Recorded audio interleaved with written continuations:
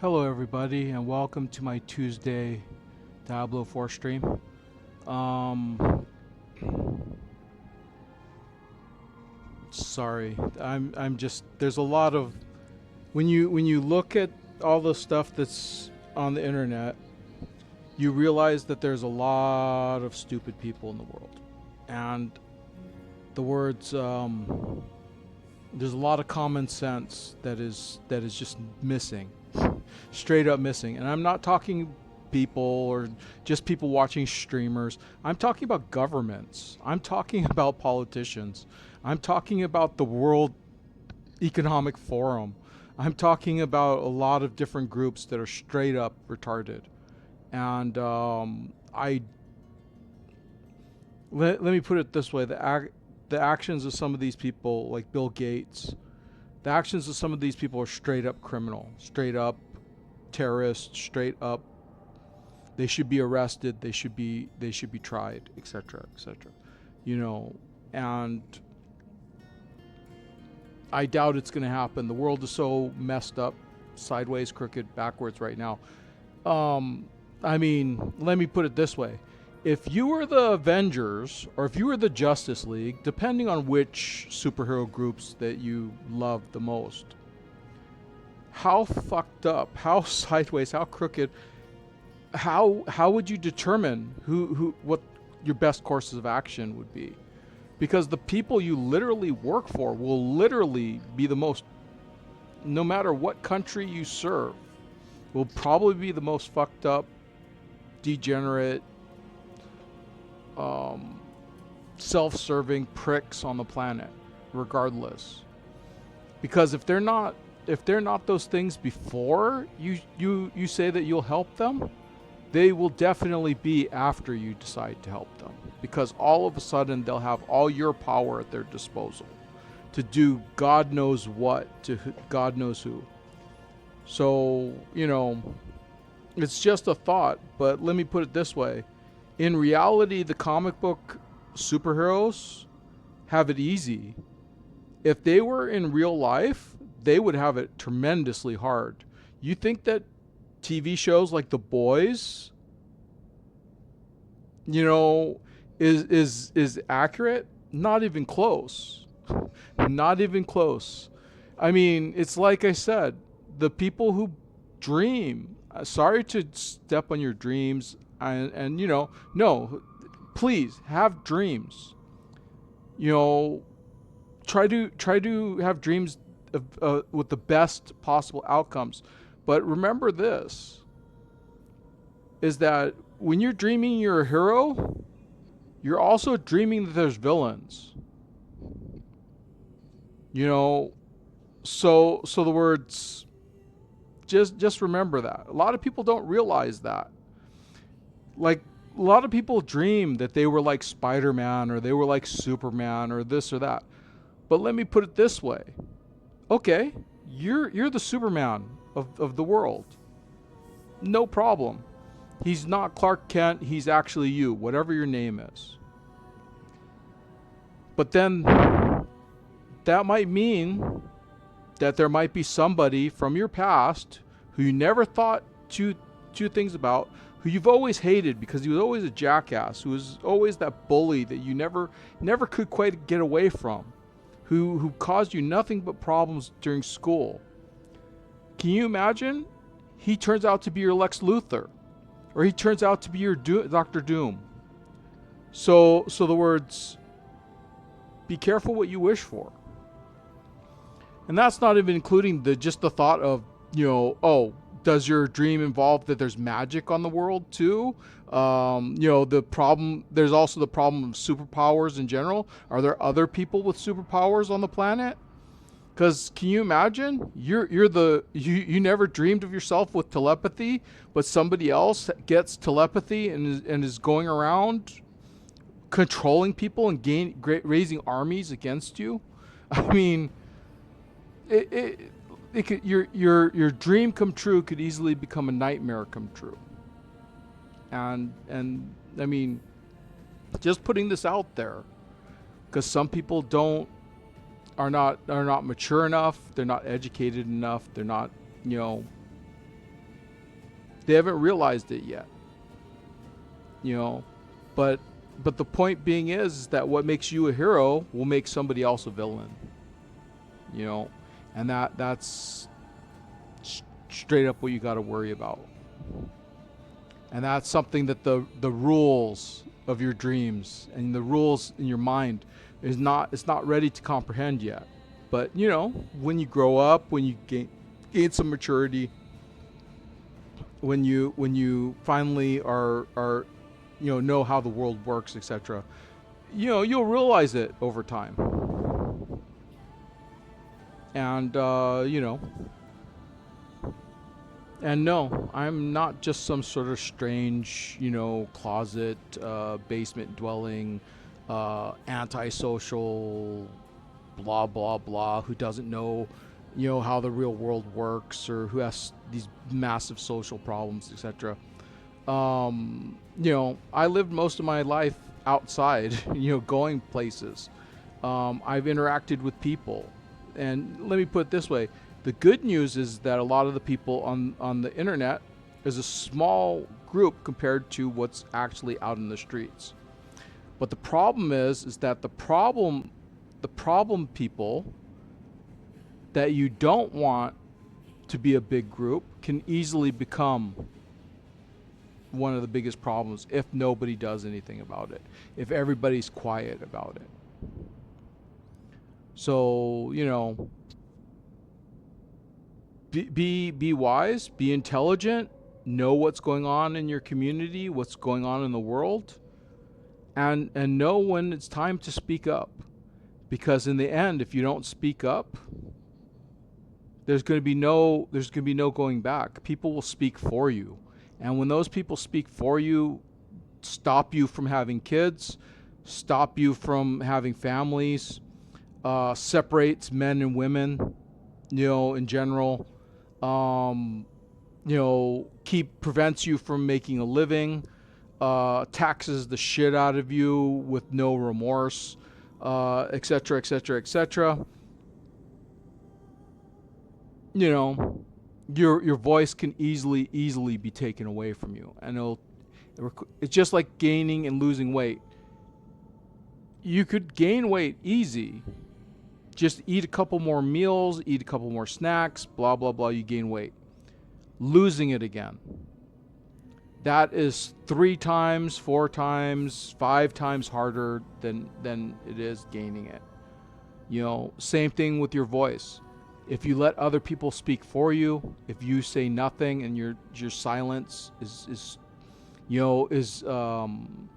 admission of acceptance to these people, it's going to be hard for you to gain your voice back. It's going to be hard for you to get counted again afterwards. You're going to have to work hard to get your views back. Okay, so today in the comics that are coming out on Wednesday, Alias Red Band number 3, featuring Jessica Jones. Fantastic Four number 11. So far we are unsure, that is me and my brother, but this might be the epilogue to the Malice storyline. So if you were just collecting the Fantastic Four for Malice, you might have to pick up this issue also. Issue 12 will definitely be the start of the next new storyline. So the words, if you want to get the complete Malice storyline, this would be 11 might be the epilogue. So, and it has 1, 2, 3, 4, 5, 6, 7 variant covers. So find the one you like and be happy if you find it, because like I said, not every comic store can carry every cover. There are not that many super successful comic stores out there. A lot of them are shoestring, basically living, week to week, month to month type of thing. You know, just barely squeaking by. So the words, just be happy if they have the one that you want, because, like I said, they can't carry every single cover. So if they do happen to have it, be happy and appreciate it. The Inglorious X-Force number 3. It has 3 variant covers.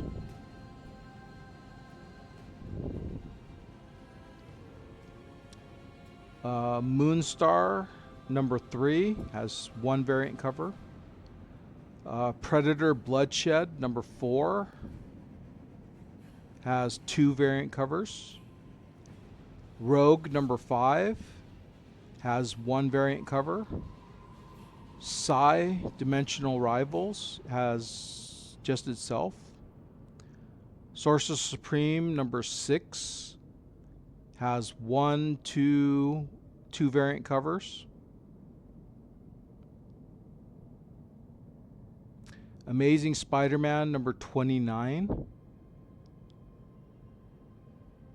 has 3 variant covers. The Deadly Hands of Kung Lun number 4 has 1 variant cover. Punisher number 4,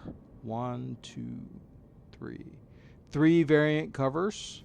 If you saw the Punisher special on Disney Plus, it is good, but it is how do you call that? It's a story heavy. It's a character evolution heavy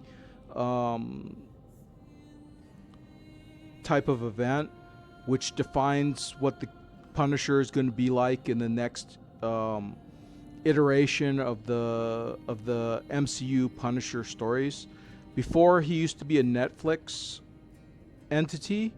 Now he's fully crossed over into the MCU, and this movie, even though it seemed kind of short, defines what the next Punisher, his style, what motivates him, etc., is going to be like in the MCU from now on. Because before, he was still the Netflix Punisher, but this is the official kickoff of this is now the MCU Punisher. So even though it seemed kind of short, and it's very dramatic, basically, if you wanted to see a lot of action, this and that, you probably get bored of this Punisher. But if you want to see his evolution and what the new Punisher is going to be about in the new MCU, this is definitely a movie you're going to want to see. And overall, it wasn't bad. Some people noted that they thought it was kind of rushed, and I could kind of see that, because to me it did seem kind of short. But it doesn't mean that it wasn't a good series. I mean, good special overall, because it got to the point of what it needed to set forth, etc. Sorry, I got to reopen Diablo because it crashed. I hate it when it crashes, but it happens. It could only sit so long, and if you don't play with it, because of the way Blizzard servers are, the game crashes.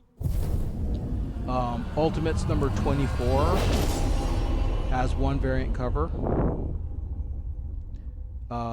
Ultimates Impact Reborn number 1. That's 1, 2, 3, 4, 5, 6, 7, 8, 9, 10, 11, 12. 12 variant covers. It's kind of like an epilogue to the Ultimates, but featuring some that spotlight on some of the Ultimate characters.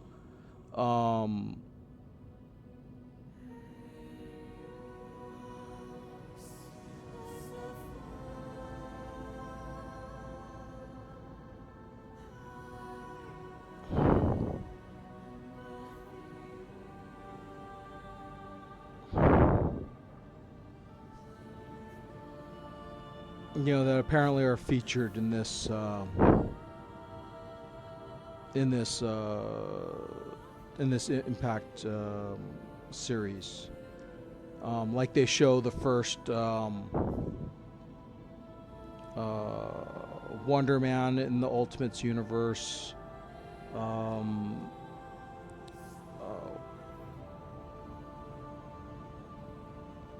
A Doctor Strange-like character, Bloodstone-like character, and so forth and so on.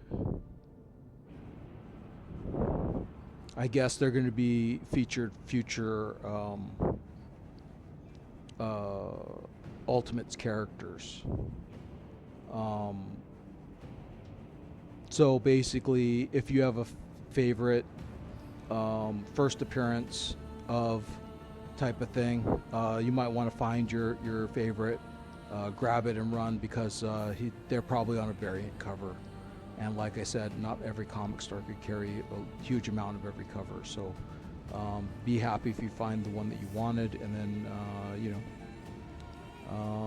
buy it and bag it and board it and be happy.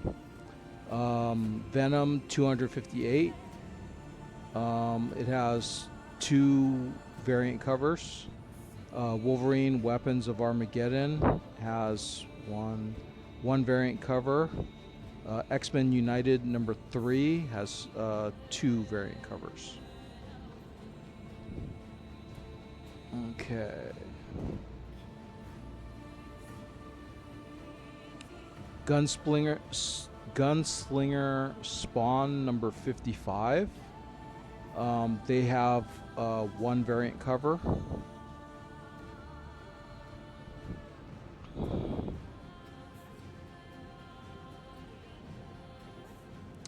King Spawn 57 has 1 variant cover.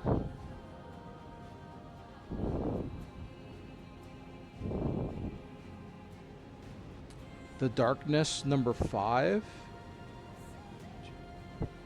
3 variant covers.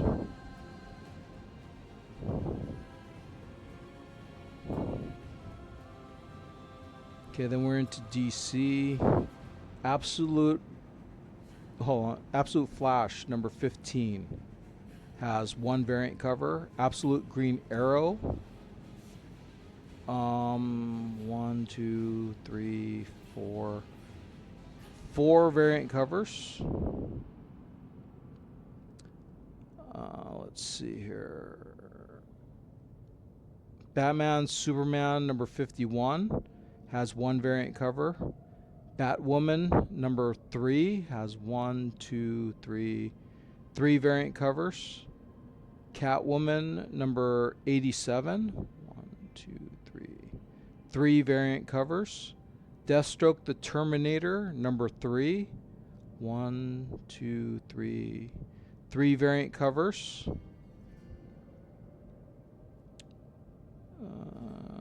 Let's see here. Lobo number 3, 1, 2, 3 variant covers. New Teen Titans number 35, 1,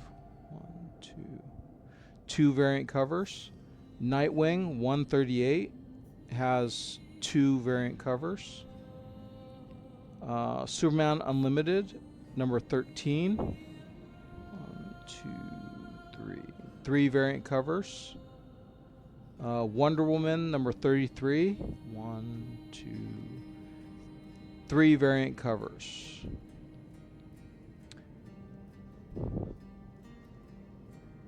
Oh, this is interesting.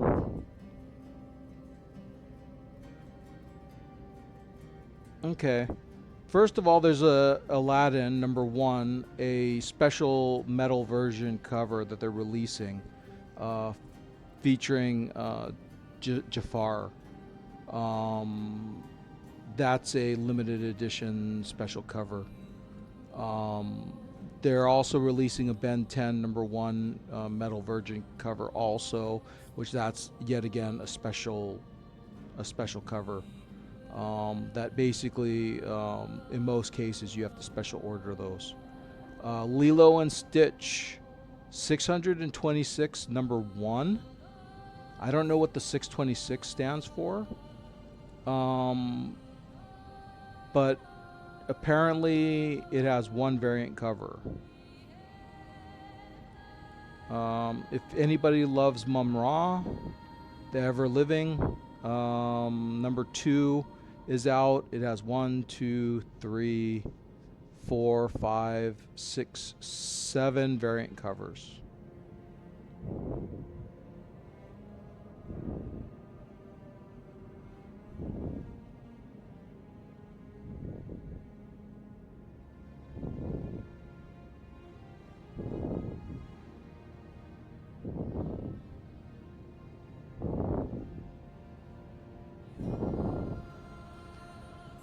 For those people who are fans of very old 1950s characters, Zorro #1, and it has 3 variant covers. One of them is a blank cover, is coming out for those people who are interested. I probably won't mention Zorro again. This is only for people who are especially have a special love for Zorro, the character. You know, basically, if they're interested, Zorro is coming out. What comic IDW Publishing is producing it.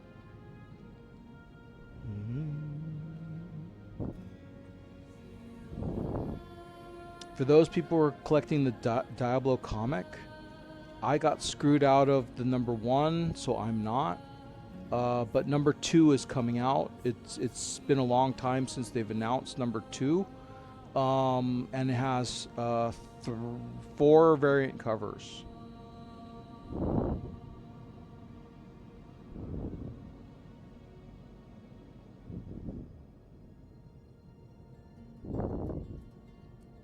Those people collecting Adventure Time #13 is coming out. 1, 2, 3, 4 variant covers.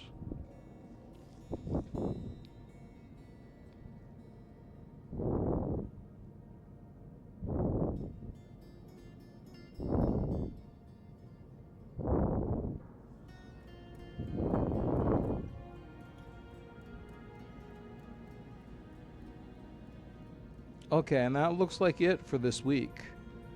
So everybody who's interested in comics, that's the big, most of the big titles that are coming out this week. So pretty much, you know, hopefully you get lucky, you get the ones you want. And you know, you're happy. Streambo apparently does not know how to read. They were supposed to get permission first. I would have denied them, but the point being is that they're not supposed to post their ads on my chat.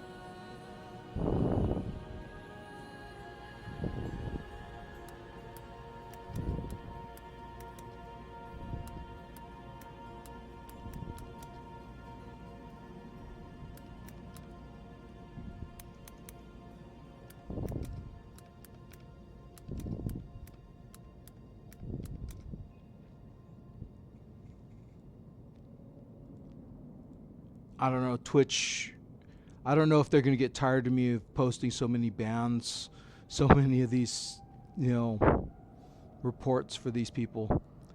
But who knows? It is what it is.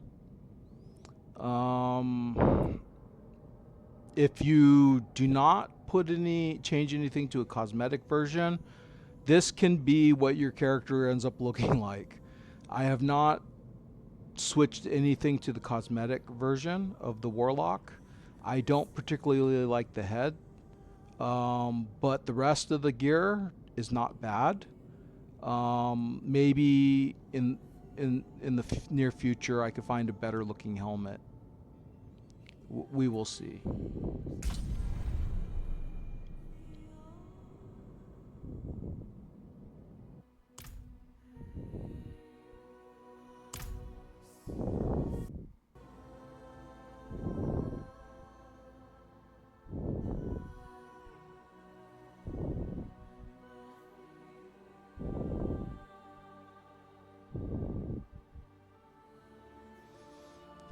Yeah, the barbarian I think is the most screwed up and hard to use character at the beginning.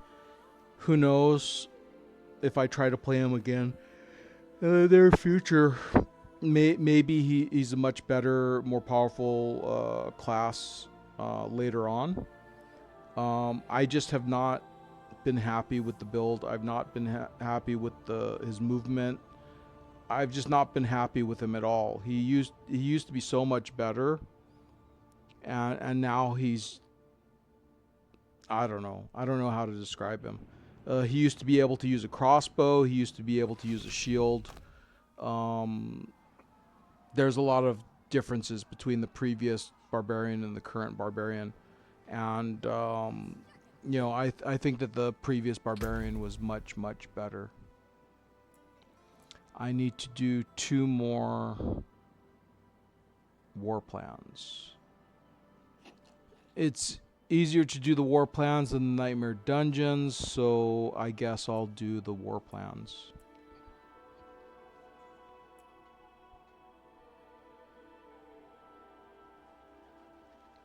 I don't know. I haven't gained enough. I haven't managed to kill the hell boar. I have opened tortured gifts, so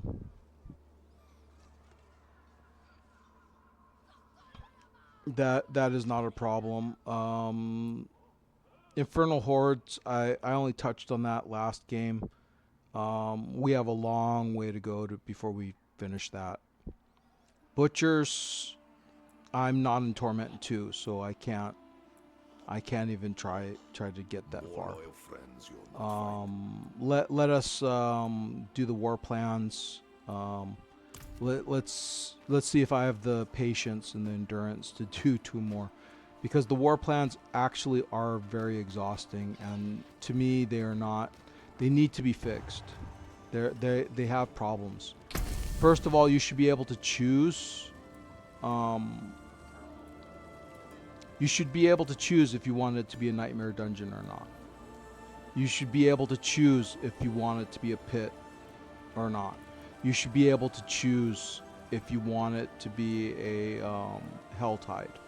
You shouldn't be forced, because what's the point of making war plans if... Okay, let's start with a Helltide Harvest. Let's see if we get some armor. We'll go to the pit. We'll get some smithing material. We don't need gold and ovules, but we'll take. I don't want to go to the Undercity, but if we have to, we have to. Like I said, I'm not a fan of the war plans the way they're set up now. Hopefully, I don't even know what this stupid merchant is all about. The Ochan merchant will sell you ruins and gems. This will be the first time that we'll have a chance to encounter this person, and then in this last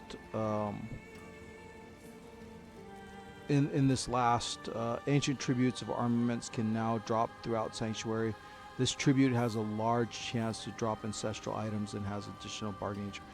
Basically, we gotta hope that this reward is halfway good.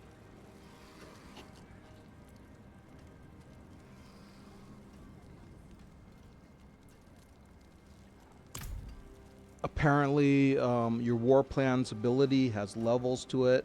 So basically, you know, to get the full benefit of your war plans, you have to get 7 levels worth of war plans. And like I said, oops, I gotta activate that.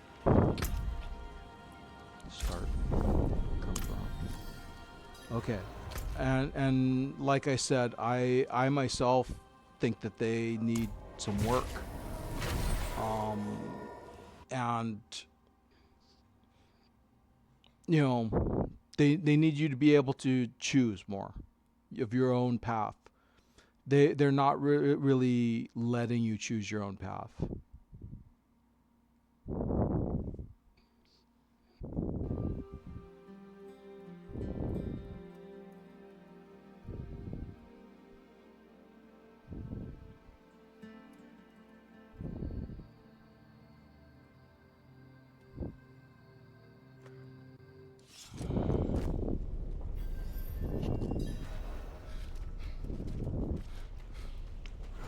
Okay.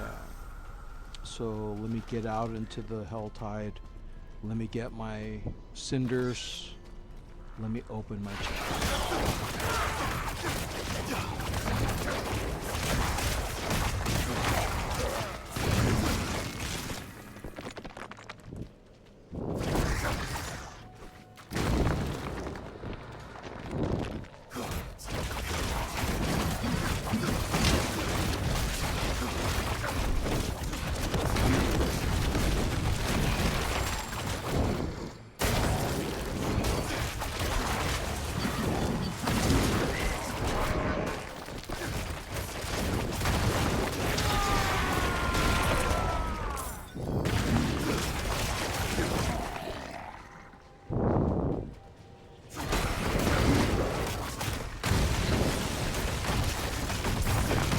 So my mouse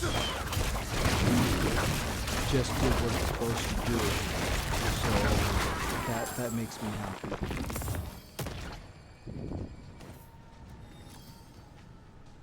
I summoned my berserker.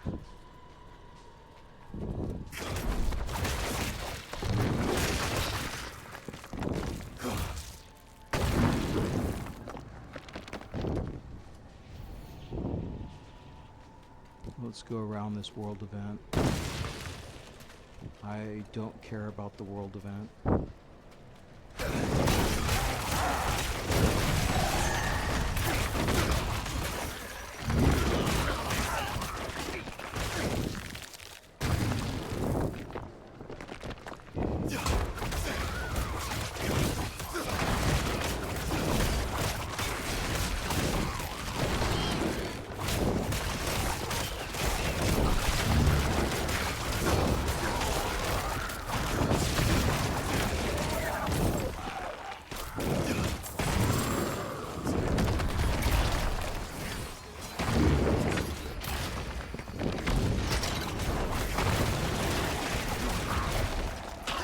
Okay, that's interesting.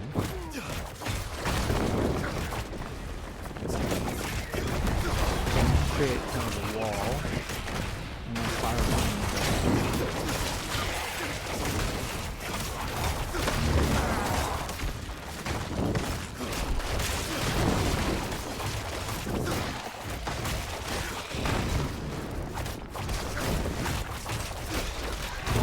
doesn't last very long, and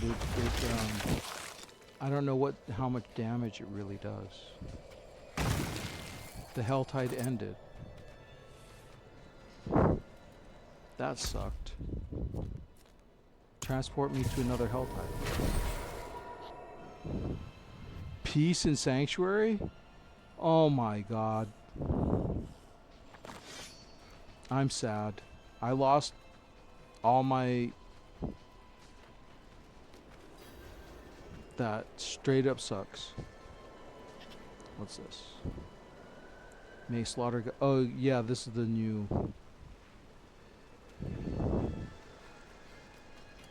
I'm sad.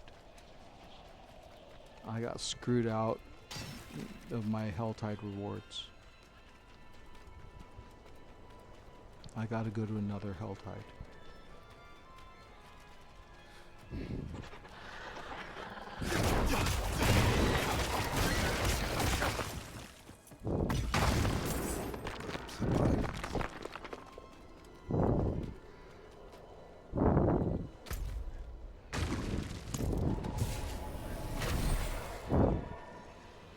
Still?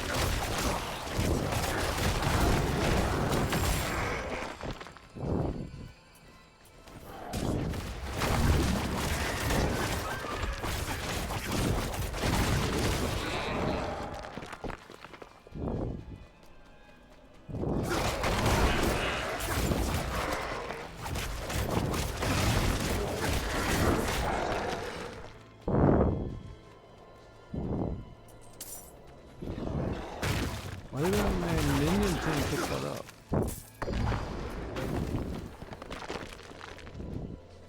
Actually, where is my little goat man?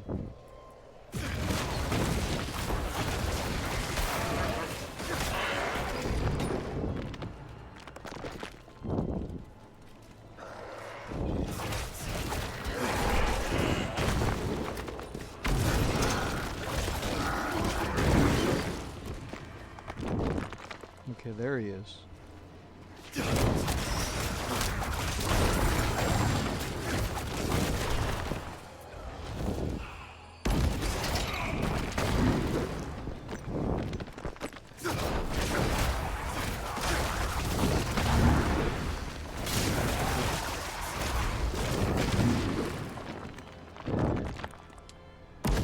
Now the big question is that how many thorns do I need to actually be considered scary? Still no health tide. What the hell? Sanctuary is at peace. I've done my job too well.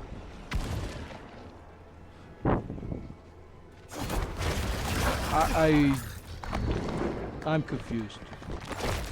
There's a lot of things, like you said, going on in the world. You know,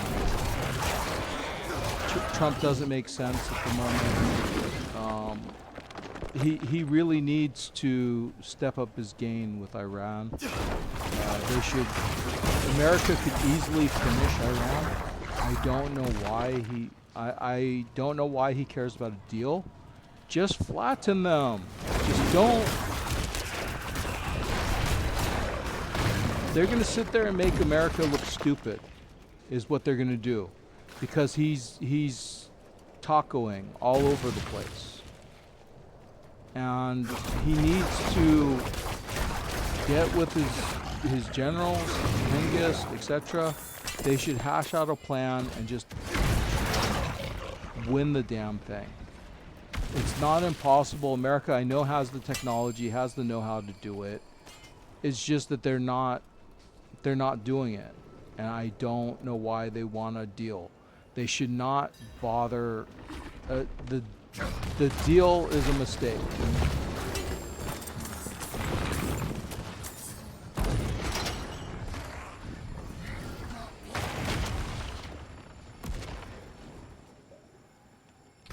Because in the end, you don't want any of the Islamic regime there. You want to wipe them out. It's not a willpower, maximum life, weapon damage. Weapon damage, willpower, maximum life, life damage. But it does 12 more damage. That's the thing that's kind of good about this new Diablo.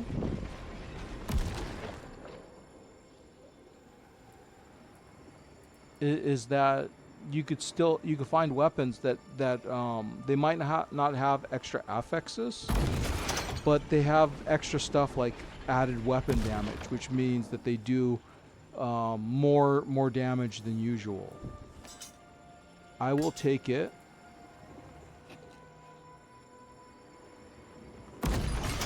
And I will add a affix to it after.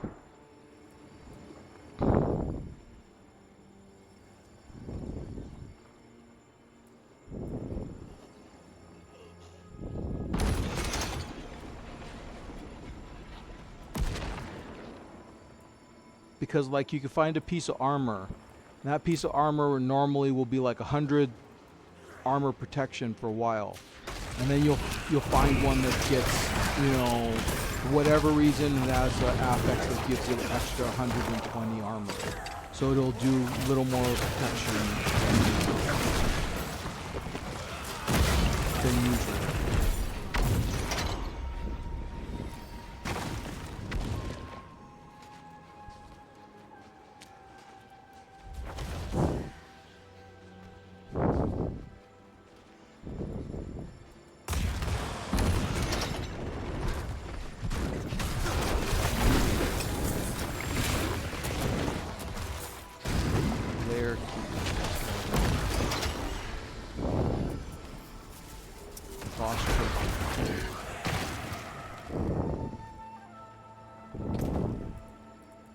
Don't need that. But yeah, lair keys are important. You want your lair keys.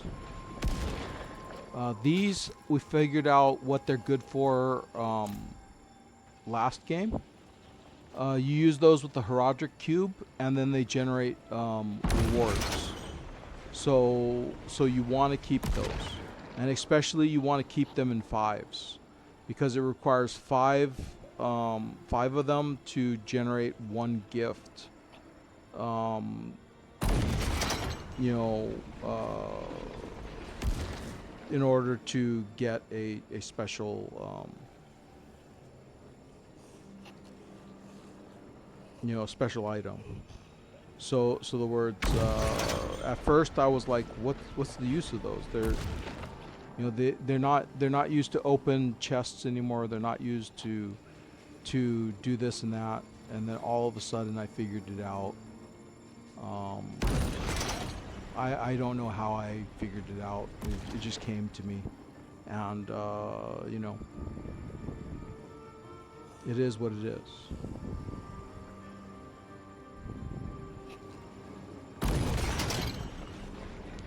Yeah, Trump has been saying a lot of disturbing things in his last bunch of posts since he got back from China.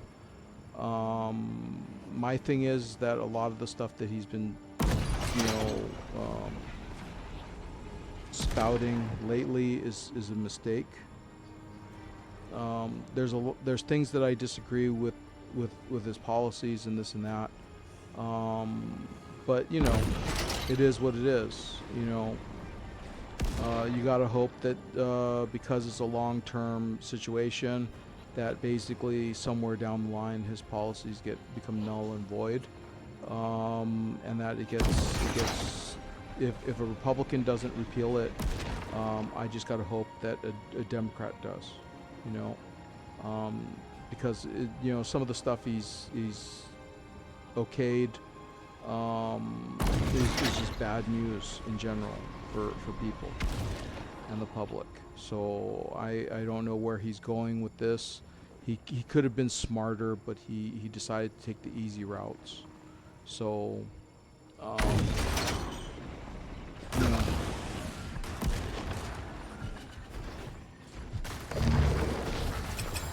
and that's the problem, is that you know, with a lot of this stuff, is that too many people took the easy routes. I finally got his special ring. This one. Okay, gonna keep that.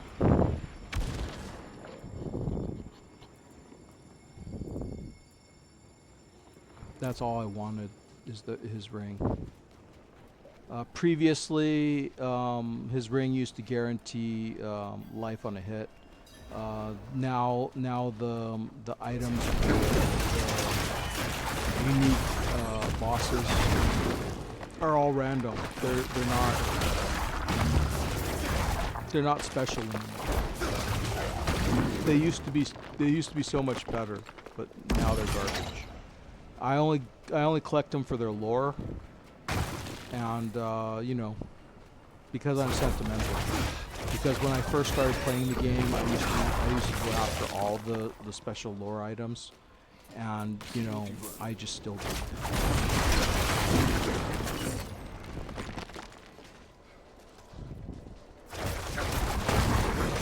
Because some of them used to be very, very good.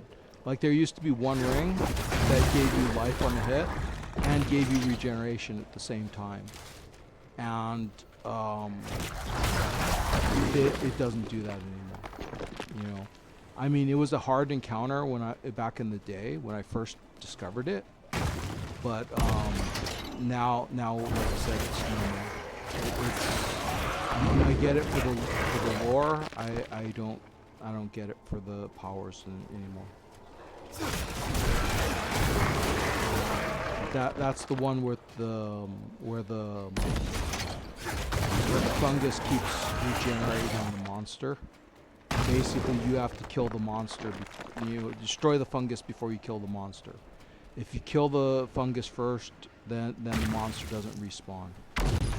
And that one was an interesting encounter because one of the few, you know, rare world, you know, mini bosses, which you got an item from, and his item is actually fairly powerful. Now his item is garbage.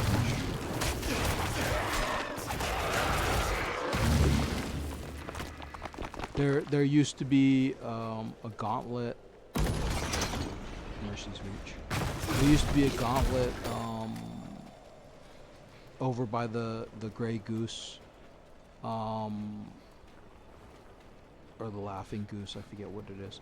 But the whole point is that there used to be a gauntlet over there that used to give you +2 to your incinerate, and that doesn't do that anymore. They totally reworked it. It's garbage now.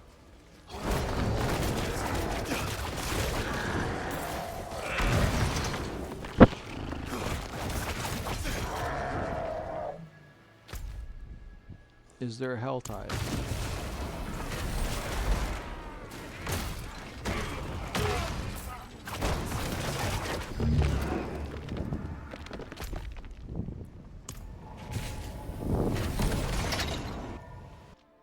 Cool. Now let's get into that hell tide, do what we need to do, progress to the next step of the war plans.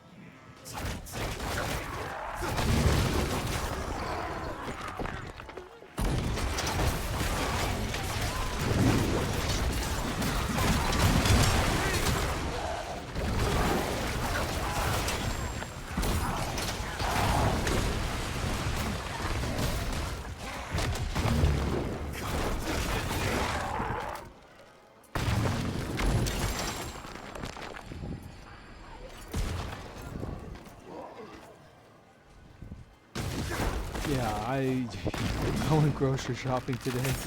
Man, it's like I said, the government has no clue. They supposedly gave me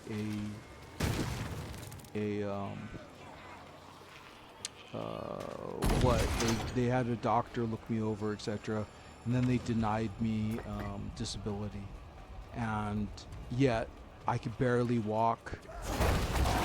I have about zero energy. I went to my car to bring the groceries up. I had to do that twice because I couldn't carry all the groceries in general. And after that, I was done for the day. It was hard for me to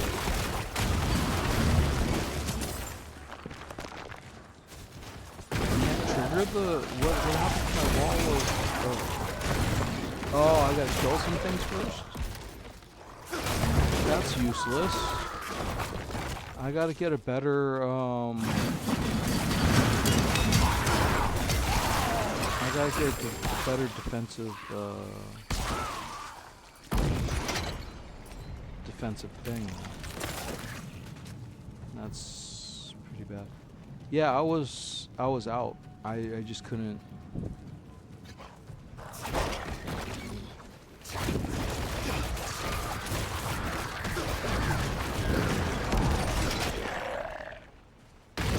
I don't know. Considering this day and age, I probably was,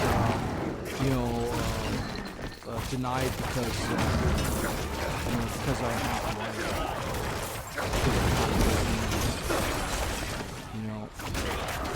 because they only want immigrants, whatever their definition of immigrants is right now.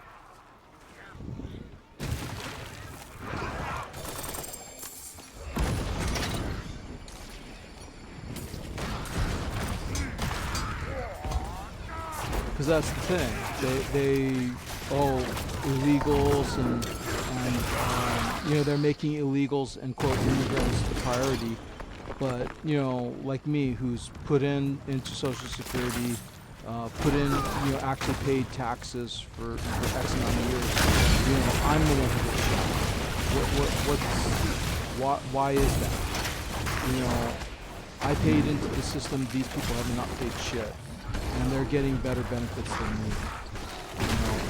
And that to me is bullshit.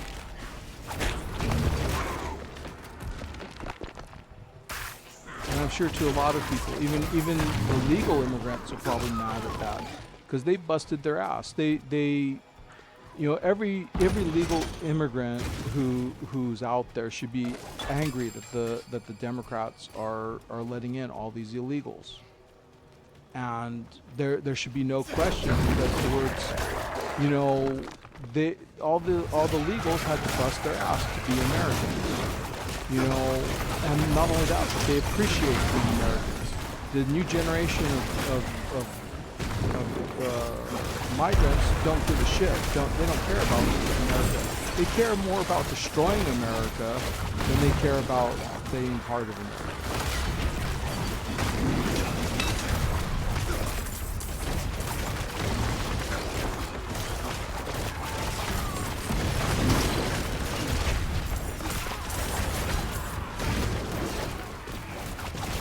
But yet the Democrats and the left, they hold them in greater esteem than they do the real immigrants of America. If you hate America, the left will love you. If you love America, then you should pursue the right, because the right is not going to fuck you over and stab you in the back. Because the left will literally, when it's all said and done, we'll just import another group of immigrants to take the place of you, and basically you'll just be the next in line to be fucked over by the left. They don't give you anything for nothing. If you become too expensive, the left will trash you.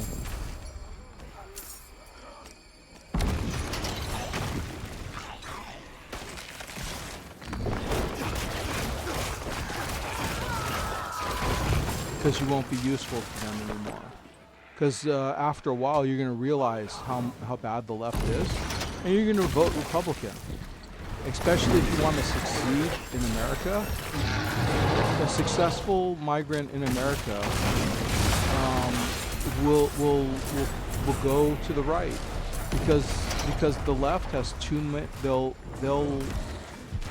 left will literally put so much regulation on them, etc. That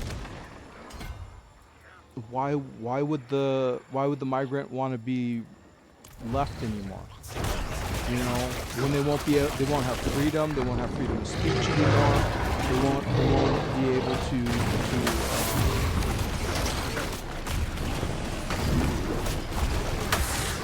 you know, they won't be able to do what they want, you know, because there'll be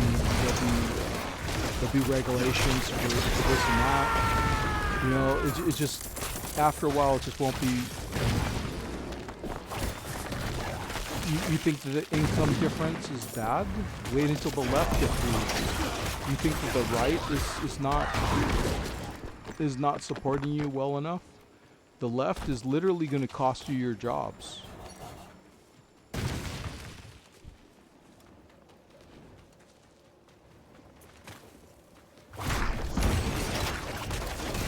By replacing you. So, and like I said, that does not even mathematically make sense. Why somebody would replace skilled workers with immigrants? It mathematically, time-wise, money-wise, that makes no sense whatsoever. In the long run, it makes no sense.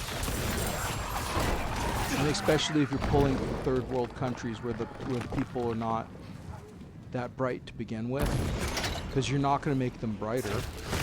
You know, they're not going to achieve. Let's put it that way.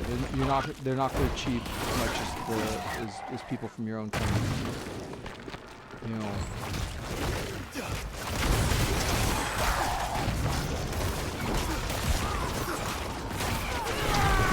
Who's lived here all their lives and know the system, etc. You know, I mean, sorry, even if they're the brighter, if they're from a brighter country, it's still going to take them a long time to acclimate to that of being American. And you know, some of them won't even do that, because some of them will be from regimes that won't even like Americans. The Indian regime, for example, they actually reward their own Indian people for not becoming American, for not taking on American values. You know, so I mean, think about that. Why would you want to get people from another country who literally don't want to be Americans, and will reward their people for not adapting to being Americans? You know, I mean, literally, the guy who runs India literally gives out rewards to his people who don't, you know, acclimate to the countries that they're in and stay Indian. I don't know if he gives money, but he definitely gives rewards. So I mean, think about that one. You know, he's actually a person who's giving out rewards to his people to not become American, to stay true to being Indian. So I mean, why would you want that type of person in your country?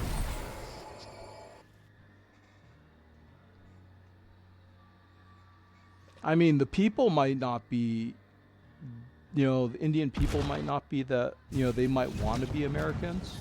They might, they actually might, you know, acclimate to being Americans, you know, and maybe even don't mind it, because they'll be getting a better Much thanks, friend. a better life out of it. But I mean, that's not what their government wants. Their government wants them to remain An equitable pure transaction. to India, because how do they steal technology from America if you're loyal to America? And that's what Indians do who are faithful to India. They basically sit there, they gain, Fine indeed.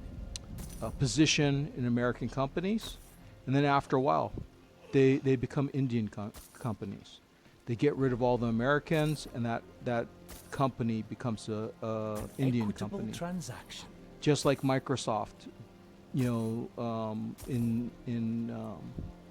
I forget what part of India, but the point being is that recently that just happened to a Microsoft division. Is that basically they kicked out all the Americans, and they replaced them with just Indians.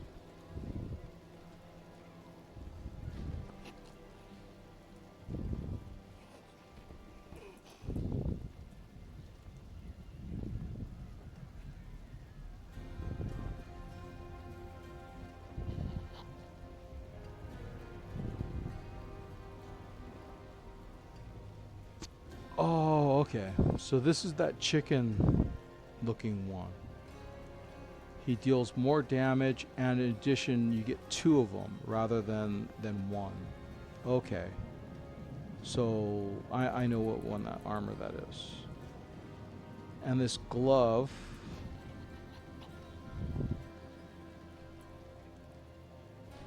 $230. No, I'll keep it the way it is. But this, your deal 63% increased summon damage. Okay, so I'll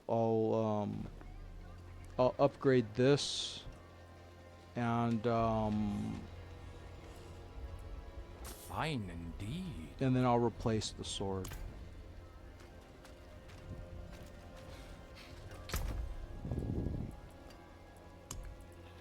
Okay, the ring.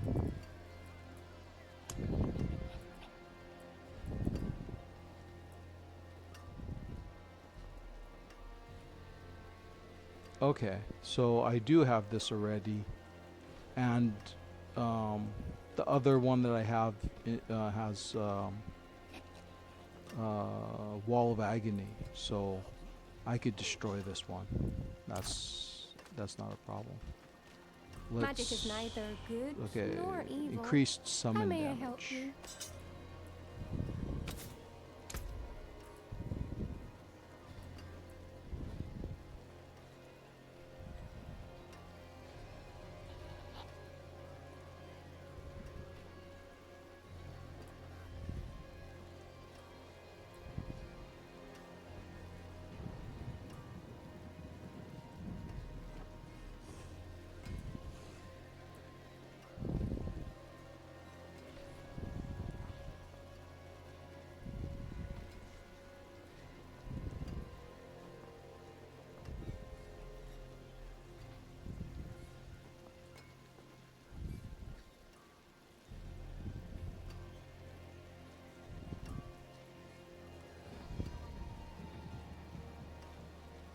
This might be interesting.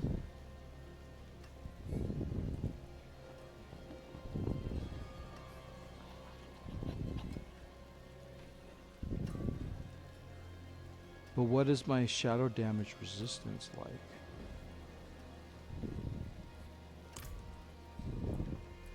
Because most of my skills are abyssal anyways. I'll get rid of this. I don't...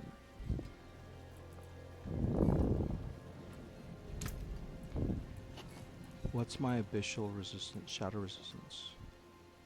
70% of it subtracted is...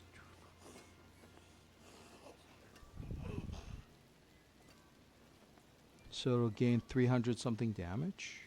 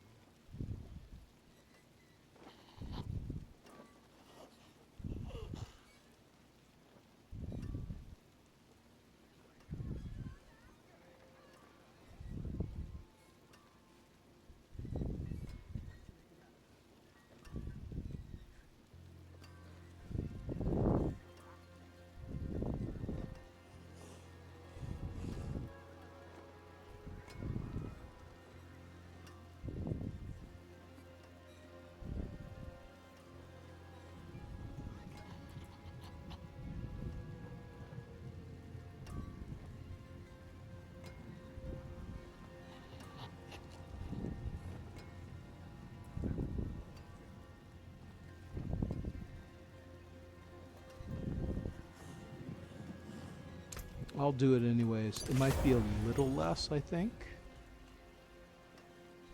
But not equal to 70% of your shadow resistance damage reduction. Deal increased damage equal to 70% of your... Oh, okay, so it's 70%? So yeah, it would be more damage because it's 70%. I thought it was the subtract 70%. So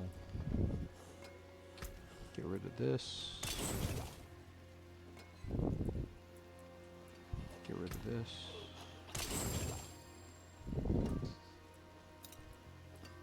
What's my trash look like? Well, I could have put the armor there.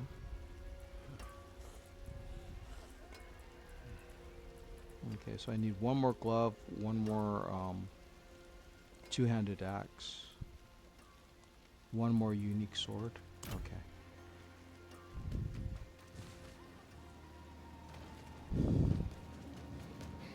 What's this?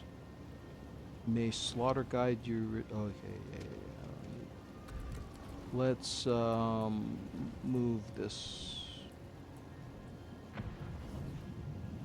Step through, emerge at the target's location, gaining 4 stacks of shadow. Let's try to get this going. I'm not sure that I'll use it well, but you know, we'll see. Let me grab these 2.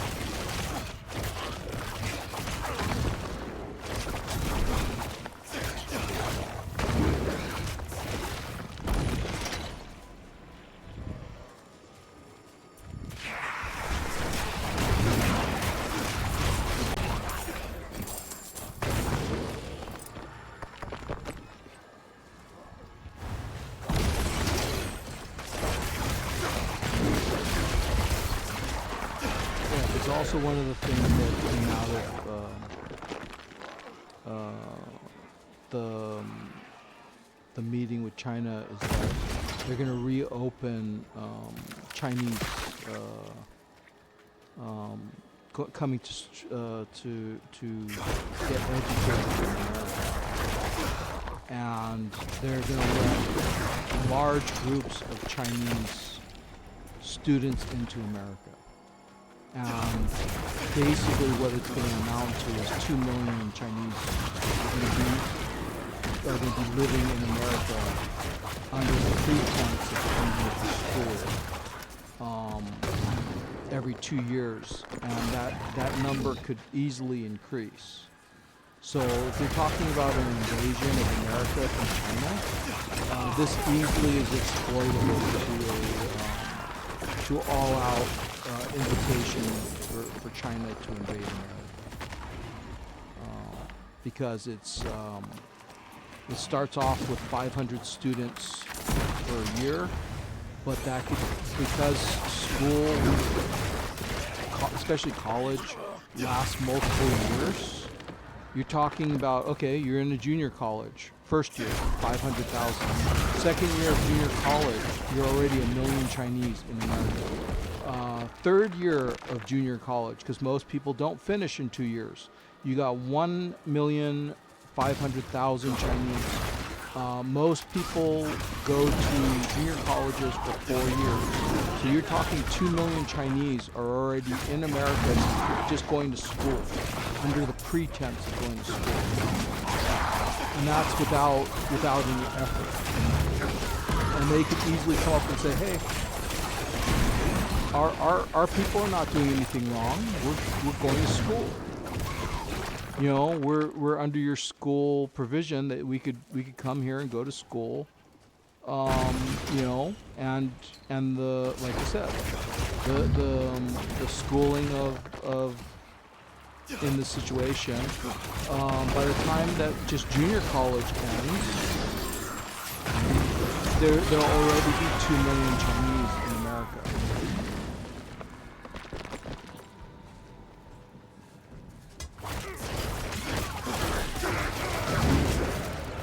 He's also lifted the ban on Chinese buying U.S. farmland. That's also a big mistake because the globalists already are destroying America's farmland and food production. So the words, you know, we need a government that'll preserve America's own food production, as well as preserve our health of our American farmers. We don't need any more of this, you know, I'm going to help you, but really I'm not, mentality, because literally they are leaving us vulnerable to foreign attack. Because, you know, foreign countries could do anything they want with that farmland. And basically, the words, what's the easiest way to get a forward attack situation in America? Oh, just buy a farm. Then you know, load it with weapons, and then load it with the Japanese boat workers. But it's just a farm.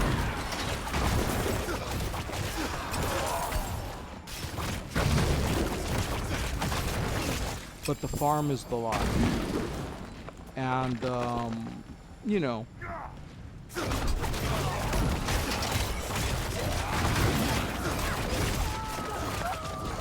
it's like the Islamists saying that, oh no, we're migrants. We're you know, in danger of something. We need to come to your country in order to be safe. That was the lie that got them in, and that is the lie that they're using today to not take those migrants back.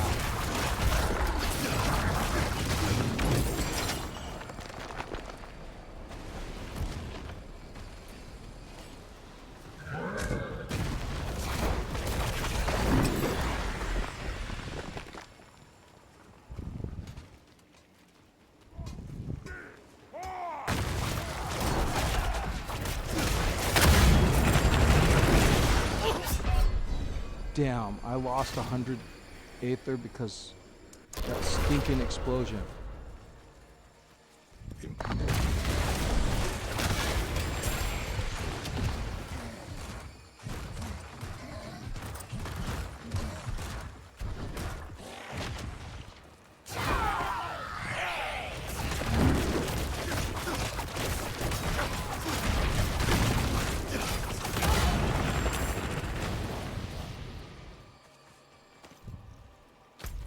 Where's the nearest? There, okay.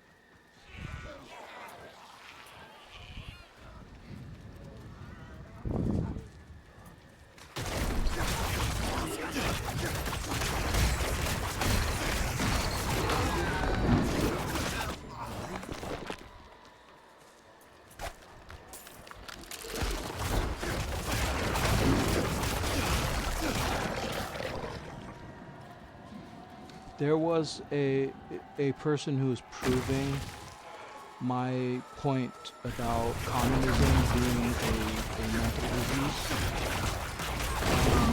because there was literally a person who escaped from China because of the hardships of China to America. She made her fortune. She's a millionaire now because she's in America. But yet she goes around saying how horrible capitalism is. When her whole existence, her whole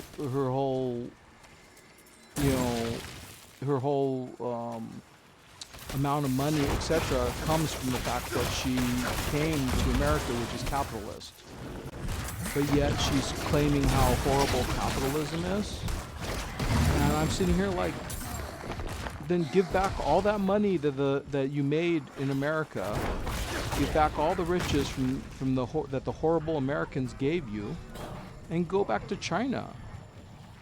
I mean, even China is not capitalist. I mean, is not communist anymore. They had to bow. They gave the knee to capitalism. That's what makes China the way they are now. People keep saying that China, oh well, if communism is so bad, why is China achieving all this stuff? No, you don't understand. China bent the knee to capitalism. That is why they have the success they have now. It has nothing to do with communism. The success that they have now is all due to the fact that they bent the knee. They realized in order to be successful, in order to become a world power, they needed to be capitalist. That they weren't getting anywhere as communists. They were just starving their people and among other things. There was no way they could have advanced, to where they are now by staying communist. And they realized that. So they bent the knee to capitalism. And this crazy communist blah blah blah mental patient, she not only was saying how much communism is better, but she literally filmed herself self-aborting her own child. And I mean, how mentally sick do you have to be to film the self-aborting of your own child? And then claiming that capitalism is the monster. When, like I said, her entire life, the only reason why she's a millionaire, multi-millionaire, is literally because she's in America. Literally because she's in a capitalist society. It had where's the communism? Where's the advantage? Where's the greatness of communism if she had to come to a capitalist country in order to be successful? And that's the lie. That's, like I said, that's why I think that communism is a mental disease. Because there's a lot of people who are literally devoid of seeing reality, who are literally living in their own cocoon, craving communism, but communism doesn't work. Communism has failed every country that tried communism. If the people of Cuba had the choice, they would have been capitalists.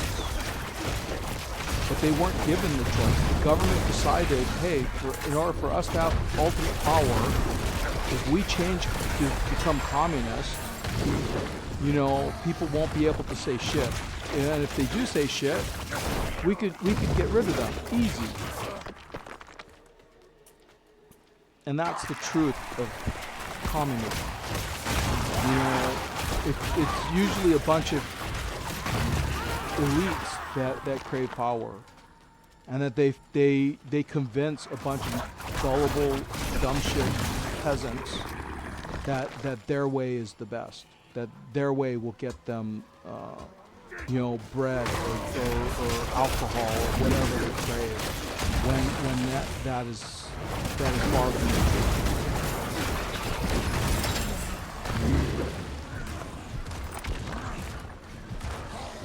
And the sad part is that people take up arms.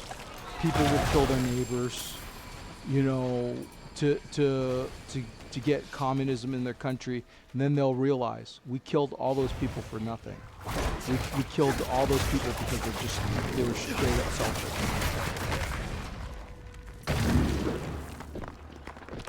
When they could have gotten a lot of the stuff that they were crying for, they could have got a lot of it by just negotiating with the capitalists. If they would have just negotiated and, you know, found a way, they could have got all the stuff that they, you know, they could have got food, they could have got better housing, you know, all that. Just if they would have negotiated rather than, you know, siding with people's weapons and you know, trade their government, you know, instead of becoming a communist.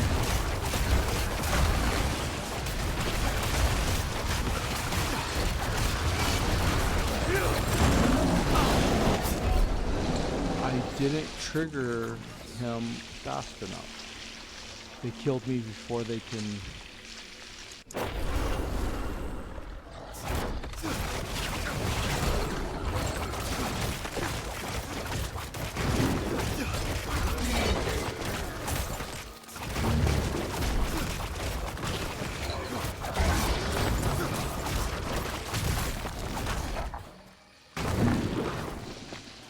I mean, there's a lot of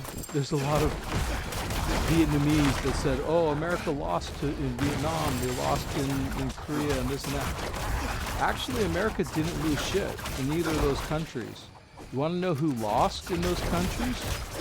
The North Koreans, the North Vietnamese. If you want to know true losers, they lost. How many years did they lose? Over 50 years for Vietnam, and they're still losing today in North Korea. How does that feel? America didn't lose in the. I mean, yeah, America left, but that's because America, they decided that, well, we don't even know why.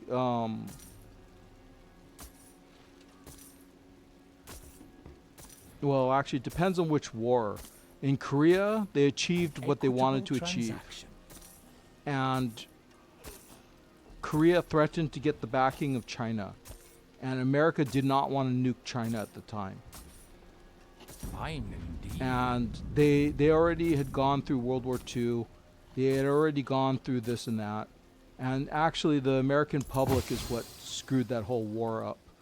Basically, all the Americans who claim to be, you know, America first and, oh yeah, we're the entitled, blah, blah, blah. They're the ones who fucked up Vietnam. Because they're the ones who protested it. Oh, we don't want wars in other countries. We don't want blah, blah, blah. You know, they're the ones who basically... And, you know, the American government themselves, they were not stable. They you know, if you know, Trump might be the worst of the worst right now, but the thing is that it doesn't make the people who were in charge back then better presidents.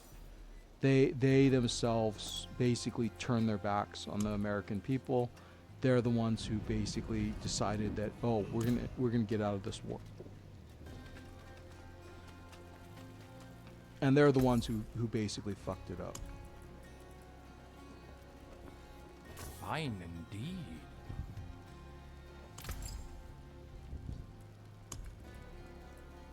And there's no part of that history that it should have ever been that the people who fought in those wars, the Americans should be ashamed, literally.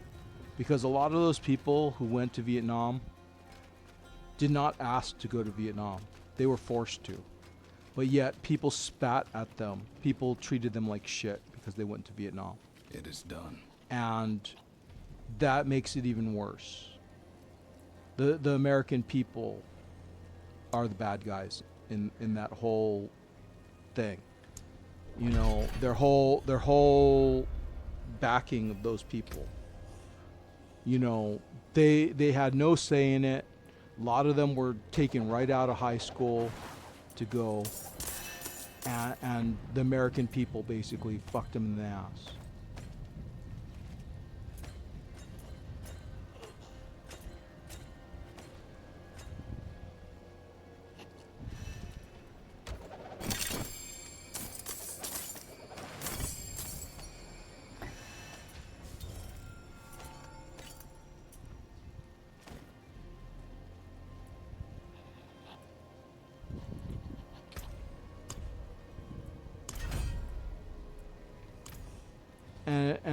And if you want to say that that's where America lost, yeah, that's where America lost. Its own people is where America Equitable lost. transaction.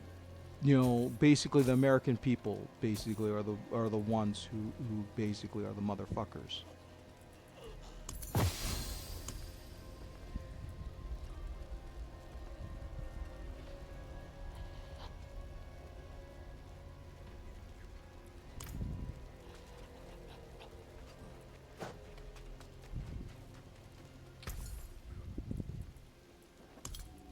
Much thanks, friend.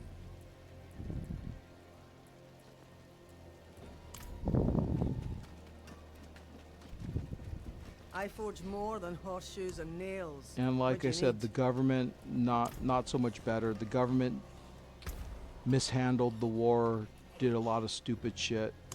They could have won it. They chose not to. I mean, Korea was understandable. I could understand the logic behind Korea. Yeah, you don't want to sit there nuking everybody. That's understandable. But the thing is that they could have done other things, and they didn't. They could have made it a real a better victory. And then when they went to Vietnam, they didn't even go in there to fight Vietnam. They went in there to show off against France. Basically, they went in there to show France that they could do it better. And they literally showed France that they could do it better. They lasted, a little longer than France did, but they still fought like idiots. They did a lot of things wrong. They did a lot of things stupidly. They could have done a lot of things better. And looking over their decisions, looking over how they fought that war, basically they were retards, the generals. And they should not have even bothered. If they weren't going to fight the war, they should not have even bothered going there.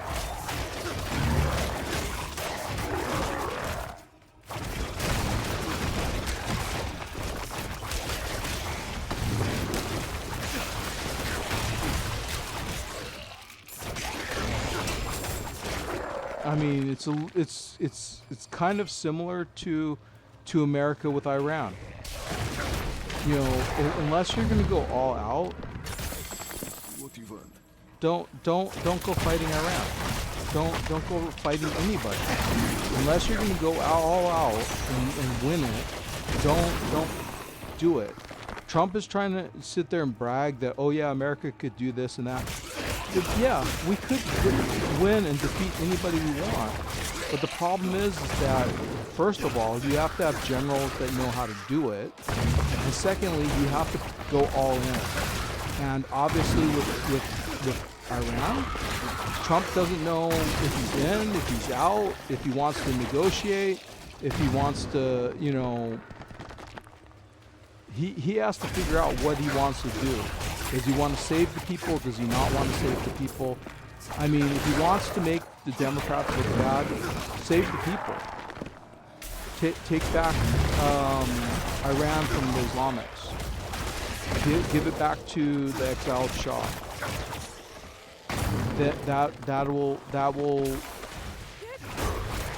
That will make him look. And then put it on this Truth Social. Look at what I did in Iran. This is something that the Democrats have let go for years. Look at the left in Europe. They literally have been dealing with terrorists because they had no spine to free Iran. And Trump is the only one who had balls to go in there and do something about it. And that's the way he should promote it, because that would be the truth. Because even right now, all the cowardly EU people are all thinking, oh, how do we appease these terrorists in Iran, in order to keep their oil flowing? How do we keep the strait open?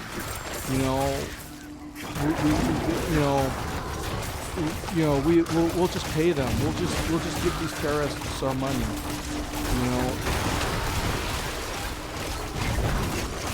I mean, and they've been doing this for 50 years. While the true Iranians have suffered, the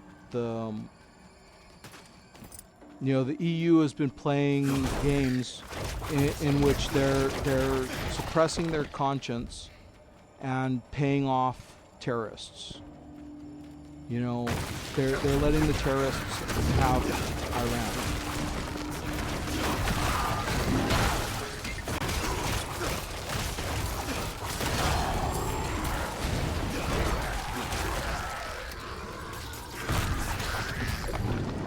And every year that the Islamists have Iran, more of the Sumerian and the Babylonian artifacts that are still left in Iran will be destroyed, because Islam does not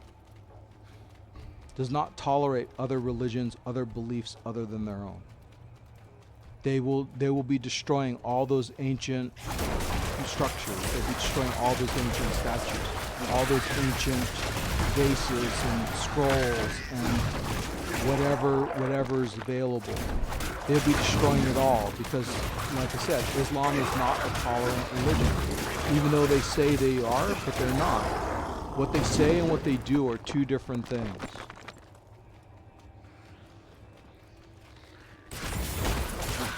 They are not the religion of peace and love and all this crap, that they keep spouting. They just keep saying that so that people believe them, so that people are caught off guard. But the truth of the matter is that whatever country they go into, the first thing they do is they start destroying all their churches and all their, cultural artifacts. So, luckily the Egyptian pyramids are so big and massive that the Islamics can't destroy them. Or else what would happen is that one day you find that the pyramids would be reduced to rubble. Because the Islamics would have destroyed them. Because they're not theirs. They're not of Islam. They're not of Muhammad.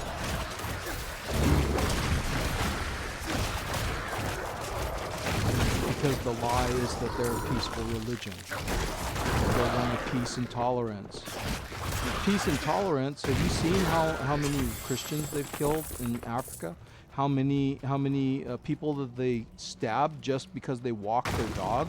Because dogs are apparently some big no-no to Islamists. So I mean, if you're talking about a religion of peace, my ass.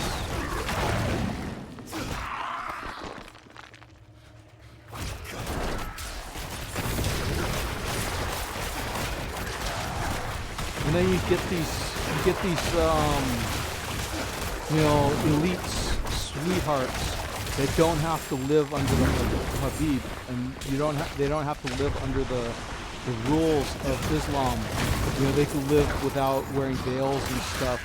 And they're the ones who are talking on social media like, oh, how beautiful Islam is and all that stuff.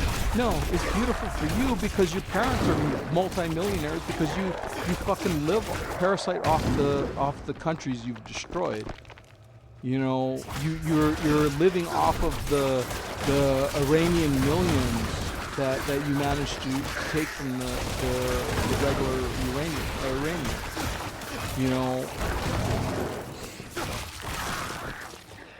because the rules apply to the regular Islamists. They don't apply to the rich, you know, the elites. So, you know, that's why they dress like, you know, in their own religion, they'd be the whores because they're not wearing they're not dressing modestly, you know. So they're allowed to be whores. Because nobody will question, because if anybody questions, Daddy will have the person killed. Because, you know, the priests listen when Daddy talks, because he has the money.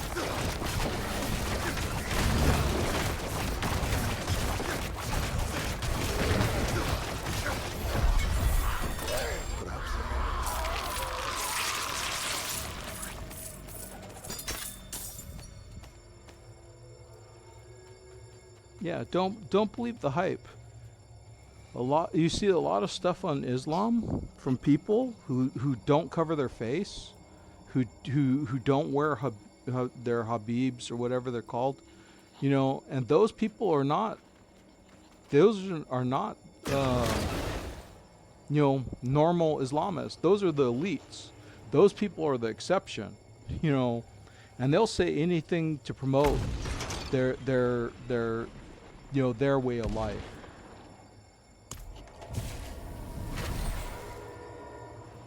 You know, they're the ones that get to go to the rich schools. They get to go overseas, live on yachts, eat whatever the hell they want.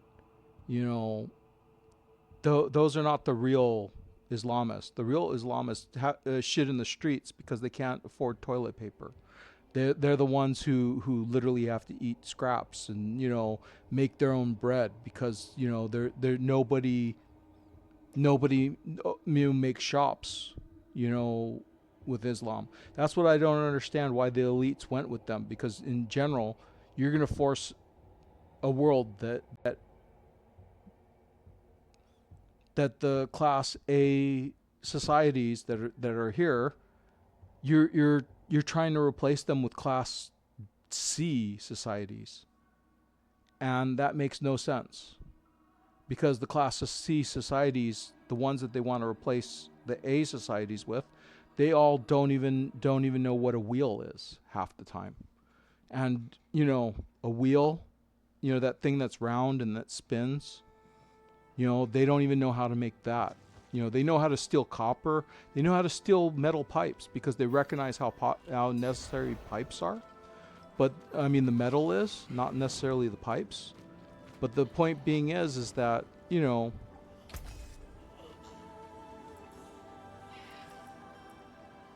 why would you replace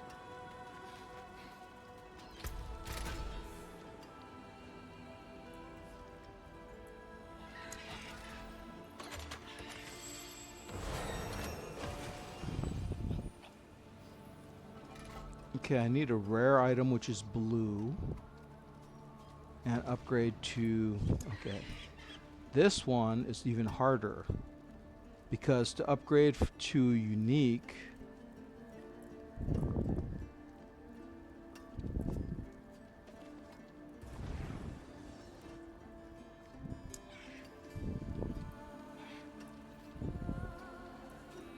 so I can't do that either because I need this enhanced primordial dust, which seems to be very hard to get.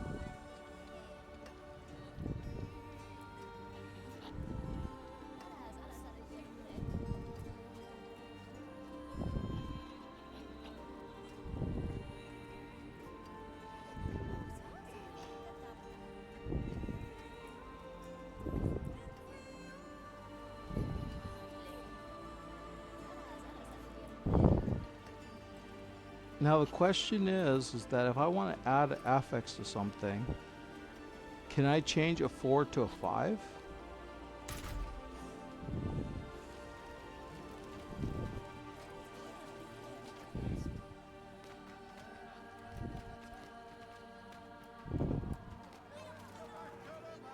I guess it's one of those things I'll have to try in order to find out.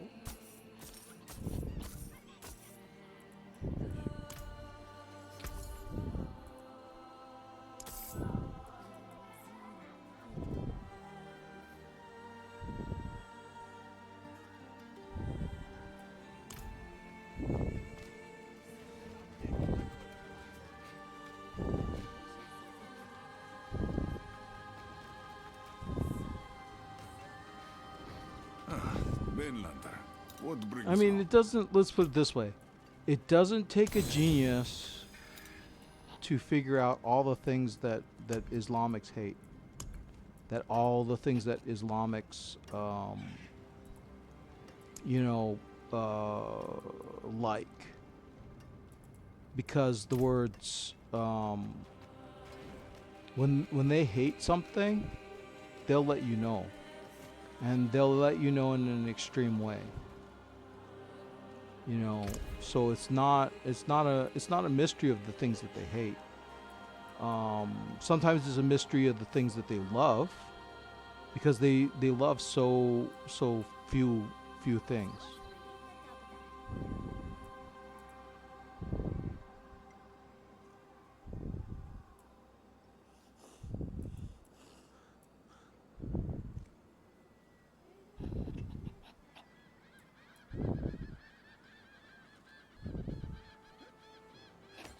Well, let's hope.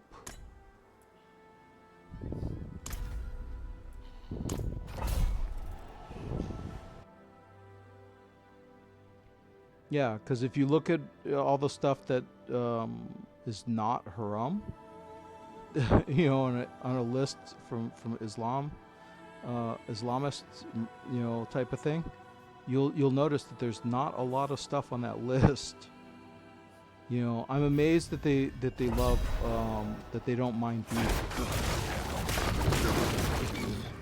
You know, they hate pork,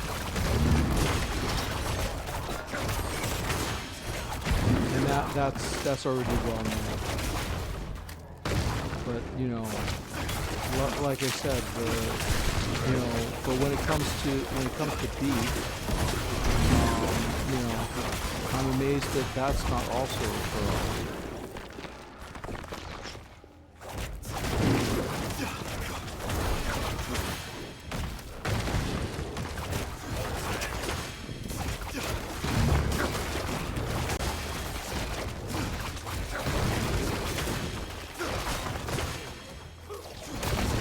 And I do already know that they eat goat, so in addition to being their special animal, you know, they seem to, you know, have no problem with goat, so.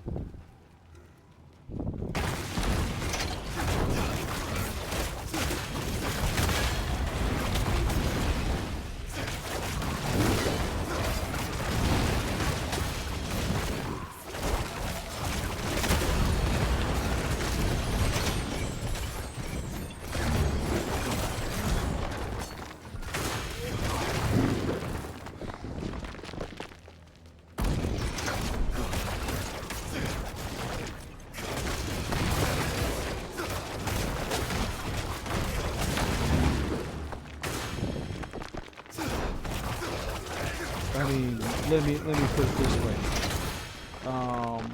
They love their goat so much that their high priests literally give Islamists the okay to have sex with them. You know, so I mean, if that isn't special, I don't know what it is.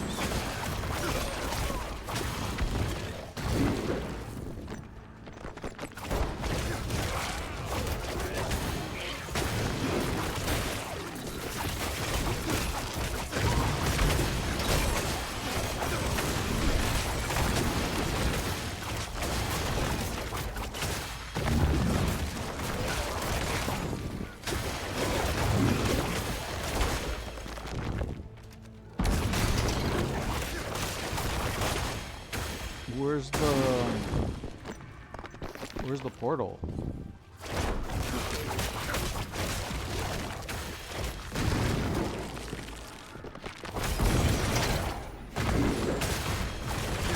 Yeah, screw all this. Okay, so the portal's here.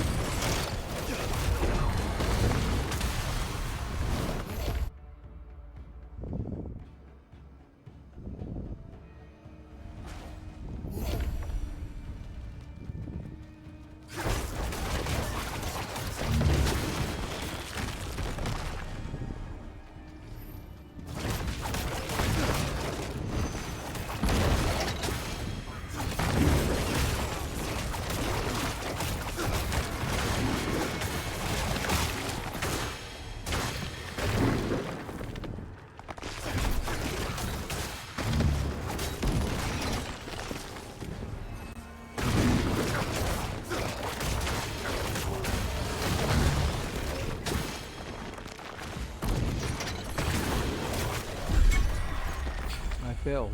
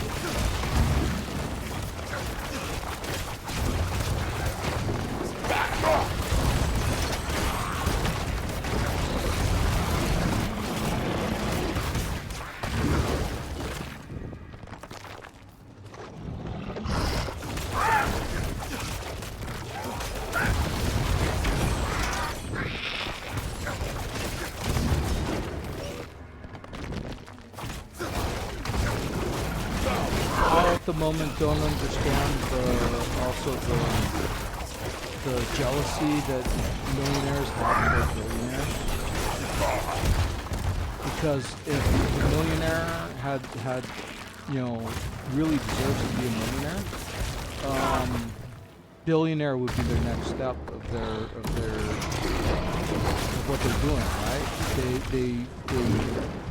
They earn their money. They find a means to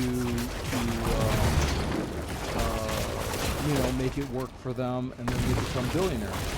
That's the normal evolution of millionaires. They usually don't become millionaires by accident. Usually they work hard and they manage to do things that make them millionaires. And then then they evolve to billionaires. And so forth and so on. It's not it's not a, what do you call it? You know, it's not a closed system. I mean, you know, the words, you can only take it as far as you have the skill to do it.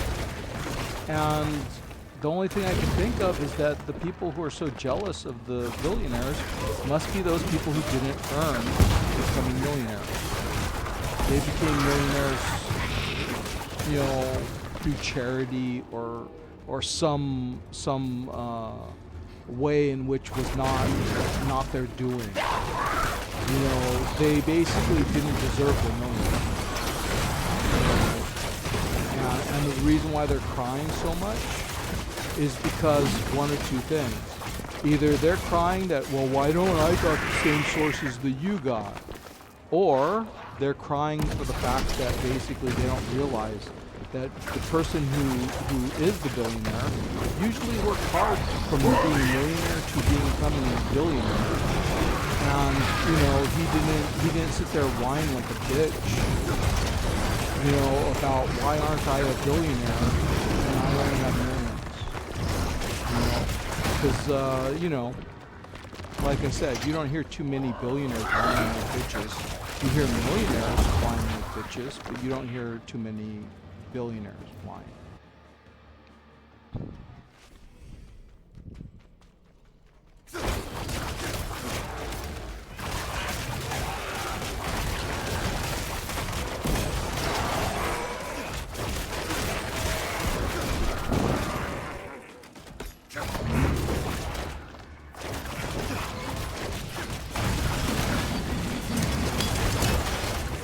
And I mean, let me put it this way. What did there was a black guy, a comedian, but what he said was right. You know, there's the regular black person who usually wants to be educated, wants to, you know, be part of the American dream, etc., etc., etc. And then there's the niggers. And basically the niggers, all they want to do is whine, cry, and bitch and play victim. And basically, you know, that to me seems to be the case of the millionaires. They're whining, they're crying, they're playing the victim, and you know, in actuality, the whole reason why they want to put all the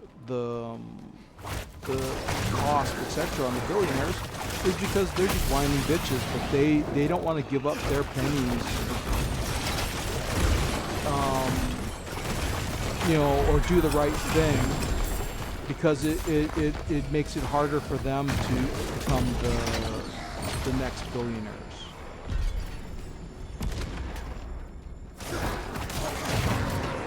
Because look at the Democratic Party, bunch of whining bitches.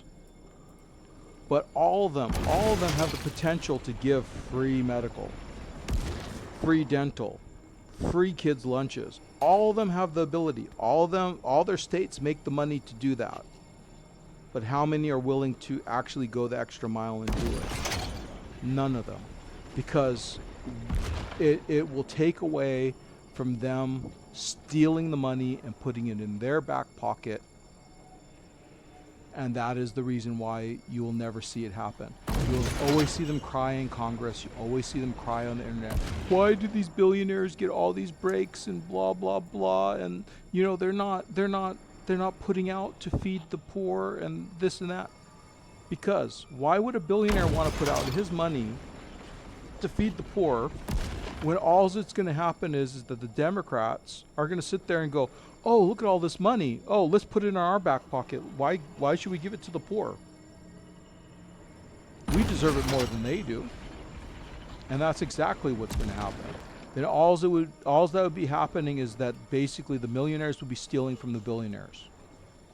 And that is exactly why that the billionaires, if they want to feed the poor, if they want to improve school lunches, etc., they should literally do it themselves. They should not let third parties get involved, because the third parties will just steal their money.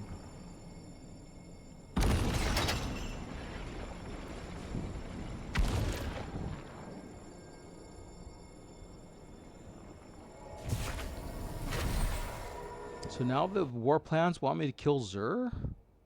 What does Zur do to anybody? Oh, sorry. I don't care. I want to kill Zur.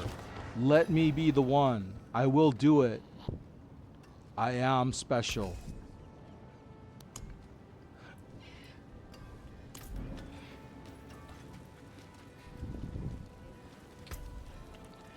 You know, and it's obvious that, you know, people might not like what I say. Because, I mean, and I don't mind. I mean, people have their right to their own opinions.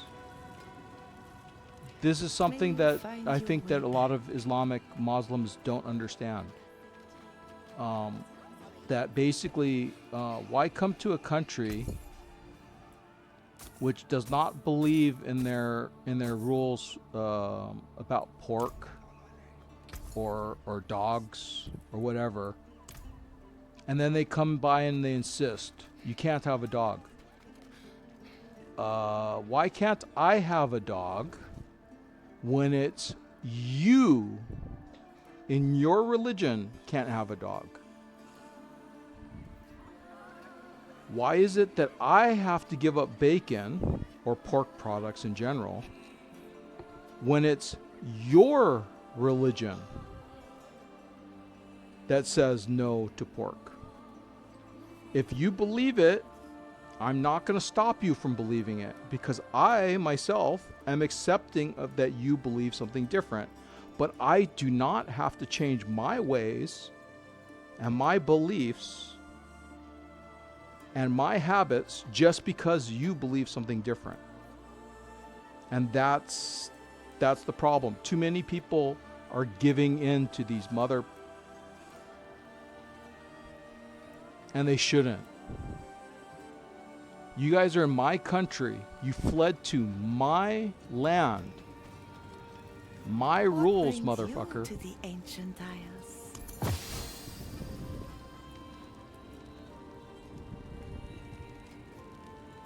And that's the problem that I see, because there's too many Islamists that believe that they are the ones who dictate, that they are the ones that you know, are the spreaders and you know, whatnot of the rules.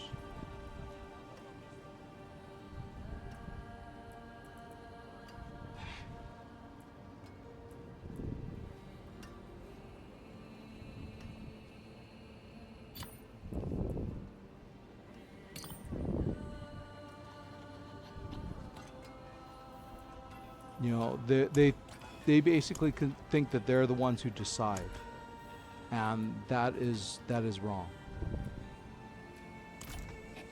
You know, and I'm not even a Christian. I'm not a Catholic.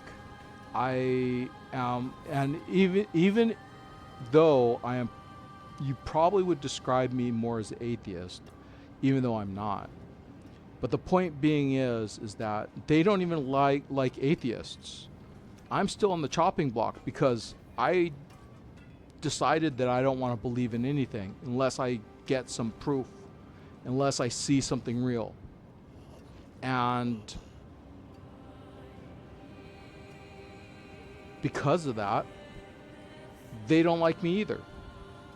I'm not against their religion, but I'm not for their religion, but they still will dislike me.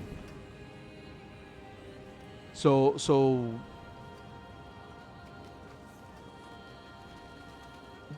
I mean, and then they'll lie about them being the accommodating, peaceful, blah blah blah religion. Let me put it this way: the Shah of Iran, when they assassinated him in the middle of the night, was that because you were a peaceful, accepting, you know, religion, or, you know, can you explain that one to me? Can you explain to me why your religion says that if you don't believe in your religion, that basically they are the enemy, and you are compelled to wage a holy war against them?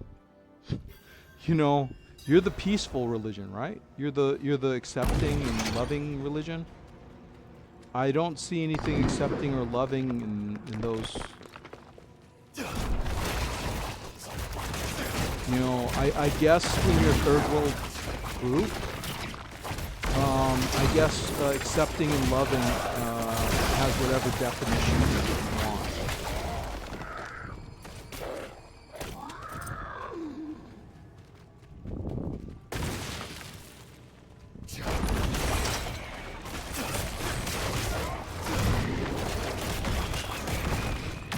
And I'm ashamed at the EU, and I'm ashamed at different groups that have basically let the Muslims walk all over them. And I don't understand. I thought the British were better than that. I thought the French were better than that. You know, obviously I was wrong.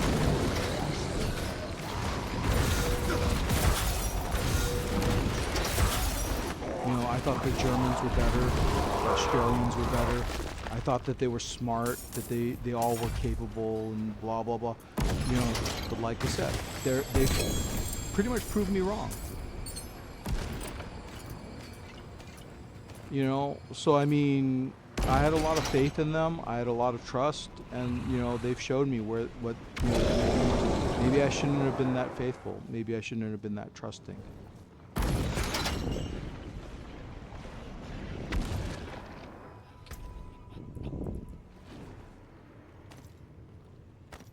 You know, I thought, you know, England, long lineage, proud country.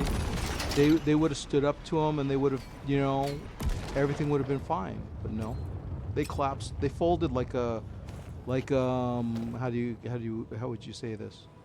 They folded like you know, paper mache. They just kind of folded over, and you know, they just gave up. I don't understand. I don't know what.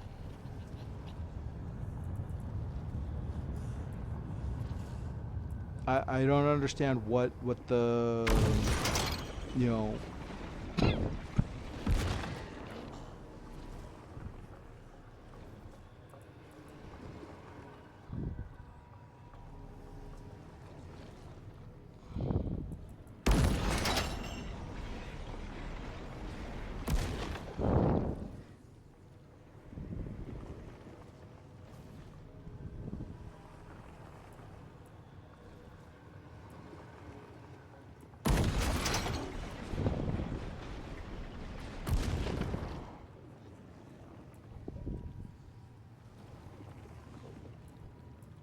yeah, I don't understand what happened.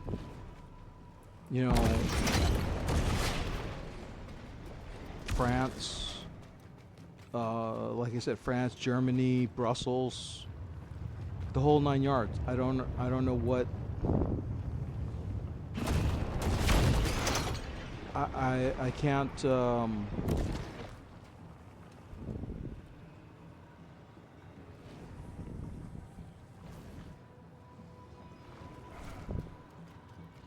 I can't understand what happened there.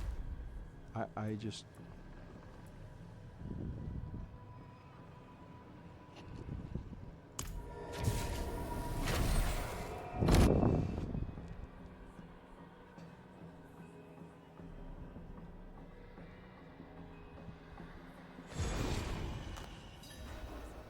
I mean, literally, those countries just folded over like it was nothing.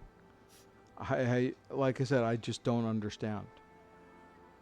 I just have a hard time understanding, you know, why they just gave in. And all those countries, they just gave in. The only country that didn't was Japan and America, because America didn't even know what the fuck was going on. America still seems like it's clueless, you know, and I don't understand why America seems so clueless. but in general, the words Japan stood up and said, no, this isn't right. And then you know, they started getting attacked by globalists.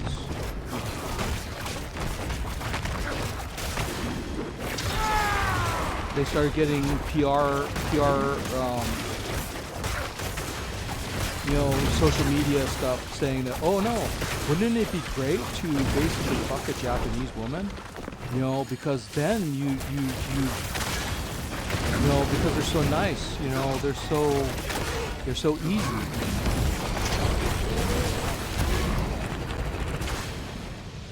Don't you love Japanese women, you know? Because us globalists want to see other countries, you know, men fuck Japanese women.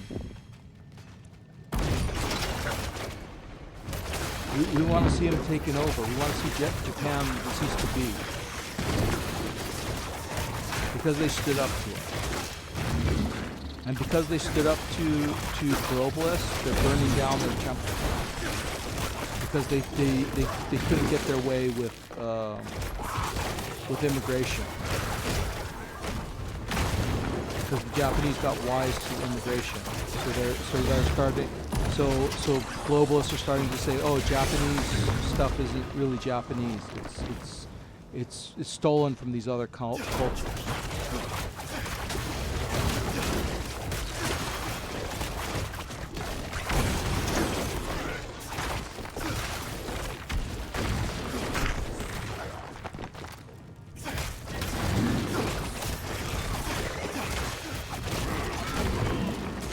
I might be a person who appreciates Japanese culture. I might be, but I am sure as hell not gonna develop a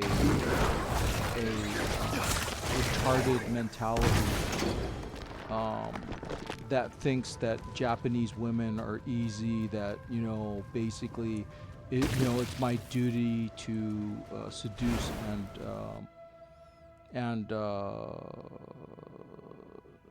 you know, have sex with a Japanese woman type of thing, you know, just because some globalist wants me to destroy Japanese culture.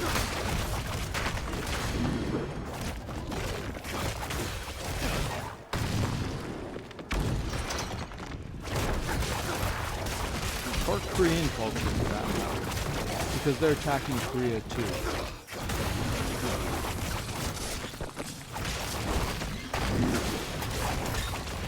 But Korea is not because they're standing up to it, it's just because they were ignorant.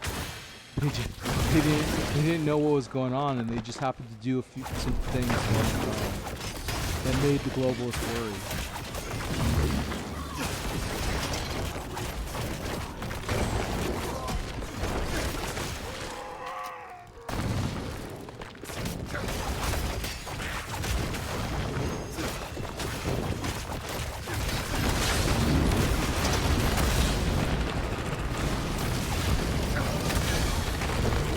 And don't believe every bad thing that they say about the current PM of Japan, Takahashi, because there's a lot of false narratives out there.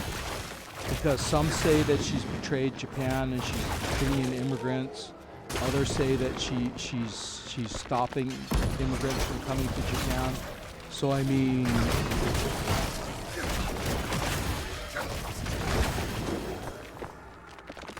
you know, it's hard to say which is correct, which is a lie now, because there's so much misinformation going on.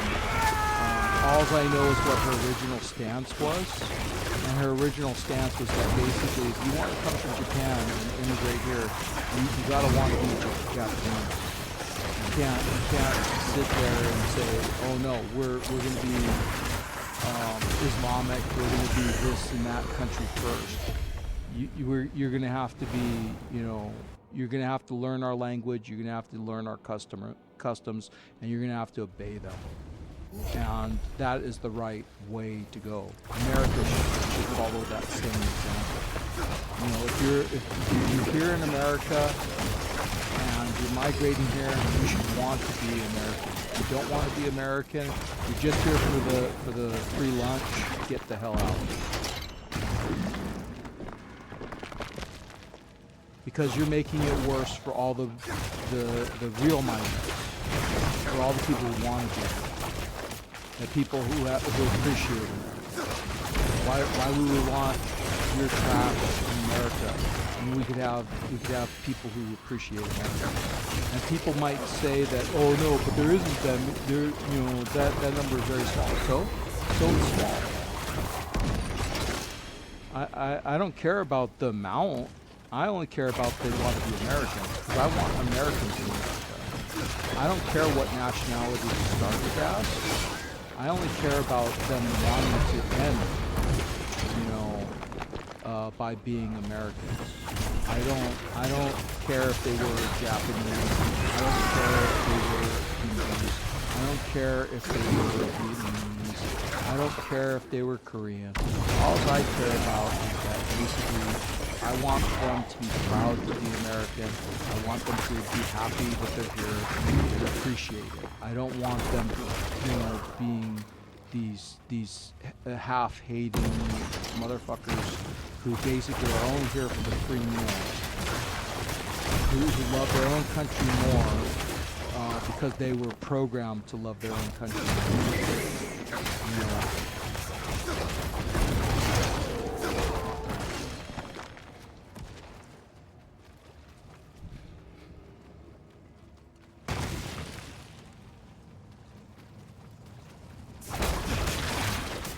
Let's put it this way. Obviously, this whole situation is showing that basically the immigration whole process was soft, was too soft, and that basically the globalists realized the weakness of the American and various groups' immigration policies, and they decided to take advantage. And I feel sorry for the countries that have fallen to Islam, because the elites decided that, hey, we don't want white people because they're too smart. We don't want certain people because they're too smart too. We want to dilute them down, make them stupider, so that we can control them better, or that we can manipulate them better.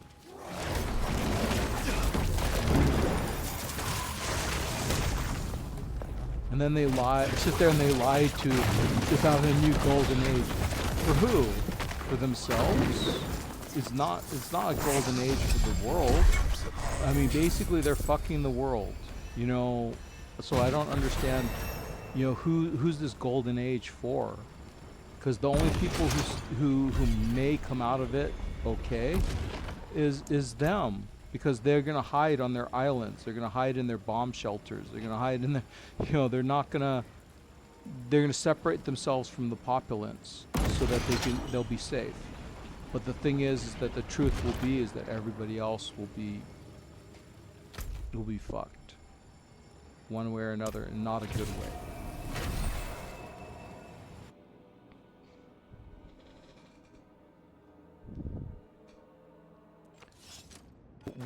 What did the retarded judge say? A woman was raped. I forget what country, but she was only 9 years old, and she was raped by this. I don't remember what country he came from, but he's one of he's and he raped this 9-year-old girl. And the 9-year-old girl was forced to take his last name. Because the judge said that basically it's so that you don't forget the attachment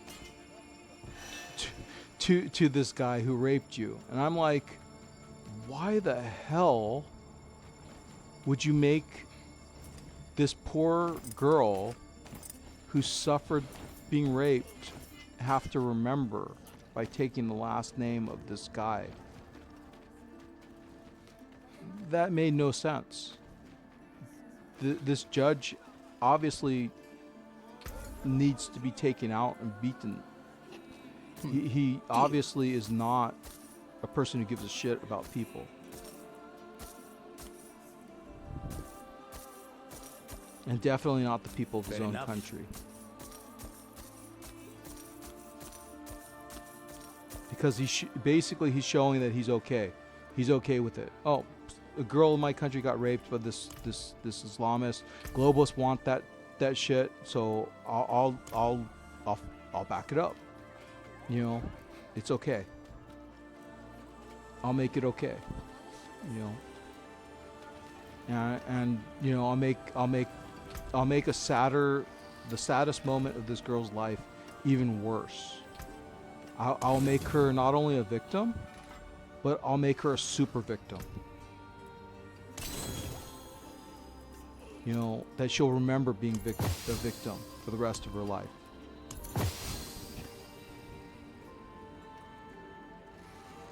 And that's the sad.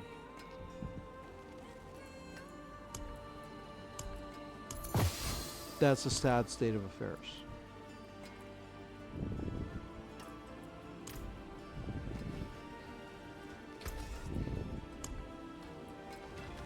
Back to it then.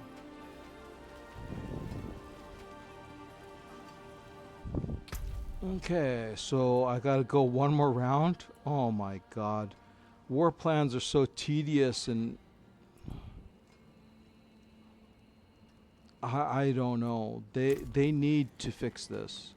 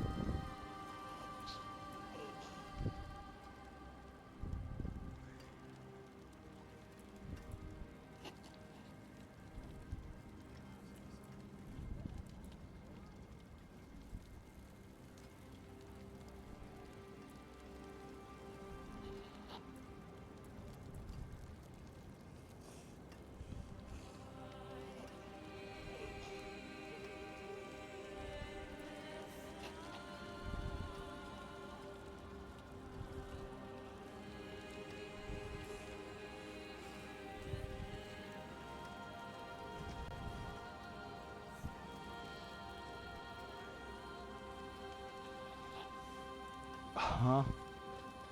You lose no adherent cinders on death. You may only select one perk. What does that mean? Drop from adherents. You use to open tortured. What does that mean? I could only select one perk.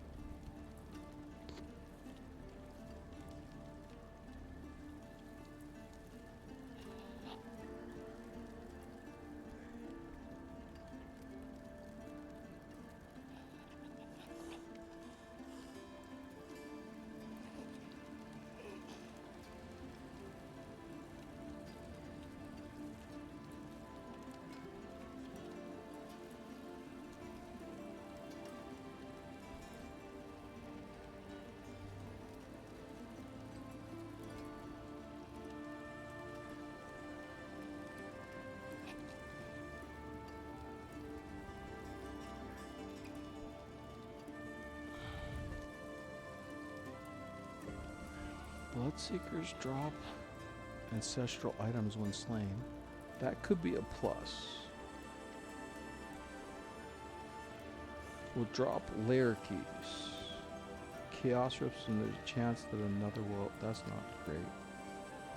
Will also enrage, which have a higher chance to drop legendary items when slain.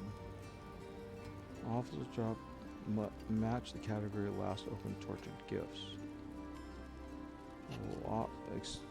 Pangs of Duriel explode when killed and will often drop boss trophies. Chaos Rifts have a chance to reopen.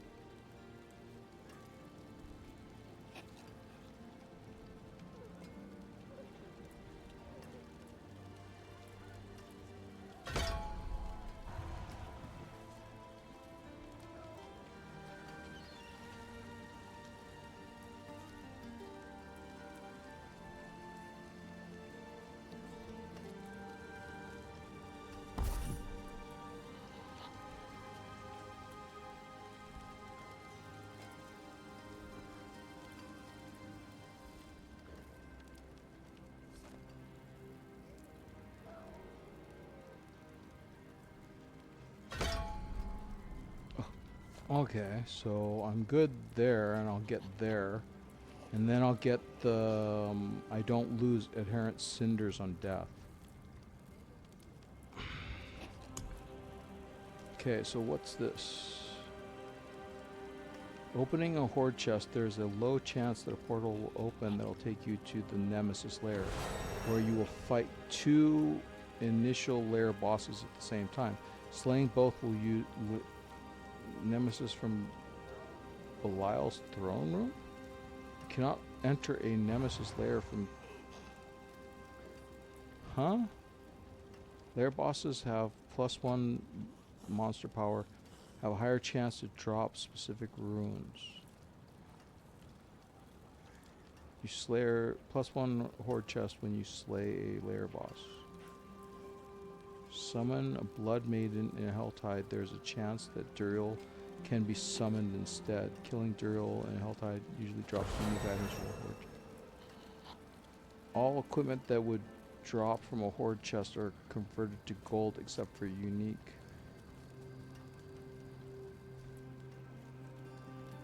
Explore the pit. Zamber and Duriel. The pit can now drop unique items.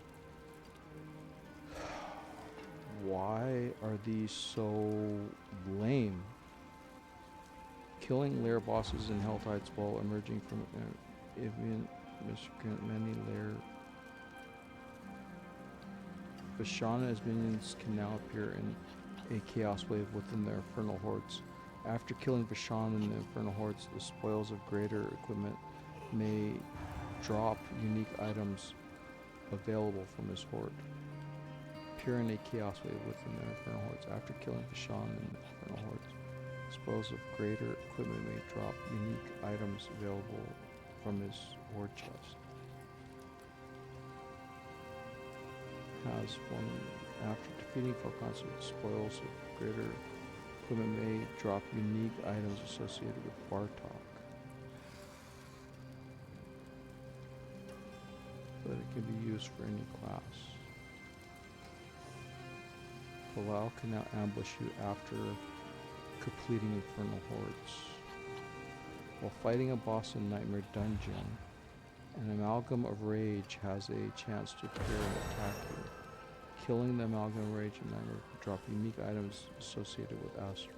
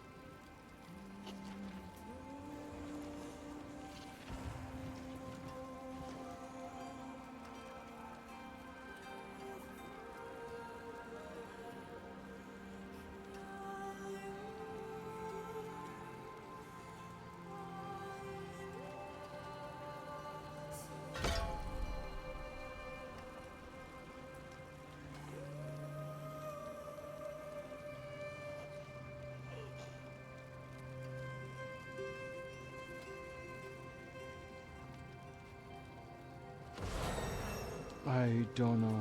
This is... Some of this is just straight up garbage.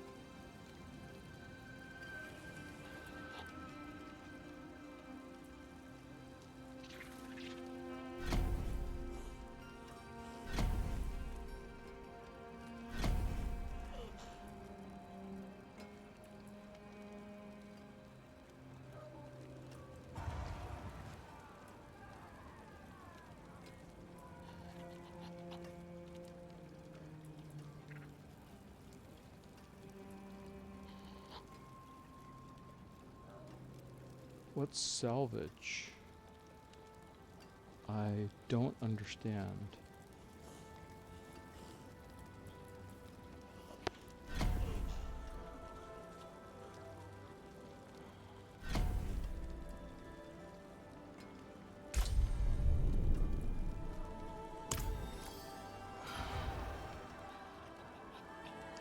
Okay.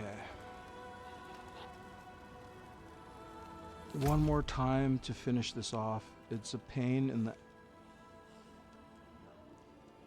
Actually, before I go any further, I'm gonna go use the bathroom. I'm gonna check chat, and then we'll do this last war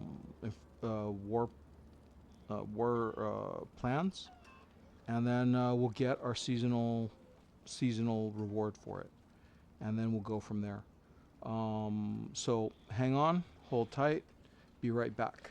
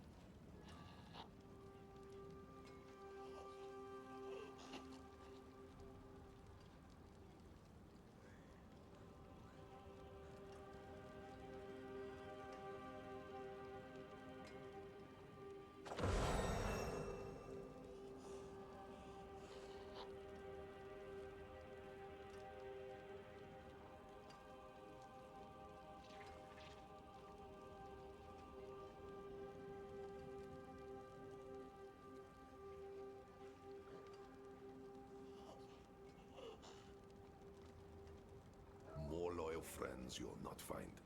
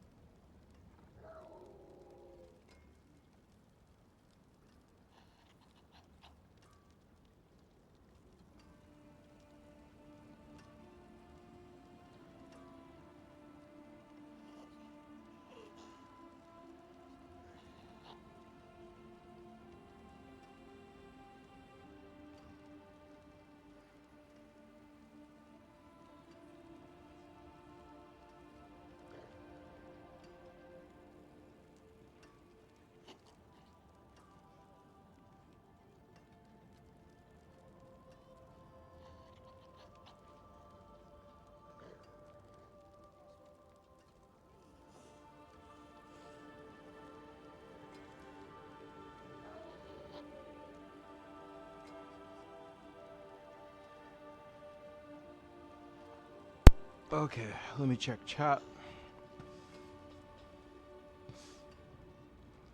Okay, it's all still the same.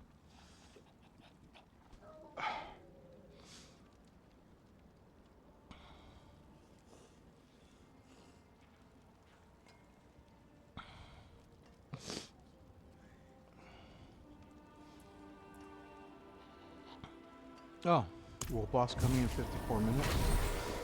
Well, let's see what happens.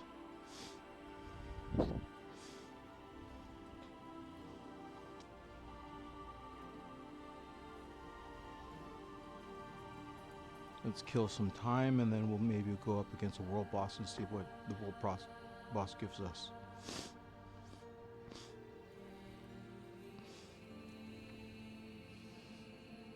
But most of the time, if you're playing, you want the lair keys. The lair keys are of utmost importance right now.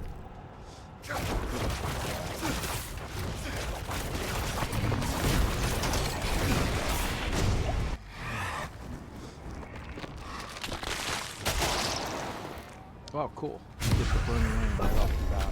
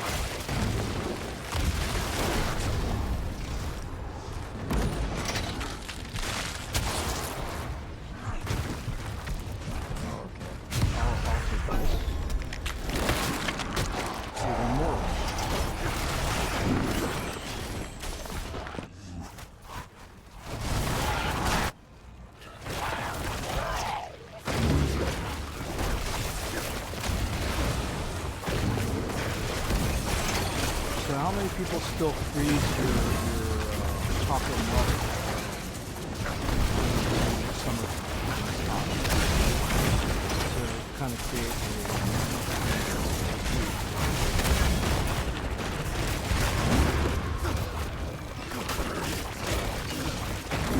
That's pretty much what I've done. I managed to get some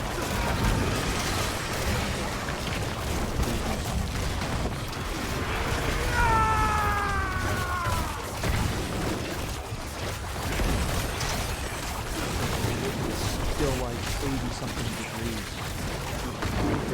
you know, right now. So, and it's 10 o'clock at night. So, in other words, you know, it is very hot. Nice and cool. Not a bad thing.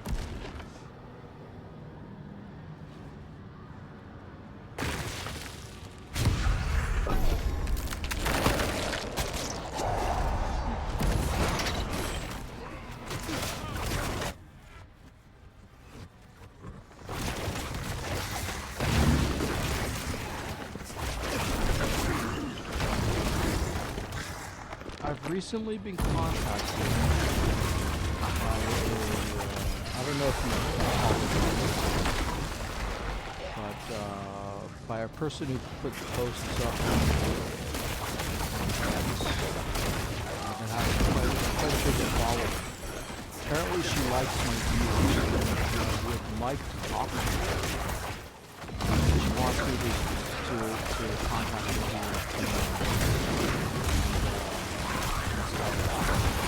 I'm still contemplating if I should, because, I mean, what would I say? I don't know what should do of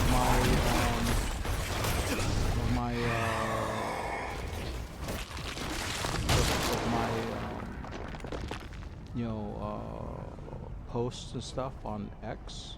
Does she like my political views?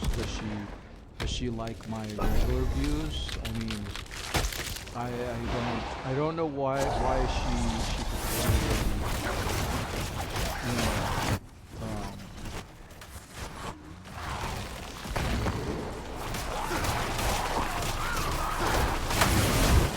I mean, all I know is she has a boyfriend, so basically, I don't mind the fact that she's talking to me.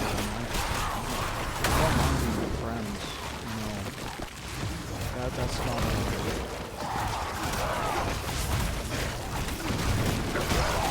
I'm just curious about how... Should I put the effort in and see what happens, or...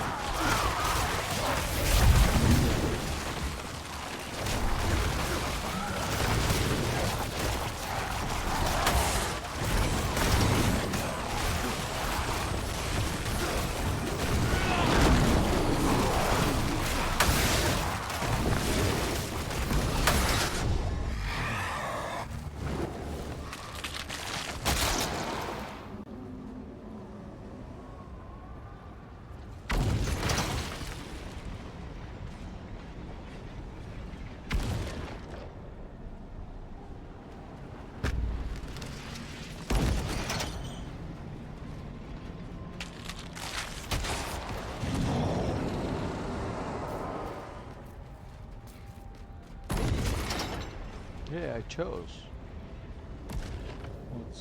What's the...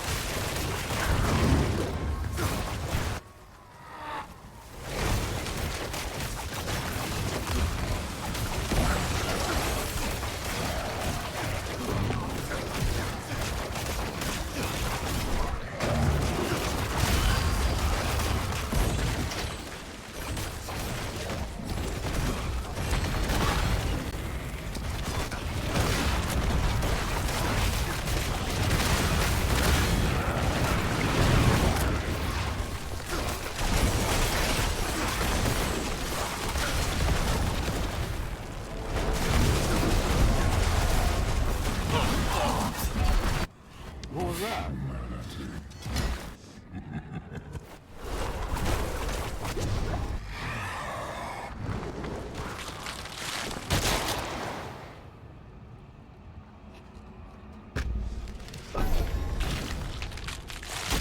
Something pulled me and then exploded. And then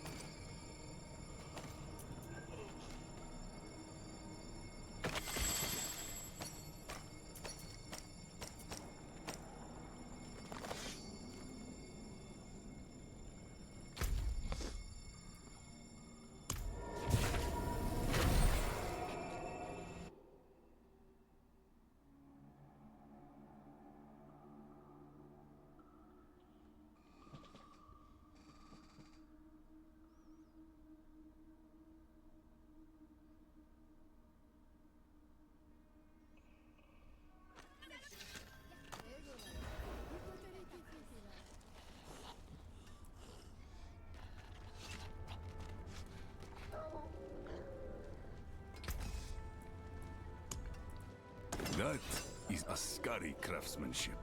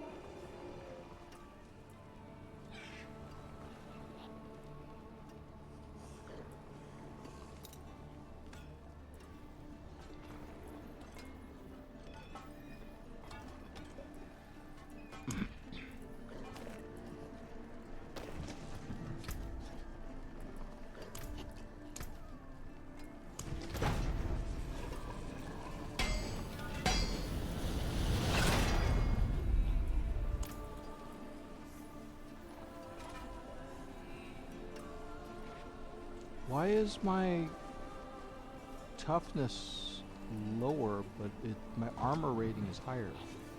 I don't understand that. Summons gain increased damage while alive after 10 seconds. Okay, I'll change that part.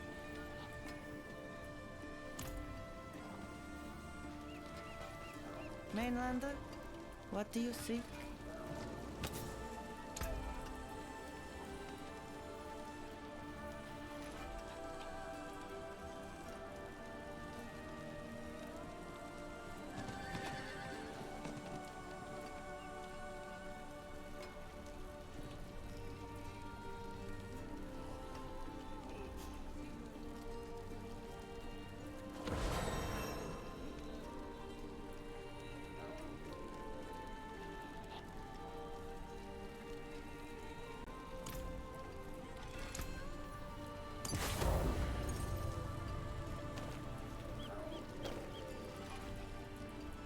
Yeah, these are ancestral compared to regular, so I don't understand why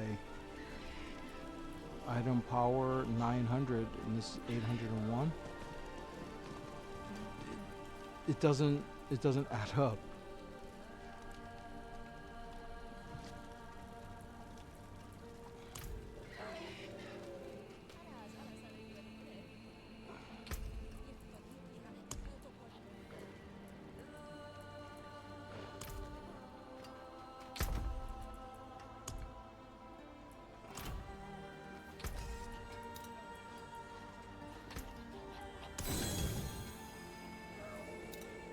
And because the gloves are ancestral, Worthy of the ancient beast. it's worth it to max them out.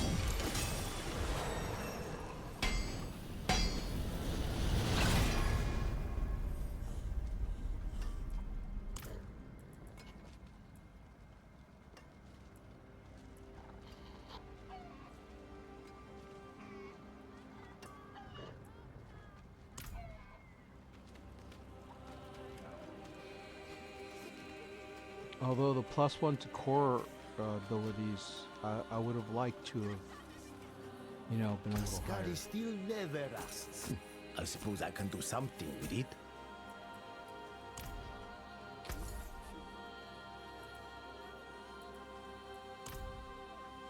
Okay, let me go to the pit and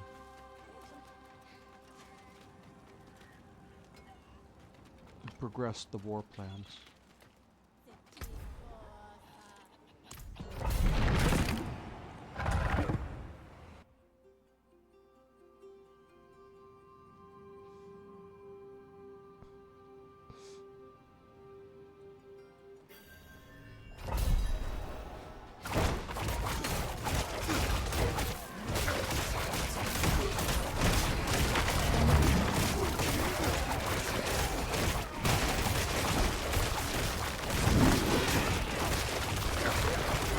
And it's funny how the recent shooting in San Diego, that they blamed Trump for the violence when Trump was nothing to do with it.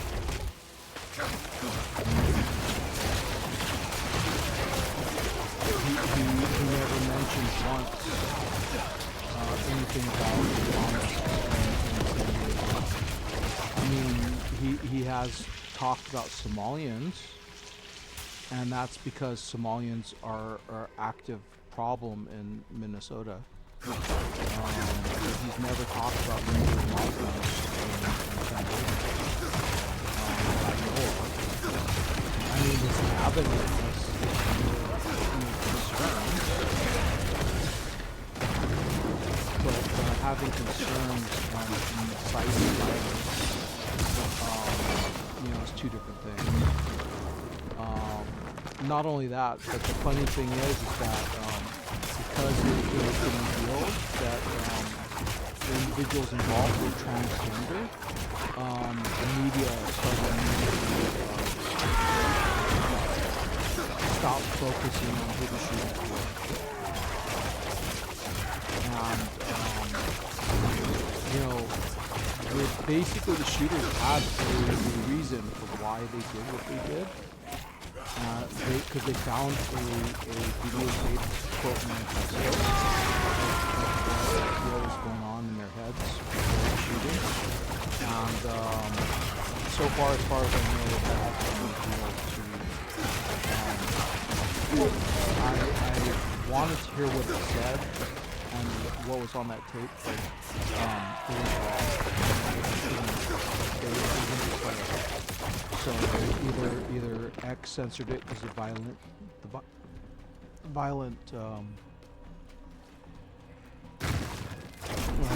comments or whatever, or hateful comments that were involved with it, caused them to.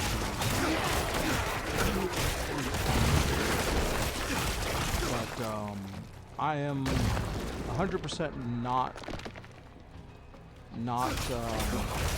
surprised, because once LGBTQ individuals realize how bad Islamic are for them, I'm sure gay people, lesbian, gay, transsexual will all hate Muslims. Because all it is PR, Muslim PR right now, that's keeping truth from the LGBT community. Because Muslims hate, and Trump has mentioned that, about Iranians too. And Iranians are Muslim. They are Islamic. Because they're the ones who invaded Iran for 50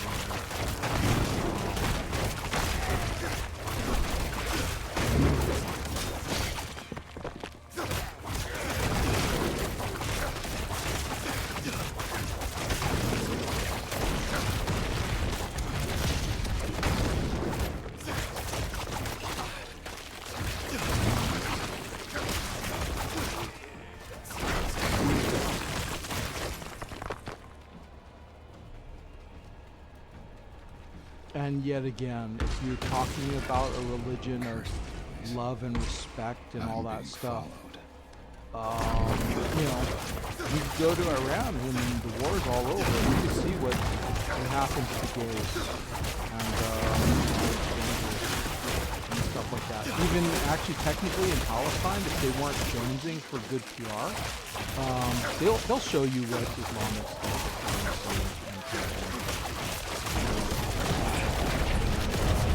Sure that gays' intention will be very happy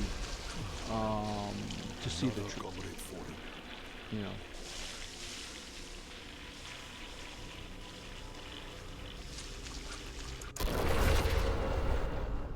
I keep losing this one. Survival mastery. It keeps failing. I keep dying to exploding turds, basically, when they die.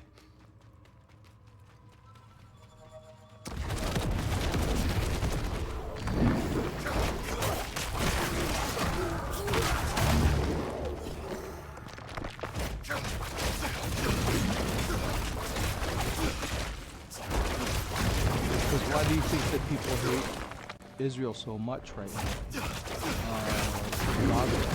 It's not because the Israelis are really bad. It's because the Palestinians are not better on keeping the PR. They're a lot better in creating PR where the Israelis are this horrible people, and the Israelis are just not. They're basically the Israelis are just not able to deal with it.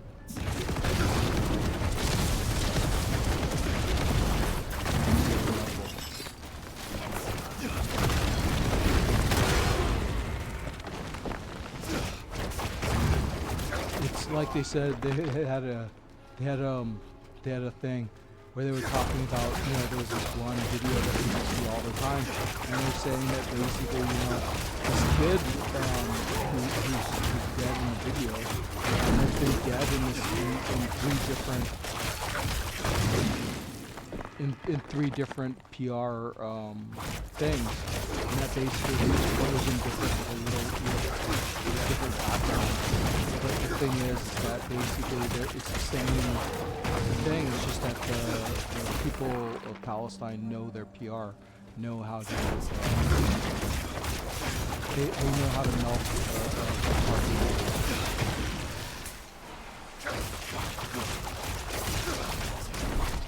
And you got to take into consideration that if you think that streamers are the only people who are out of touch with reality because of they have social issues and that.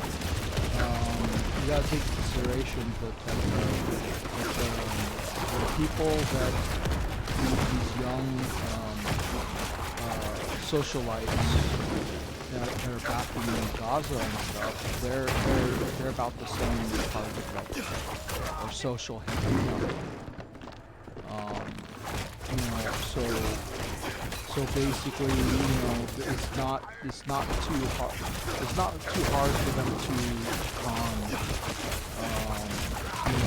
streamers. It's not too hard for them to young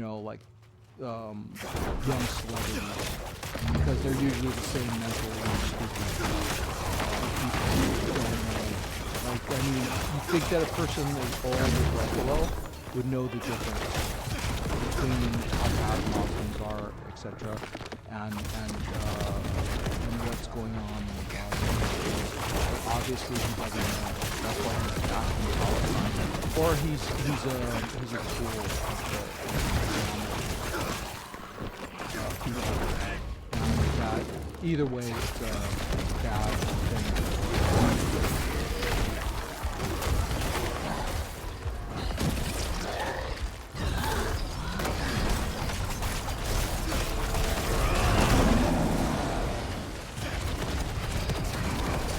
It's a bad thing for Ruffalo.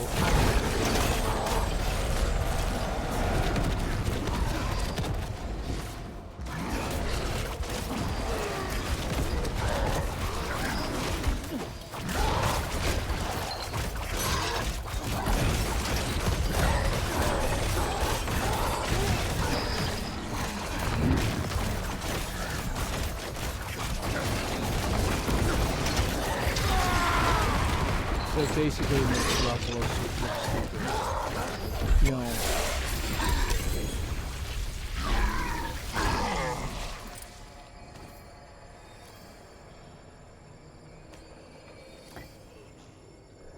No axe?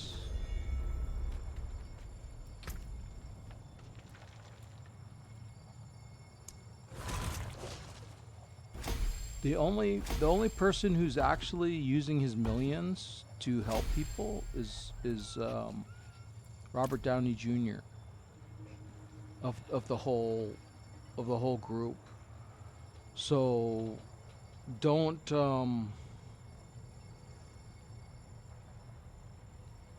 I would say don't listen to the others, because they might have millions, they might care about people, but the thing is that they never put their money where their mouth is. Ruffalo says a lot of shit, but he's a born rich asshole. He says a lot of this political, oh, you got to be this, you got to be that, but he was never. First of all, he doesn't know what the fuck's going on. He's just a straight up socialist, and not only that, but he's a rich kid socialist who just ended up in the acting career. So the words, you can't trust anything that comes out of his mouth anyways. And you know, like I said, Robert Downey Jr. is the only one who put his money where his mouth is, where he's actually taking his millions and getting the plastic pollution out of the oceans. You know, he's actually putting some of those millions to work to make the world better. And I don't know of any other person in the Avengers group who's doing the same thing. I don't know of anybody in the DCU that could say the same thing either. I know that what's his name, the guy who plays the Flash, has a girlfriend who's a big Pick one up. See how it feels. you know, environmentalist, you know, person. But as far as I know, he hasn't Keep your done helmet on, anything that I yes? know of that is truly helpful to humankind. You know, that's truly, you know, putting his mouth, money where his mouth is. It is done. So I don't know. Ancestral collection of amulets, I'm there. I hope I get a good one. Excellent.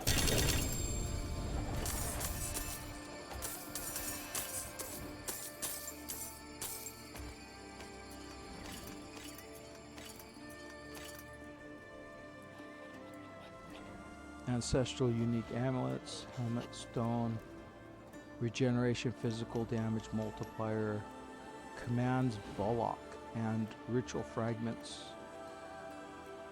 Bonuses from commands Warlock and ritual fragments have 100% increased potency with your occult skills. Deal 25%, but I haven't used Warlock, right?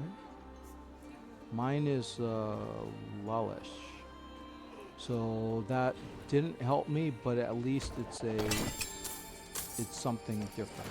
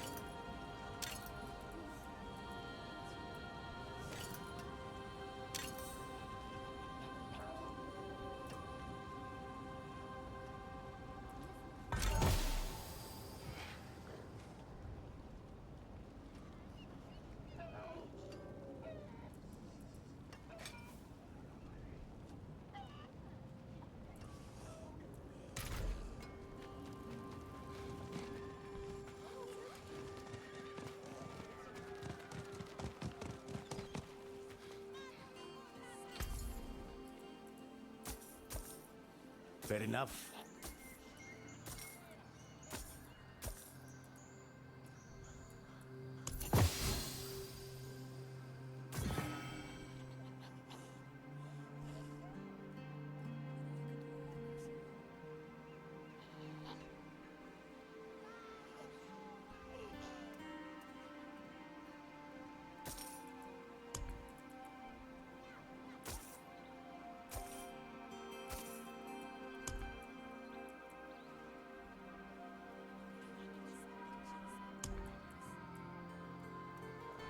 Okay.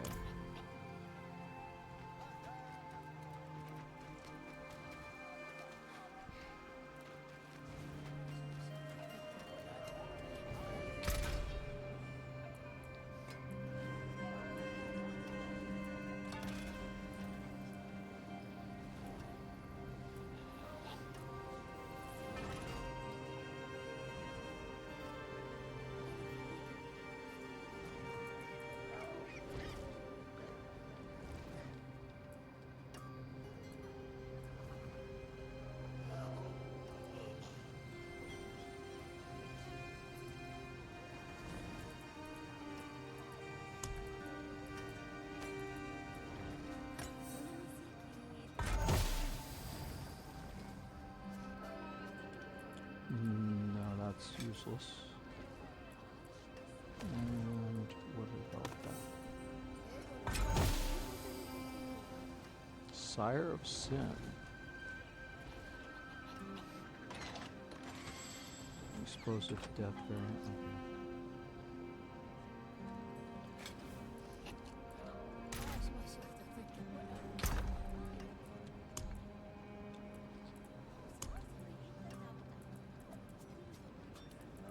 So I got a Sire of Sin right here. Life when I kill. And I got a Homunculus.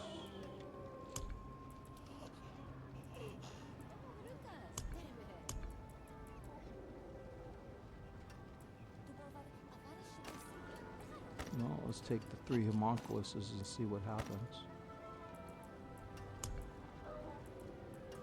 This is your cycle 2.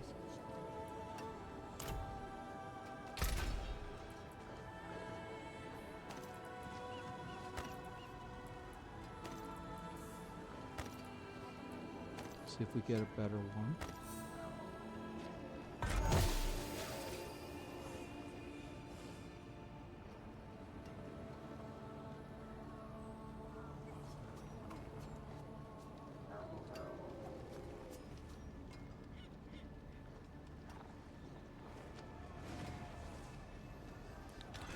Damage, willpower, maximum life, critical strike.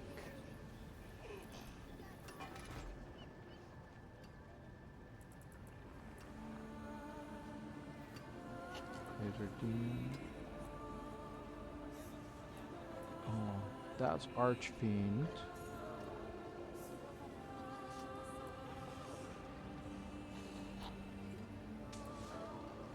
But that's the only one. So what? It's not worth.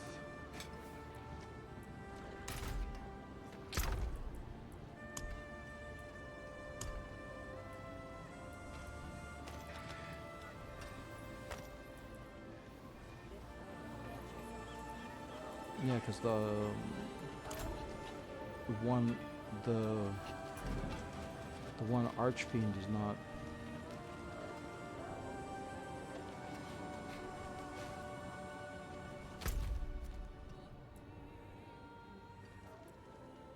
Okay, I gotta go through the pit again.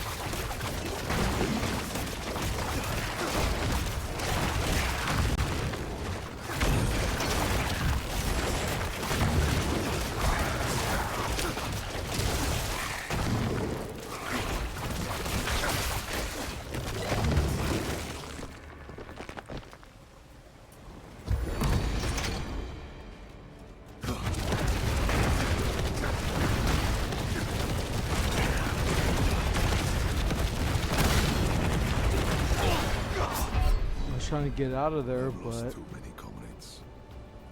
he exploded before I could run. And I was doing so good too. I had unlimited resources.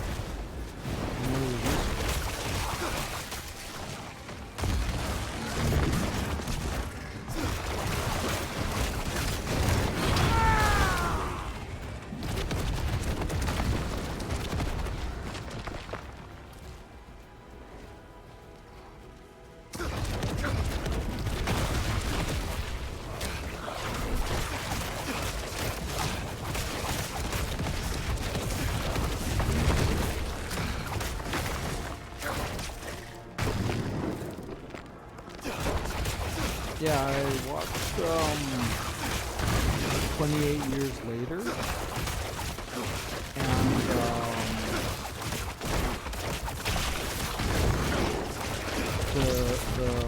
the Temple of Bone. I watched also the regular 28 years later. I've been having kind of a zombie apocalypse stuff lately. I found an anime which features the zombie apocalypse, and I also watched the 28 years later, which I didn't catch when it first came out. But I'm a fan of the series. But the only problem that I have is that the kid's an ass. Second of all, you knew that Goliath was basically they would find a cure, but the cure would be lost. You knew it was going to happen because by finding the cure kills the series.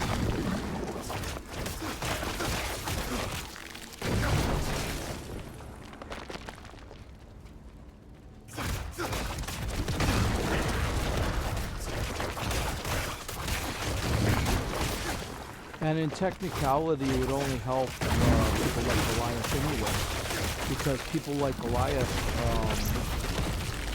basically have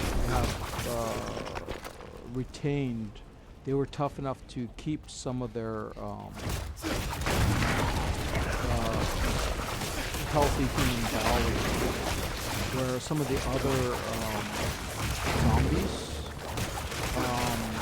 are kind of deteriorating.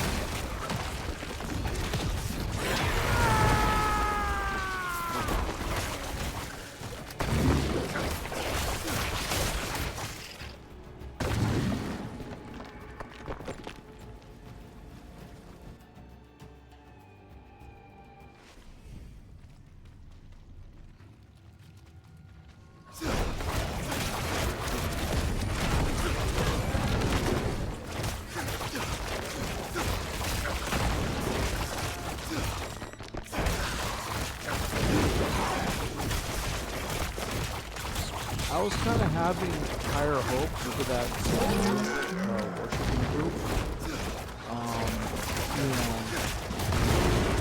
But in these type of movies that basically, if there is a group like that who's skilled at fighting the zombies, eventually we know that they're gonna encounter something that's beyond their ability to deal with. Because the words,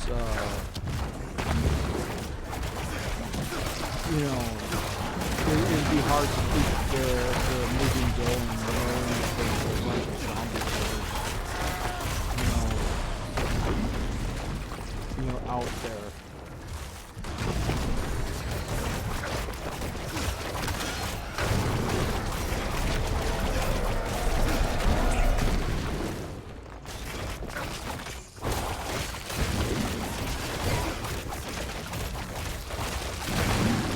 Even though their skills, you would think that somebody would have the skills to kill the zombies.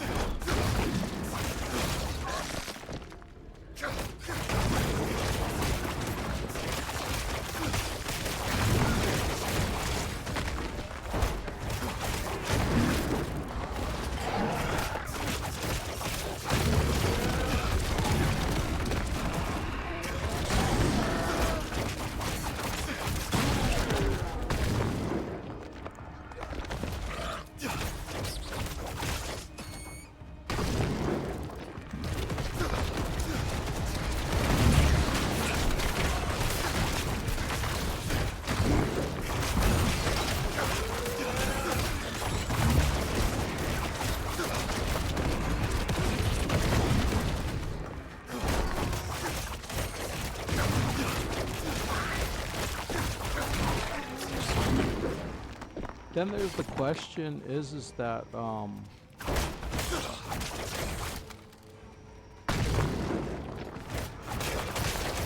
why are they surrounding this demon? Because I know that you know, in 28 weeks later, the disease was also in France.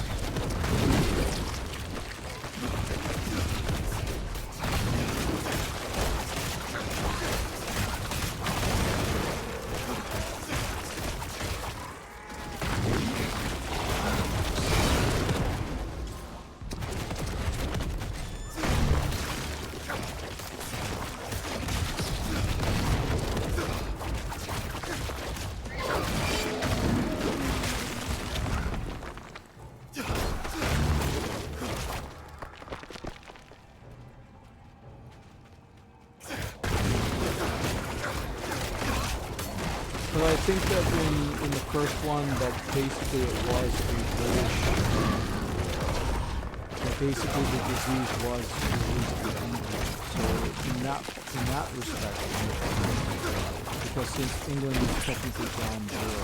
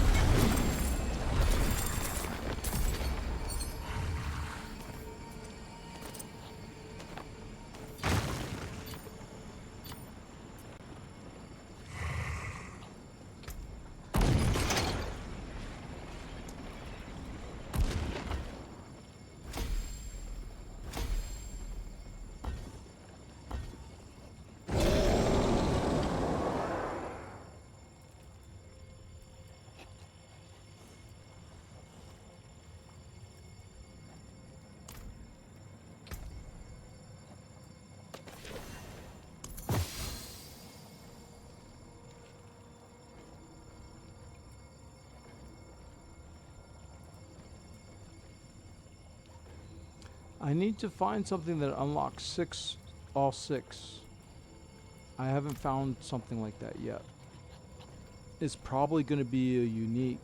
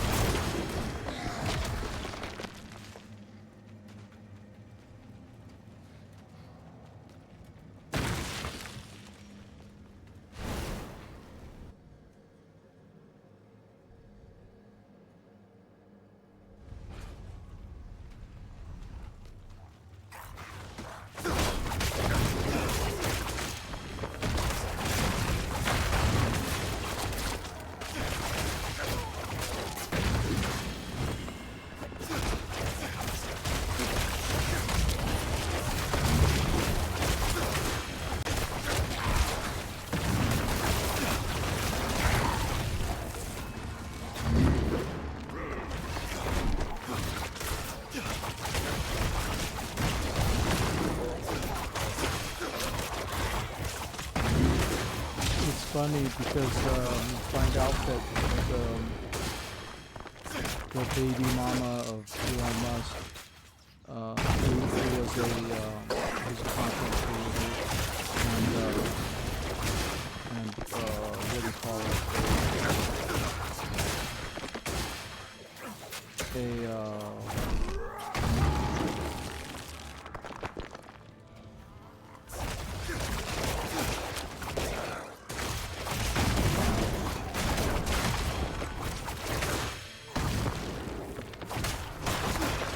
A person who gets people to buy things.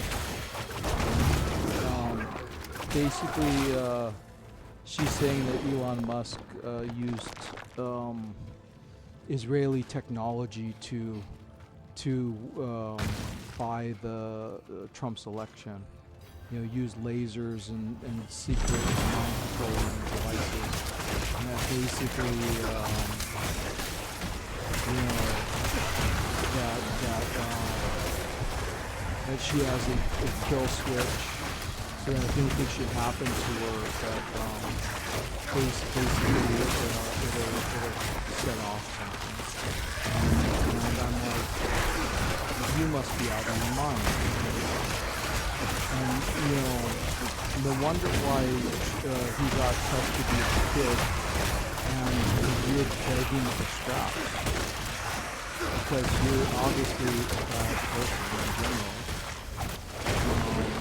You know, who right now is starving for attention. So she's using Elon to get attention, because she's obviously, you know, not a very good person.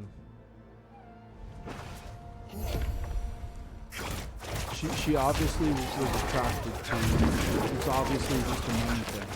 She was attracted to Elon for the money and the prestige. And then basically he went beyond her ability to control.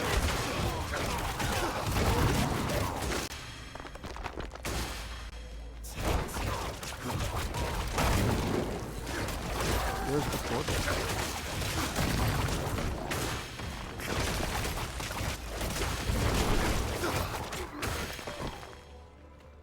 Is he down or is he up? I don't...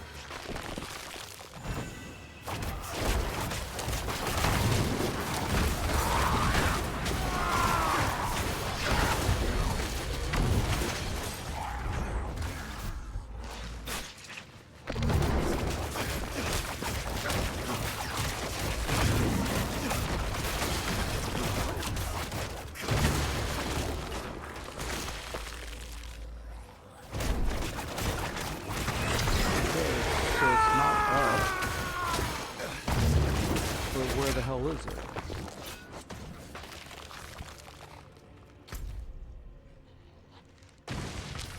I don't see the portal on this map.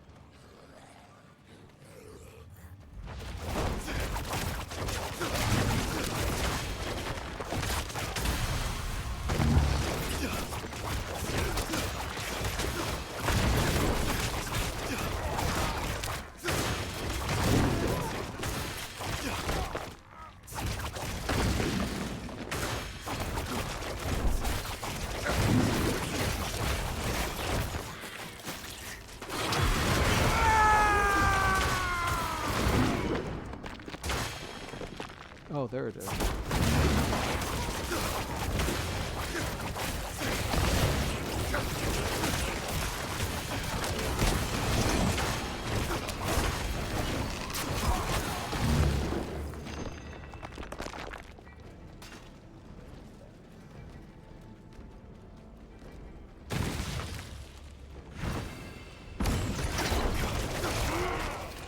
So it makes sense that one of the children would be a transgender, and one of them would be, the newest one is autistic, because obviously they both did drugs once upon a time, and you know, it's apparently affected the children. You know, They both did ketamine apparently.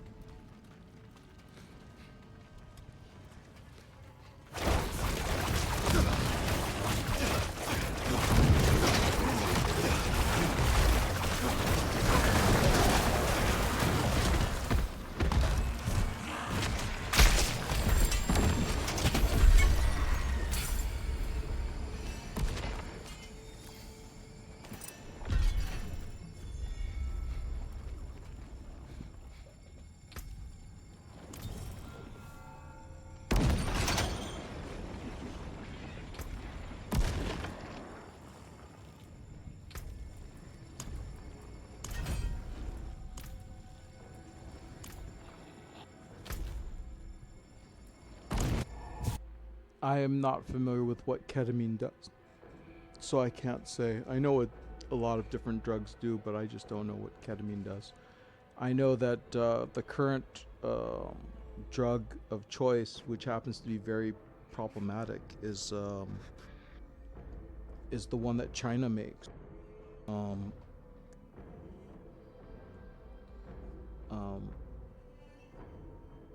And is sending to America using various drug lords as their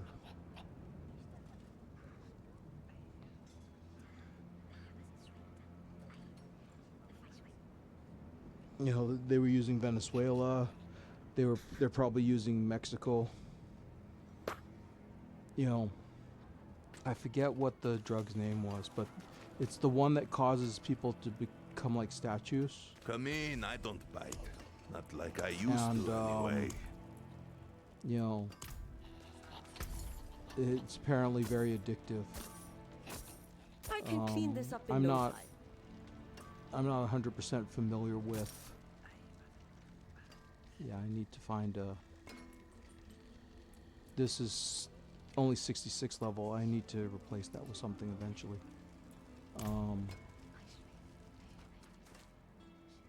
Oh, there's a nightmare dungeon is next. Nightmare dungeon should be easy. Let's go. I just wanted to repair my armor and.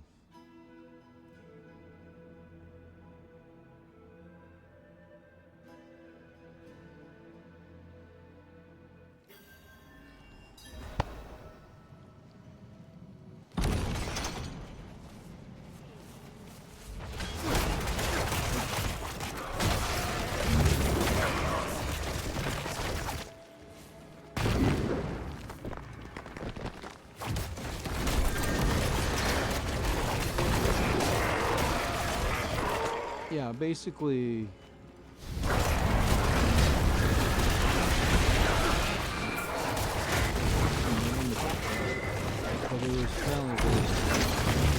Apparently a lot of the victims of San Francisco are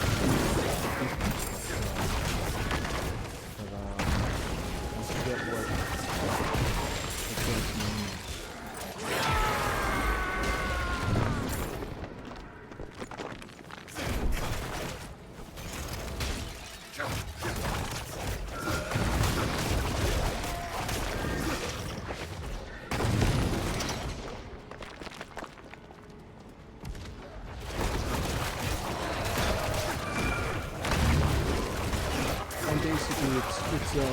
It's a man-made drug. I mean, like I said, China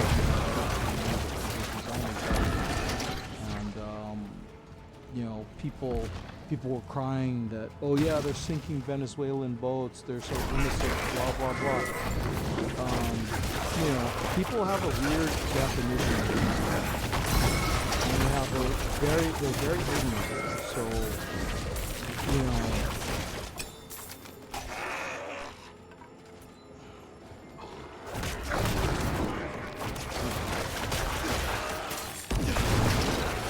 I mean, let's put it this way: they're trying to put schools on their own, but as more information comes out, see, this is the problem: is that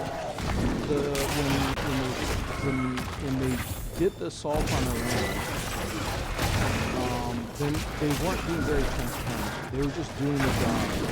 They were just, taking out schools and this and that.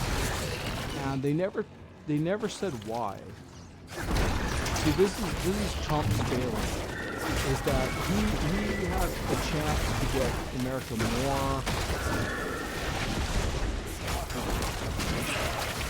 more behind him.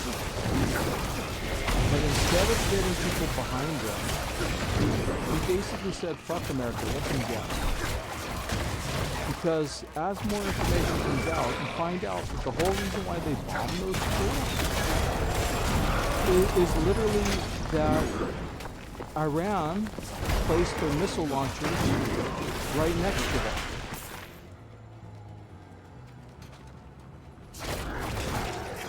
And, you're sitting there going, how can they not bomb those schools if they're firing off missiles in your direction right next to them?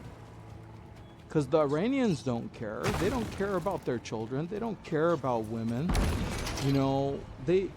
They just care about, oh yeah, how much money do we have because we managed to take Iran. We've managed to conquer Iran, so therefore,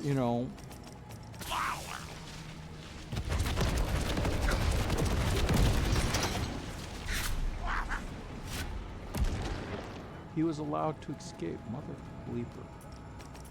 But the point being is that, the Democrats allowed them to take Iran, literally, and they did nothing about it. And now, like I said, in their religion, women are disposable. Children are disposable. The only thing that matters to them is men. If you would have killed a school of men, of male children, they would be crying. But because you're a school of women, they're not shedding a tear. They don't care. They're meat shields. And the word, that's where Trump and the administration effed up. Because they should have literally showed, hey, this is what happened. I double tapped them because literally these women would have taken up arms and would have fired at our troops. They would have, they're literally, these are the bad ones of Islam. These are not the good women of Iran.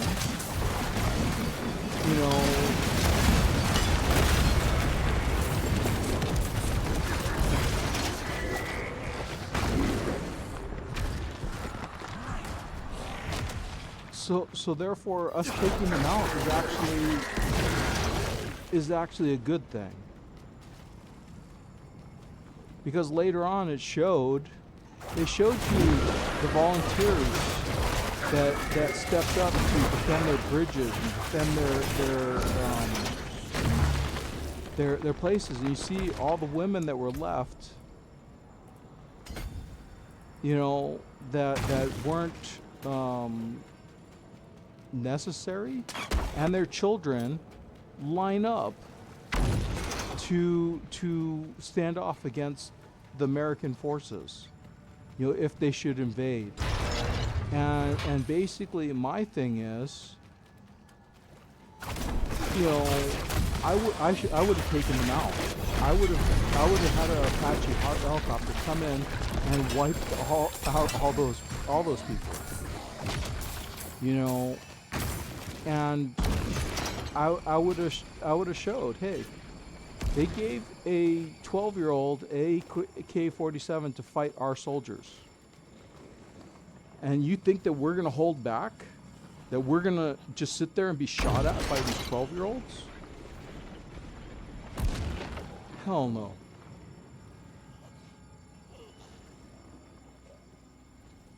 you and your suicidal empathy, go in a cave somewhere.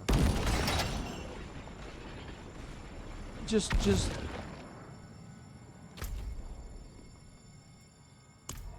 live in there until you drop dead. You don't want kids. You don't want families. You don't want to know men. You hate white people because of your leftist bullshit. Just sit in the cave and die. Get old and die. Don't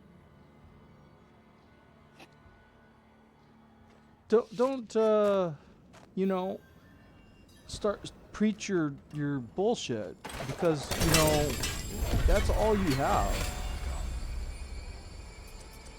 I mean, literally, the people who are on the left who are backing Islam and all this stuff, they have no clue. Obviously, they're rich, spoiled people, and they shouldn't be allowed. I mean, I'm amazed.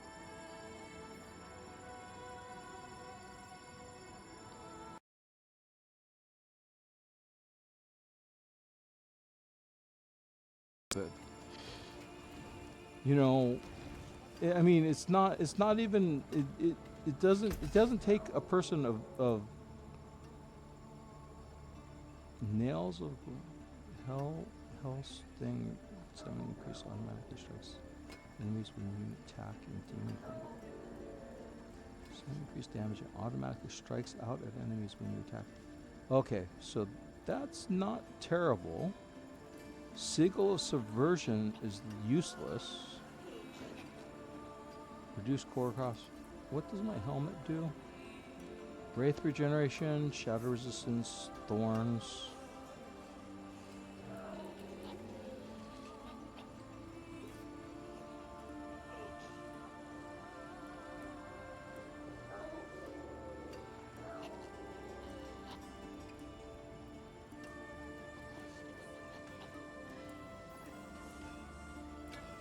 I'll be here, swinging away. What does it take? What will it take to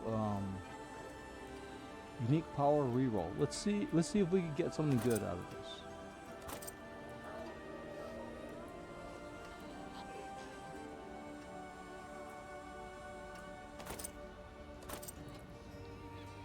Recycle uniques? No. Transfigure items? Generates random modifiers of great possibilities. Use a tuning prism to narrow the outcomes. When used, there's a very high chance to become unmodified for grants random modifications of great possibilities.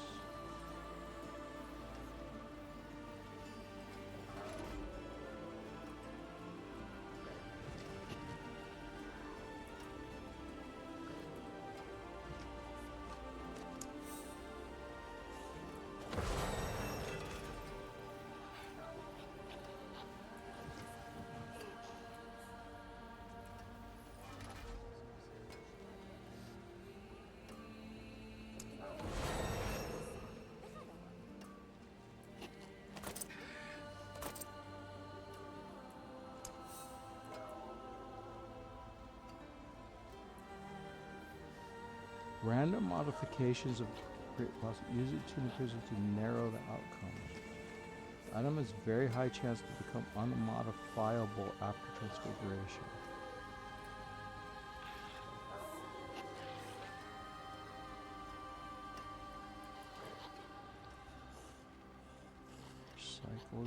Why does it recycle uniques? Chaotic reroll. Add affects. Remove affects, chaotic reroll. Change a random affects to one carrier. 2%. What if I go there? Why won't it let me do other things, like reroll affixes? Because I would reroll that Sigil subversion and change it to something else.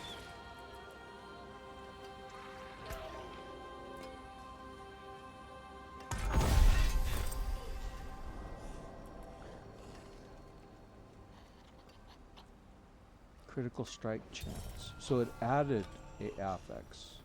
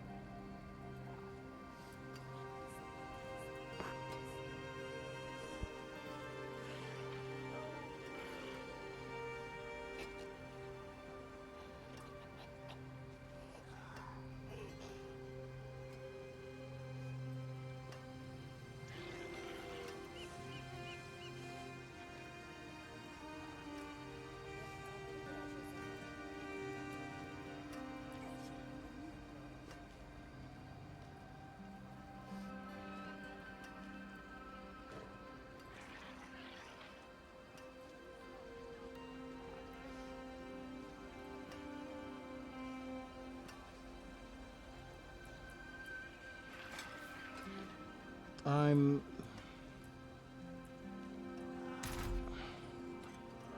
confused. Sorry.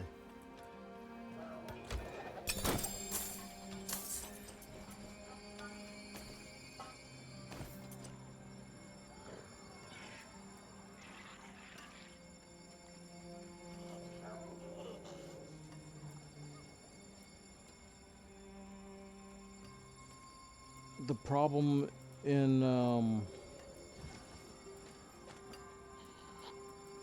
Diablo is the fact that when you look at gear and stuff, you have to do a lot of thinking.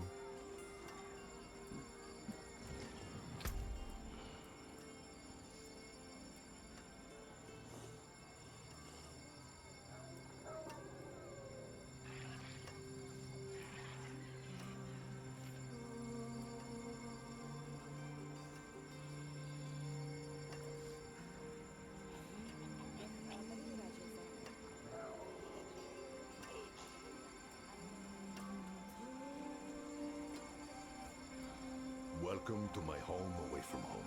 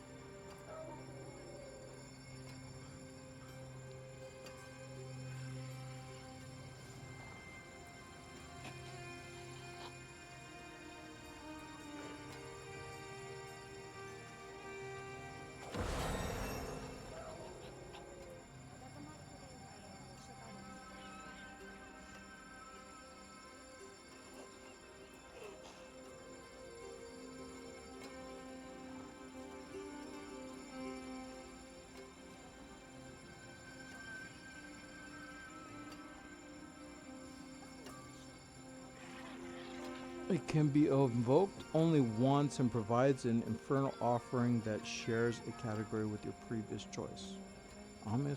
What does that mean? I don't understand.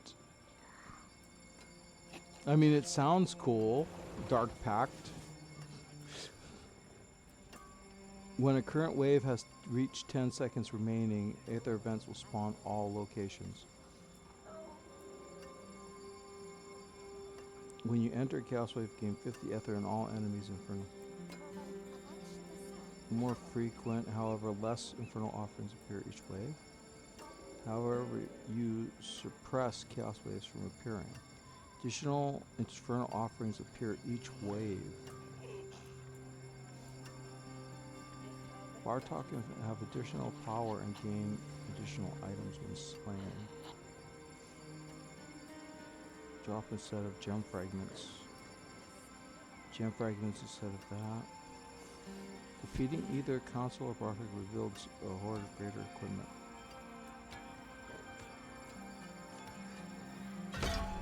I'll do the greater equipment for now, and then I'll figure out which other routes is better for me.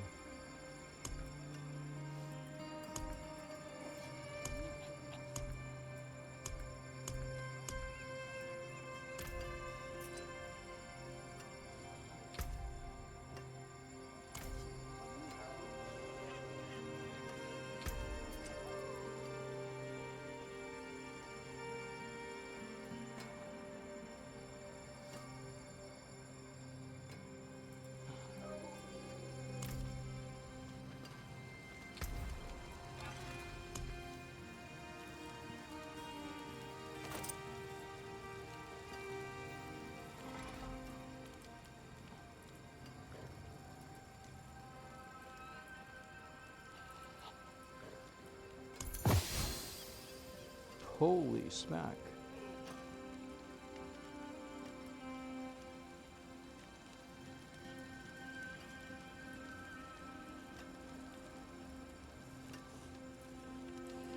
so this one.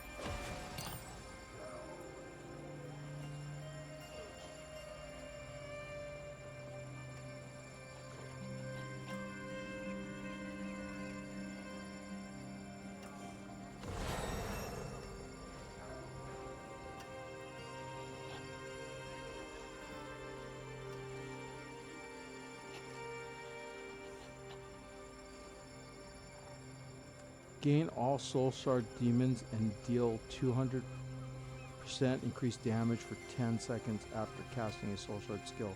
All demon shard skills costs are reduced 35%. Gain damage reduction for each active soul shard demon.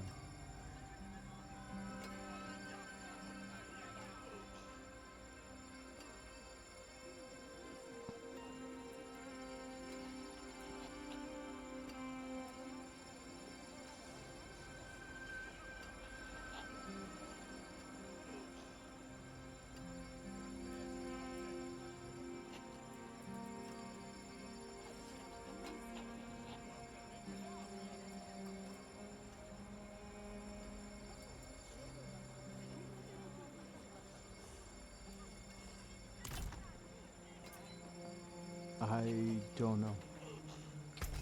I don't know if I should change certain things. Let's get rid of the excess and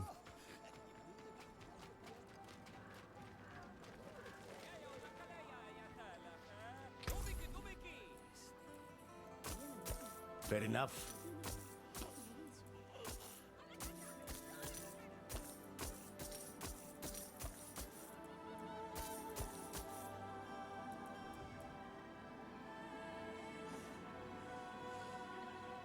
I don't know what these sigils. The sigils seem kind of useless.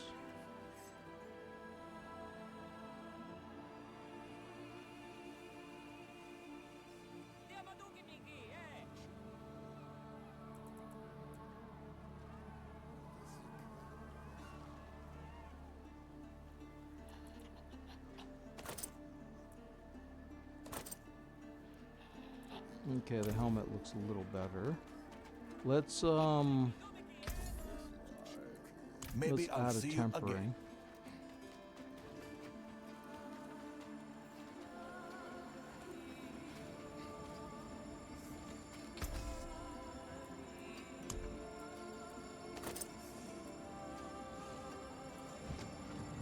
Oh, can't temper it anymore? Okay.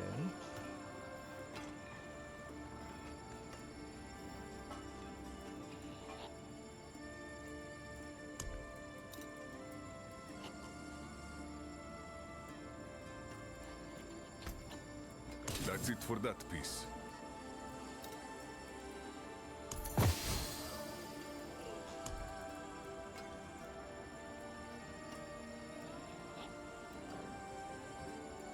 Okay, so I gotta find something better than Dark Prison.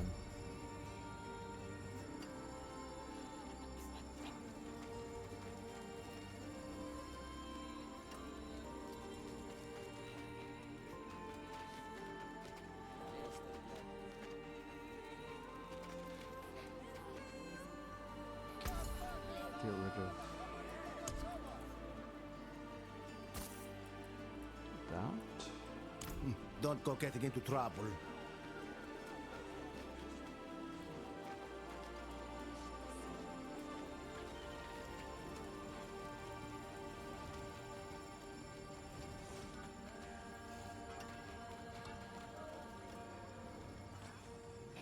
Okay. What's this? Stash. That's not right.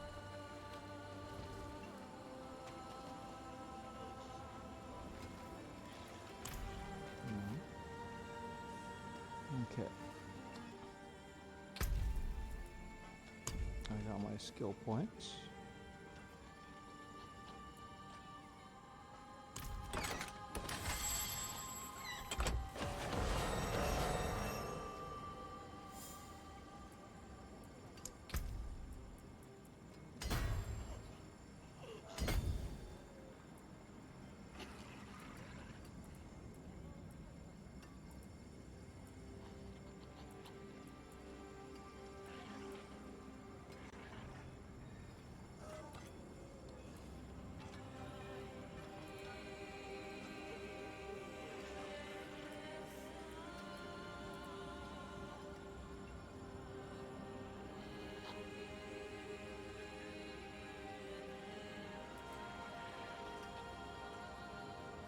So damage and willpower went up.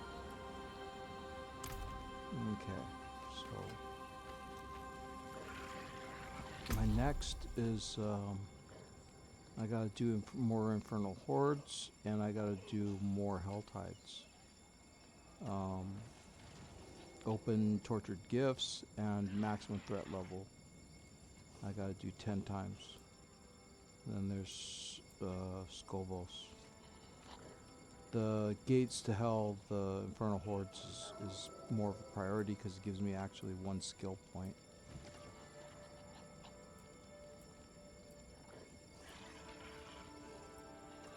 I'm not ready for Torment 2 yet, but we'll see. I'm still working it. Okay, 5. What's 5? So 5 doesn't give me anything. I mean, so what if I get this emblem? Big deal.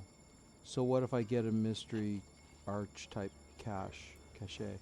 But I mean, this at least will give me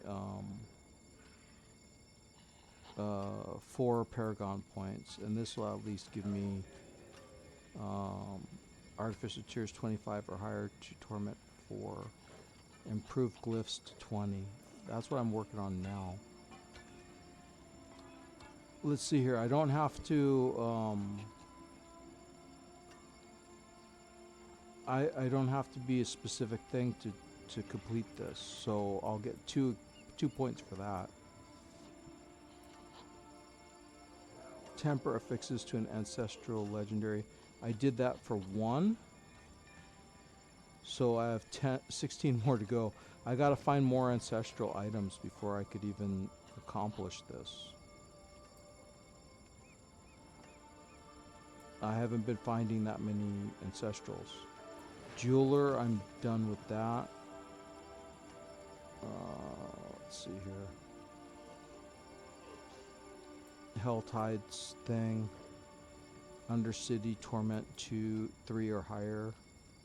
Infernal Hordes 4, Torment 4. They're already asking for Torment 4. Torment. I actually don't like this pet, so I don't know if I want to go that far. But the thing is that I will want this Resplendent Spark. So I'm not...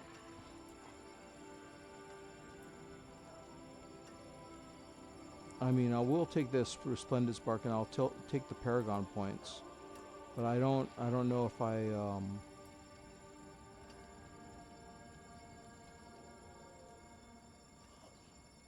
Oh, I gotta find these fish. The places to fish. Okay. Let's go to Fractured Peaks first, and then see if we could fish there.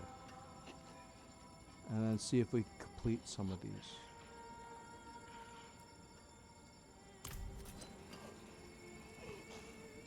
What time is it? Okay. Let me check something. Okay, so everything seems to be going okay.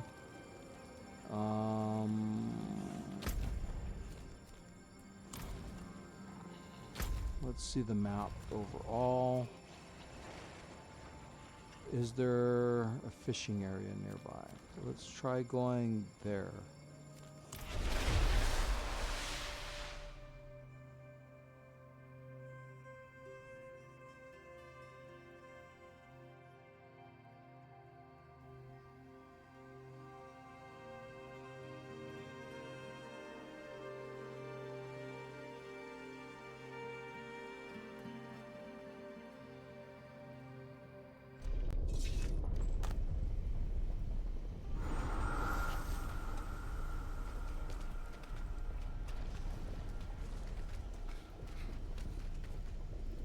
You there. Care to be a witness? It's an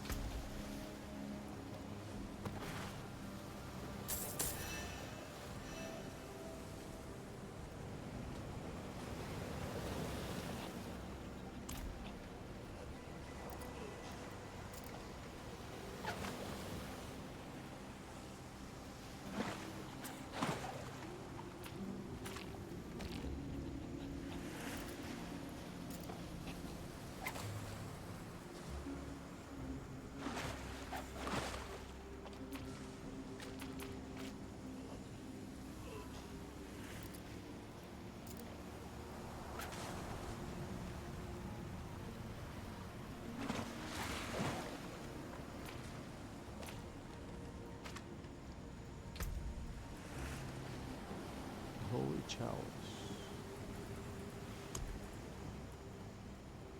Mythic unique fish found in hell tides. Fang of Tethymeth. Have been rising in the tides never before seen the light of. Okay. Already collected. Add to collection.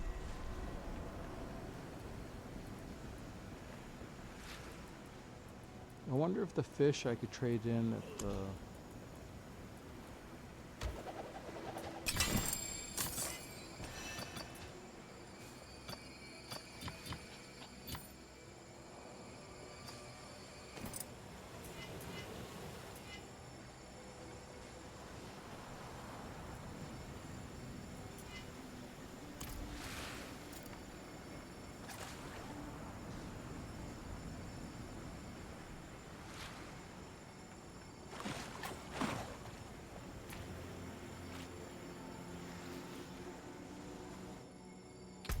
Okay, so...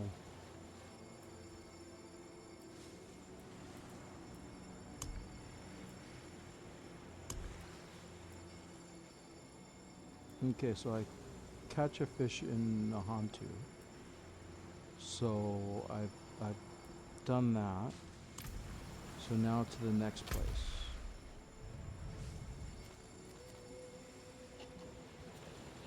Go to Hawazar.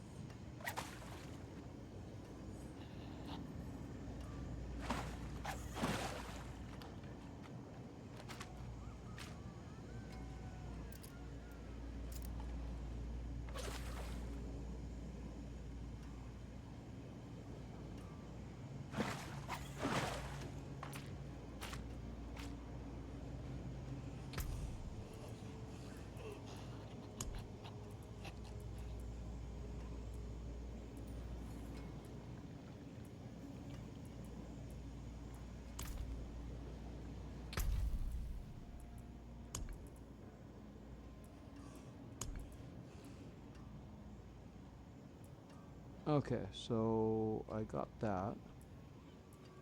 Let's go to the next place.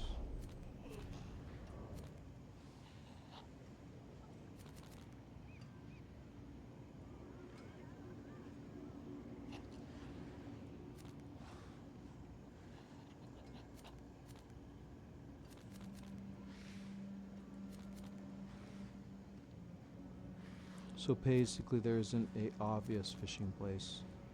So I'll just go here.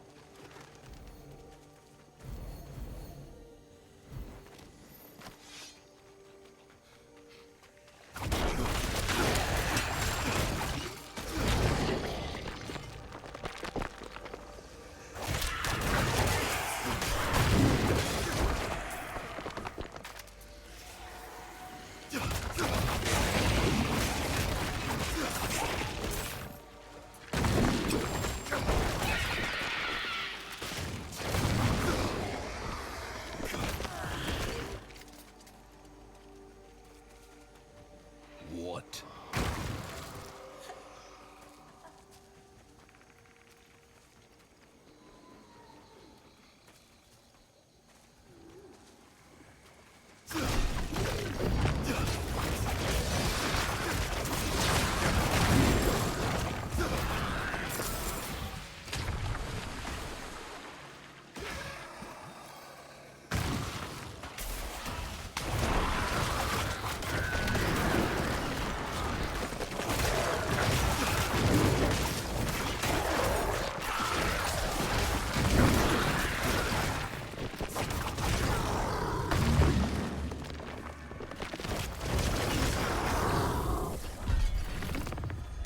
Okay, because the helmet and the damage from my whip is a little more.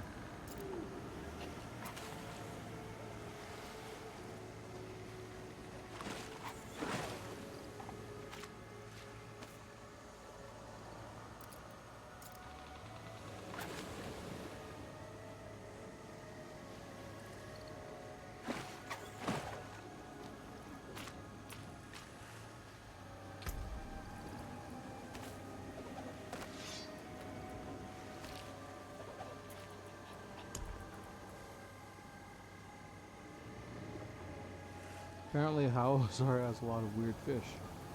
Spectral corkfish.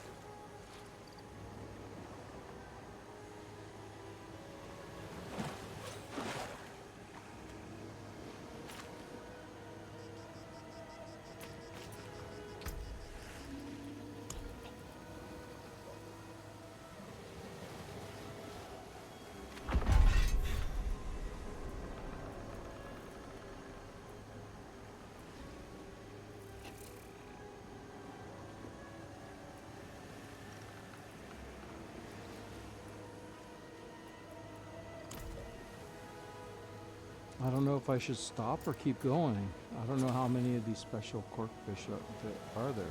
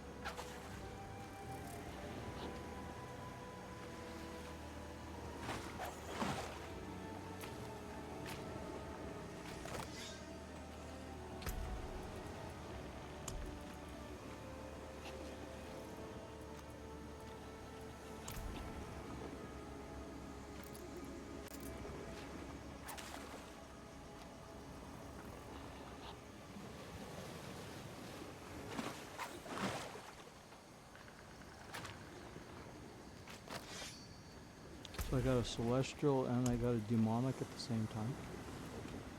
Oh no, glittering, and so I got them already. Okay. So maybe I'm out of fish. Okay.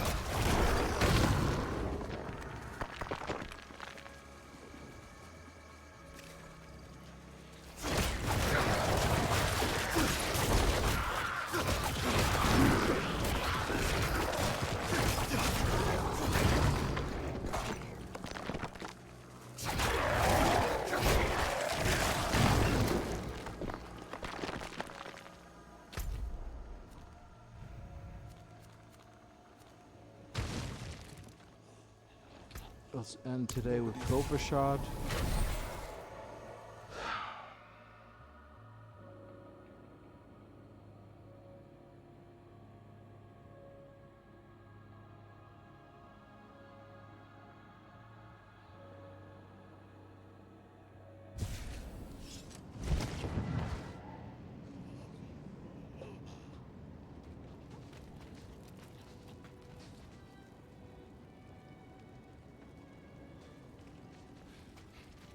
So basically I messed up.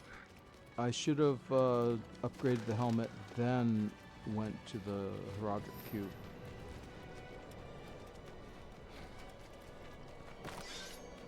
because now I can't upgrade the helmet. And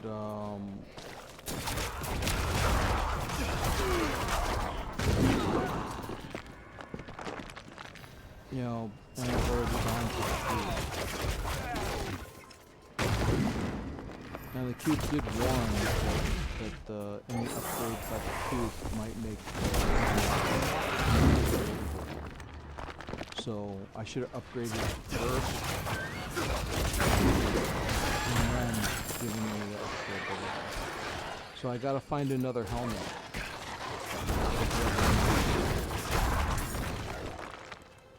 Destroy this one, get a new one. Hopefully one that has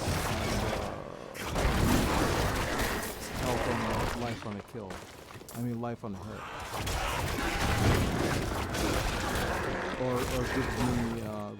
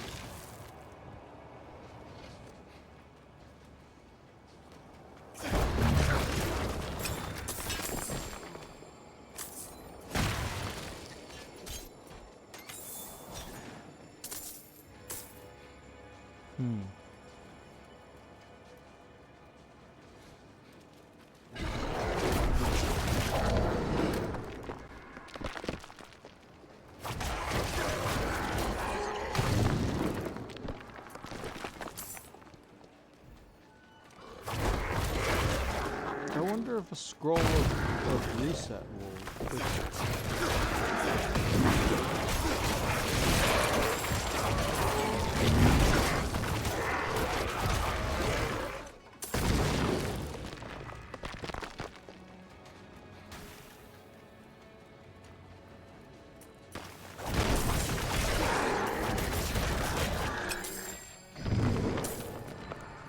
But then I would think that it would have given me the option, right?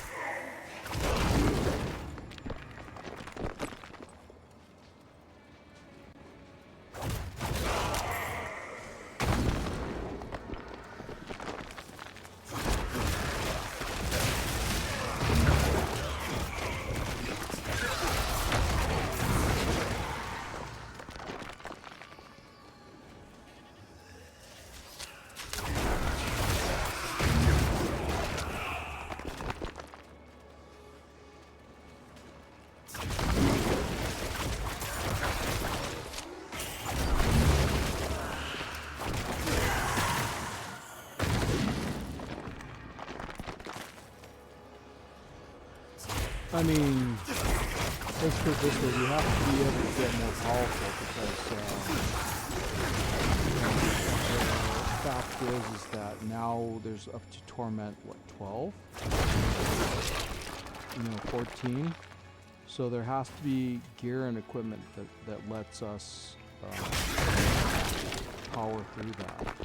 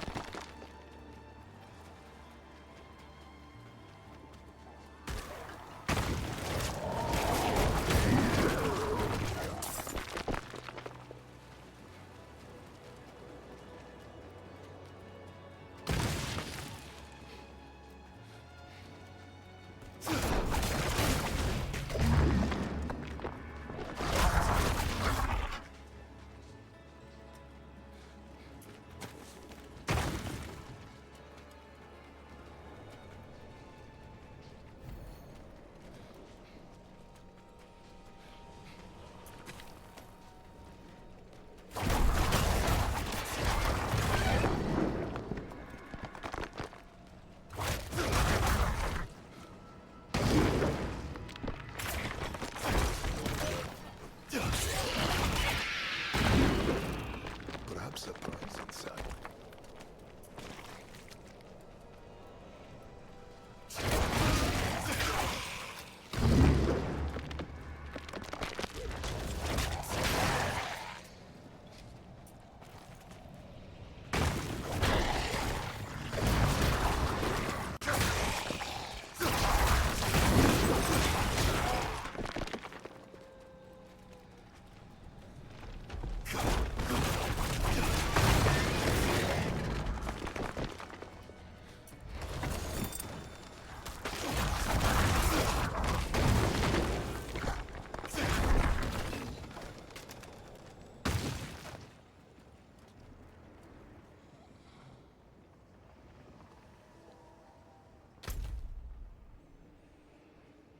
Okay.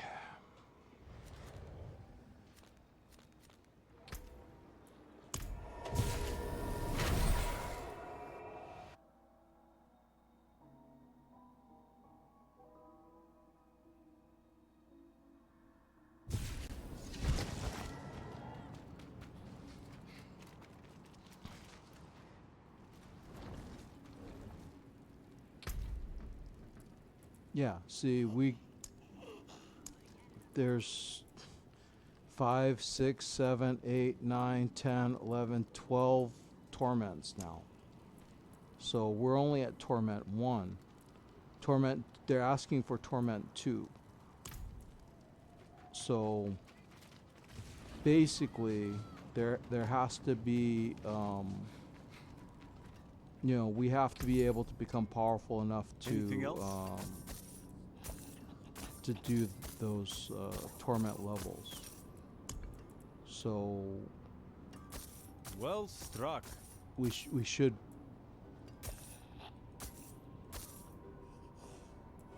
We could do that one. Okay, but yeah, we should be wary able on to the do them road. eventually. I don't know how hard it is to gather gear. Gear seems to be the biggest problem right now. But we could only do as good as we can do. You know what I mean? I don't know how these sigils work. To me, they seem like a bunch of garbage.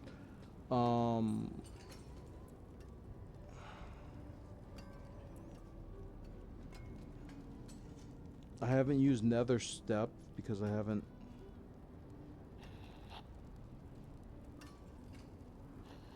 It just hasn't been something that is useful at the moment. If I had something like thorns or something that I could sink my teeth into, then maybe. But I don't.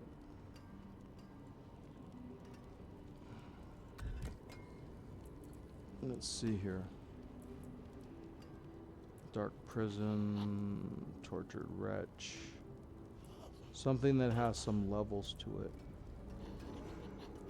Blazing scream. Dread claws. Umbral chains. And fourth, shady chains dealing all the way and linked up to 2 enemies for 5 seconds. Bombardment. Slash down 4 demons to the ground, each dealing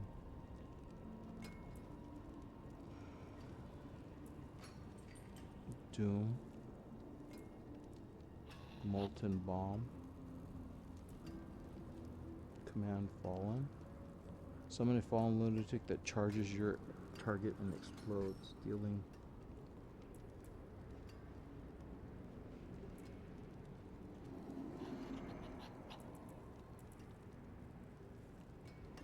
Sigil of Summons. Create a destructive ritual for 10 seconds that grants you volatility.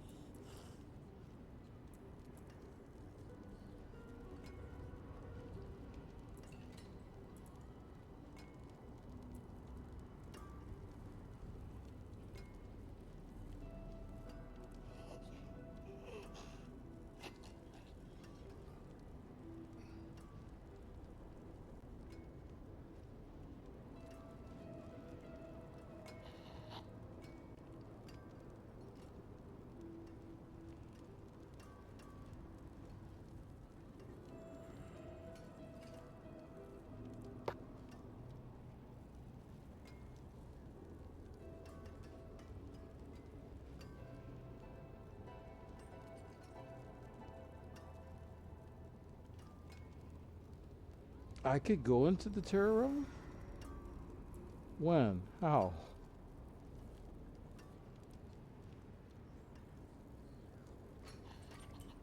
That's not great.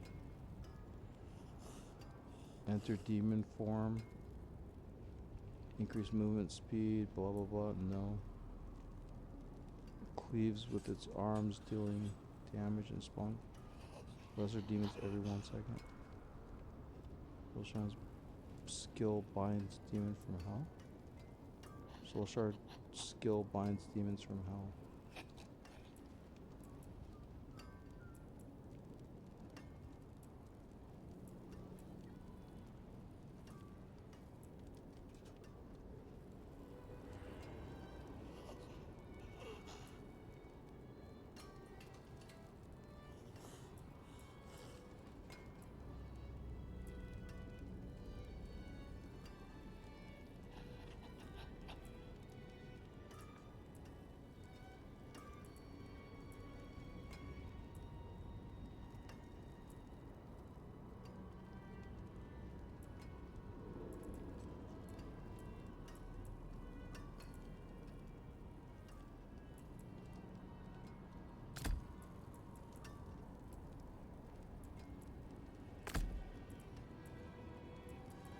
Well, let's see what that can do. That at least has 11 ranks to it. Send forth a shadowy chain dealing 59,410 damage along the way and links up to 2 enemies for 5 seconds. Enemies caught in the chain are slowed 30% and take 18,000 something damage per second. So we'll just have to see how that works out. So now we have options.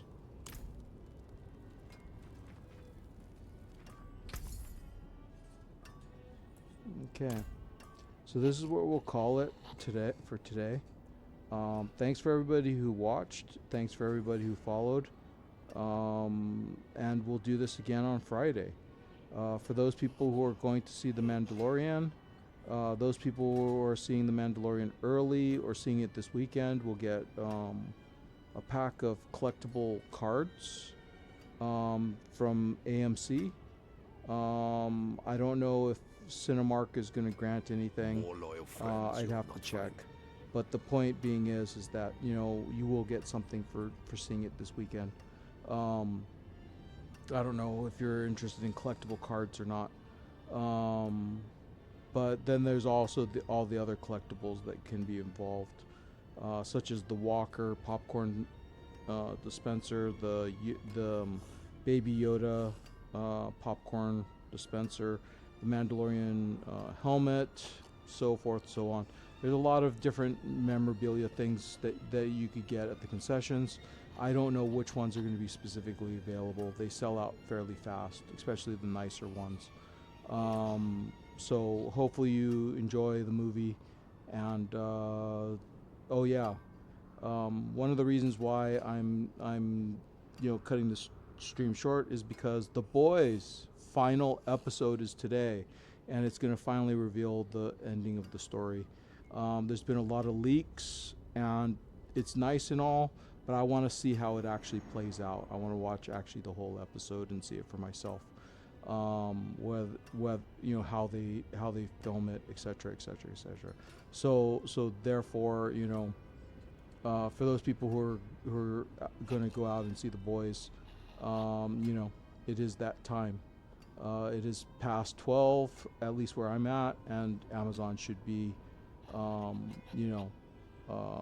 showing it starting like right now. So we will see and get back to you. Anything else? There's a lot of different things. I have a lot of problems going on in my life in general. You don't want to hear about it. A lot of things that are causing me problems in my move, delaying things. I mean, I'm very short of money right now to take care of my bills, and I need help to move things because of my handicap. I have a hard time moving, especially up and down the stairs. I get tired out very fast. I have trouble, grasping things, bending over, all sorts of different issues. But the most important thing is that, the person who's helping me, he himself, got some issues, ended up in emergency, and now he's on the way. He's recovering, but he's recovering slowly, and I need him to recover faster. I don't wanna hire people to help me move until the very last moments, and they will take care of all the big stuff that's left, that we could bring to that I could bring to the next place where I'm going to live, and then I want to put this place up for sale and hopefully get the price that I want for it, and go from there, and then hopefully until I get to my retirement money. Hopefully stocks and stuff will, the economy will get better and stocks value will go up. But who knows? Trump is manipulating the stock market left and right, so I don't know how or what he's going to affect and what's he going to make better, what's he's going to make worse. I don't understand Republicans and their ability to balance their books and stuff like that. No Republican president currently that I know of has done a good job of balancing the budget. So it's always been a Democrat who follows them that ends up fixing the economy after a Republican is done destroying it. So I don't know what's going to happen, especially since the Democrats currently all seem to be so retarded. I don't know who the Republican candidate's going to be. I don't know who the Democrat candidate's going to be. Alls I know is that there's nobody currently. Maybe if Rubio decides to step up and become president, maybe I'll back him, just because he would have the knowledge to deal with the foreign individuals that are currently a problem to America. He might be a better candidate for the foreign issues that are going on right now. But as for the others, I don't have very much confidence in them. Rubio has an advantage because he's Secretary of State. He has to deal with the foreign these foreign countries anyways, so it makes sense that he would have a very good knowledge of where these countries, what the plans for these countries are from the Republican side of things, and how they should be handled, etc., etc. You know, so I mean, Rubio might be the best choice if he decides to run. What's his name? The current vice president, he's an idiot. Obviously, he's a millionaire who has a lot of time on his hands and a lot of money. So he doesn't strike me as one that'll actually help America in general. He doesn't seem to have very good foreign affairs skills. You know, he needs a strong president to work with. Seems to be a good co-worker, but he does not seem to be a good spotlight, you know, person. He doesn't seem to be a good president, but he might be still a good vice president. You know, I have not seen him step out and show me that he could do the role, and that he gives a shit about Americans, etc., etc., etc. You know, Rubio, on the other hand, he shows that he has some love for America. He shows that he has some international knowledge. So I don't know. We'll just have to wait and see if any of these people how it plays out when the time comes. Who knows? Maybe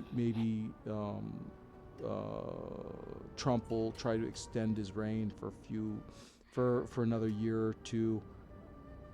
Oh, we don't know. All I can say is that when it comes to Democrats, they're all retarded. They all back views that are basically destructive, if not dangerous, to America. They all back terrorists, basically.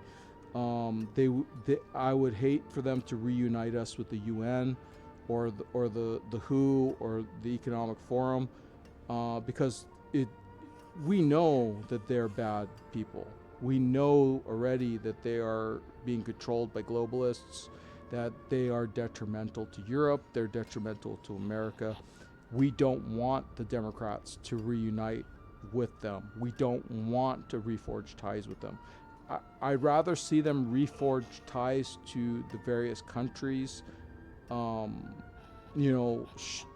directly, than to forge real new ties to the United Nations. United Nations has become an embarrassment. They are basically, now a terrorist organization, and they should be dismantled.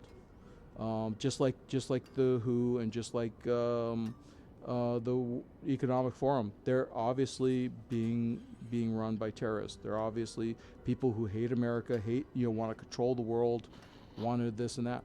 And the Democrats need to realize this. They need to step away from these people. They need to step away from mass migration. They need to step away from all the things that these people are doing. They should work on arresting Bill Gates, because he's way stepping out of bounds. He's doing shit that he should never have been allowed to do. Release experimental ticks on the world, release experimental mosquitoes. He should never have been allowed to do that, and that should be considered criminal actions, if not terrorist actions. And the Republicans need to work with this. The Republicans need to see this. The Democrats need to see this, and they should realize that Bill Gates is bad news, and that basically he needs to be arrested. He needs to be put down. So forth and so on. I mean, the sad part is that this is still 2 years away, and we're going to have to put up with Trump for another 2 years, and how much damage he's going to do. That is hard to say. I hope he comes to his senses. I hope he maybe his sons can talk some sense into him. I don't know. I have no clue. I don't know where his sons are, how intelligent they are, if they know anything about what needs to be handled, how things should be handled better. I have no clue. I don't know. His sons know how to make money underhandedly, but I don't know how well they are with making good, reasonable decisions.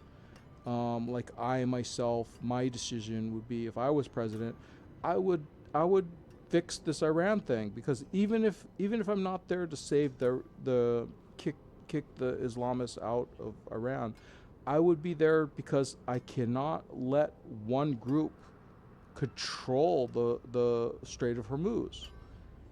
I cannot let one group terrorize the free world with, control oil like they are. I mean, I would have to put a stop to this. Secondly, I would have to put a stop to their stupid nuclear program. Because even if they don't use it, but if they are willing to sell it to people who would, that is just as dangerous. And the words, if a Palestinian got a nuclear weapon, Israel would be nuked tomorrow. And that must not happen. Yes, America did drop or demonstrate how powerful nuclear weapons were during World War II. But we have no intention of using nuclear weapons currently to resolve stupid situations like this. This is not a major problem. Even China at its worst is not a major problem. We could use conventional weapons to blow them back into the Stone Age. We don't need to nuke them. Actually, the funny thing is that Trump threatened China by just cutting off their oil. I mean, why would we need to nuke them if we cut off their oil, cut off their coal? China is not. They're not. They are a threat to stupid people, but in reality, they're not as big a threat as people keep making them out to be. And I mean, if that makes some people sleep better at night, hey, more power to you. But let me put it this way. I have a strange feeling that a lot of those nuclear weapons that these people keep parading around during their military days, I have a feeling that a lot of them are fake, because they've been sitting in storage for over 1940s till now. That's 60, 80 years they've been collecting dust. So are those casings real? Are they really nuclear weapons? I have a strange feeling because the thing is that Russians like to lie, Chinese like to lie. I bet you a lot of those missiles that they keep parading around are not even real. They're just casings to make you think that, they have. Because like I said, 80 years, the same missiles. The same stuff gets rolled out, rolled back. So I'm not too overly fearful, not only that, but like I said, I know that America has a lot of weapons that nobody's ever seen before. And I know that they have weapons that could easily, it's like, what's a nuclear weapon? It has a cool name, but we have probably stuff in storage that basically make nuclear weapons look like toys. But we just don't show it off. We just don't. Even the Chinese with all their hacking and the Russians with all their spying, even they don't know the shit that we have. And, they only guess, because, I mean, let's put it this way. If they really knew what type of technology we had, why don't they have an Iron Dome? We apparently gave it to Israel a long time ago. They haven't had an Iron Dome. You think that would be a good piece of technology that the Chinese and the Russians would want to have, but they don't have it. Why? Because they weren't able to steal the plans to it. They weren't able to find it on servers. So the words, you know, what other stuff do we have that, you know, they don't even dream of, that basically they have nightmares that we have such weapons. You know, I mean, the words in essence, you know, they don't even know what America has. They're only hoping that we'll reveal it. You know, like in Iran, the whole reason why they had a spy ship there monitoring our attacks of Iran is because they wanted to see what we had. They wanted to see how effective our stuff was. They wanted to see how effective their stuff was. And let me put it this way. When China got back its information, they probably were pissing in their pants because their equipment absolutely scored zeros. As in they failed. You know, I mean, American equipment wasn't perfect, but at least it scored points. They majority of our gear did what it was supposed to. Bombed what we wanted bombed. Destroyed what we wanted to destroy. Chinese stuff that they gave to Iran, let me put it this way. In 2 engagements from Venezuela to Iran, the Chinese gear that they gave to these countries, if they are intentionally making it fail on purpose, that's one thing. But if it's just failing, then I don't know. The Chinese should double think their thoughts about, you know,